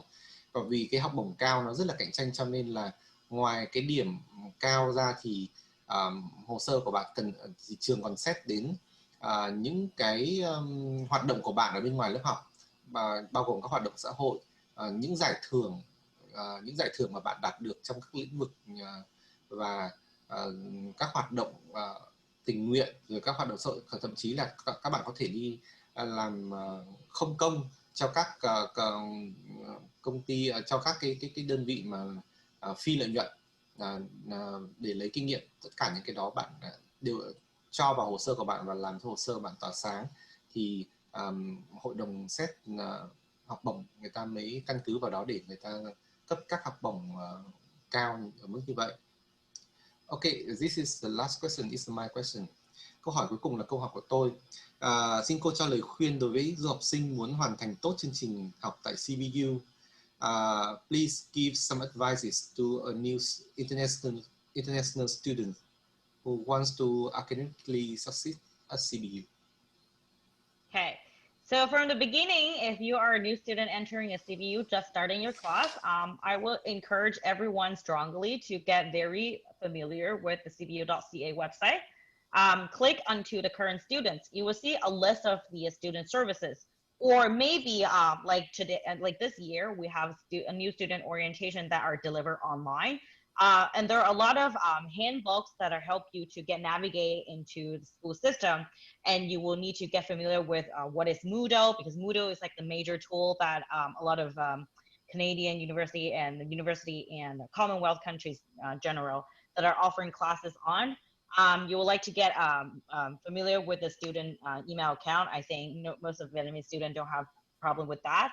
And when you are in the class, attending class as a student ongoing, if you ever have questions and concerns that you don't understand, please don't pretend you understand. Ask your professor. If your professor cannot provide you an answer because he's delivering class and he needs to catch on with the speed, make an appointment by sending an email or a message through our Moodle system to your professor, and make an appointment time and prepare your question and have a discussion or a lengthy chat with your professor. Sometimes after answering whatever your question is, they will chat outside of the box and share you some of their personal life experience, and that could be very useful as well. Other than that, these are academic. If you are having trouble with writing, say, business paper, doing research and not sure about accounting classes or engineering classes, we have free tutor services available at our Student Service Center. You would like to make an appointment with them by sending email to them. Again, get familiar with CBU.ca website. You'll find resources on there. Make an appointment with them, and they will deliver like a post-class small classes to you addressing your concern for free because we pay them, so they don't charge any fees from you. And we also have a writing center and math center. Math center is just like its name. If you have trouble with your math, if you're in engineering or science, the math center tutor will help you with your math. And the writing center staff and tutors will help you with writing your, say, for example, English literature paper or research project, or help you improve your grammar if you are lack of confidence in the whole grammar organization in your articles or papers. And these are very, very important. And these are all free services provided to our students if you do want to achieve a great GPA grade, and if you would like to apply to, say, higher level studies in other universities in the future. I don't want you to have a low GPA because we have so many services available for you. And other one is Career Service Center. I mentioned it again and again and again. If you like to build up your social network, find a job, but you don't have too much idea on yourself, please visit, make an appointment, send email inquiry to staff and faculties at our student service, the Career Service Center. They were really, really happy and beyond willing to address your concerns. Câu trả lời ở đây là để bắt đầu thì bạn nên lên trên website của trường, và ở trên đó nó có liệt kê các dịch vụ của sinh viên mà các bạn có thể sử dụng được. Thứ hai là bạn cần phải đọc cái handbook, tức là cái quyển hướng dẫn dành cho sinh viên, để biết được các thông tin về trường cũng như những cái gì mà trường có thể cung cấp được cho bạn, bởi vì những dịch vụ đó là miễn phí. Và bạn cần phải biết sử dụng cái công cụ Moodle, tức là cái công cụ mà dùng để giao tiếp giữa trường với cả sinh viên, giữa các giảng viên với sinh viên với nhau. Thì khi bạn sử dụng cái công cụ đó thì là bạn có thể trao đổi được, có thể đặt cuộc hẹn hoặc là trao đổi với cả giảng viên của mình. Một điều quan trọng nữa là khi bạn tham gia lớp học thì trong quá trình thầy giảng, nếu bạn không hiểu điều gì thì bạn phải hỏi ngay, và bạn đừng giả vờ là bạn đã hiểu điều đó. Hoặc là nếu trong trường hợp mà thầy đang giảng và không thể dừng lại để trả lời bạn được, thì bạn nên đăng ký cuộc hẹn gặp với giảng viên qua Moodle, và sau đó là gặp giảng viên để trao đổi các vấn đề mà bạn còn chưa hiểu để được giải đáp. Và trong quá trình nói chuyện với giảng viên thì giảng viên có thể nói chuyện ra ngoài cái câu hỏi của bạn. Thực tế thì tức là khi bạn tới đó, bạn gặp bạn được giải quyết các vấn đề về học thuật, mà còn có các cái câu chuyện trao đổi với cả giảng viên, thì bạn còn phải hiểu được các cái vấn đề khác xung quanh nữa. Đấy là, và một cái vấn đề nữa là trong trường hợp bạn cần sự hỗ trợ về mặt học thuật thì ở trung tâm sinh viên ấy, người ta có trường có trả lương cho các bạn tutor, tức là các bạn gia sư đấy, như thế, để giúp đỡ cho các sinh viên để có thể giải quyết các khó khăn trong quá trình học tập của mình, giúp đỡ các bạn học được. Và trường, ngoài ra trường còn có trung tâm hỗ trợ phần viết và trung tâm toán, để cho ở đó thì các nhân viên ở đó cũng được trả lương để hỗ trợ các bạn khi các bạn gặp vấn đề khi viết bài luận, hoặc là khi các bạn cần gặp khó khăn khi học môn toán, thì các bạn có thể đến đó. Và một cái nữa mà tôi nhắc đi nhắc lại, đó là các bạn nên tận dụng cái trung tâm hướng nghiệp của trường, bởi vì cái trung tâm hướng nghiệp đấy giúp đỡ cho các bạn rất nhiều, giúp cho các bạn có mạng lưới quan hệ xã hội rộng rãi, giúp các bạn kết nối được với các nhà tuyển dụng và giúp cho bạn kiếm được công việc trong tương lai. Thì đấy là những lời khuyên của tôi để giúp cho bạn có thể học được tốt, hoàn thành tốt chương trình ở CBU. Và đấy cũng là câu hỏi cuối cùng, và rất cảm ơn phần trả lời của cô. Thì back to you, Mr. Tuấn. Quý vị và các bạn thân mến, chúng ta vừa theo dõi mục hỏi đáp với cô Shiwei, đại diện tuyển sinh của trường đại học Cape Breton. Phần giải đáp cũng đã khép lại chương trình hội thảo du học Canada trực tuyến giới thiệu trường đại học Cape Breton. Xin đặc biệt cảm ơn cô Shiwei, đại diện tuyển sinh từ trường đại học Cape Breton, đã tham gia với chúng ta trong hội thảo ngày hôm nay. Thank you, Ms. Shiwei, for talking with us today. I wish you a pleasant day. Ladies, thank you for having me. Well, that's all for today. Thanks for joining us today. Xin cảm ơn các quý vị và các bạn đã dành thời gian tham gia buổi hội thảo trực tuyến này. ADC Duhọc tự hào là đại diện tuyển sinh chính thức của trường đại học Cape Breton tại Việt Nam, Mọi thông tin chi tiết về trường đại học Cape Breton và du học Canada được đăng tải trên website của ADC Duhọc www.adcduhọc.vn, điện thoại liên hệ 098 650 1219 và 096 779 9588. Xin chào và hẹn gặp lại các quý vị và các bạn trong các hội thảo du học trực tuyến tiếp theo. Okay, thank you, Shiwei. Thank you very much. Thank you. Bye bye. Have a great day. Thank you very much. Bye bye. Bye.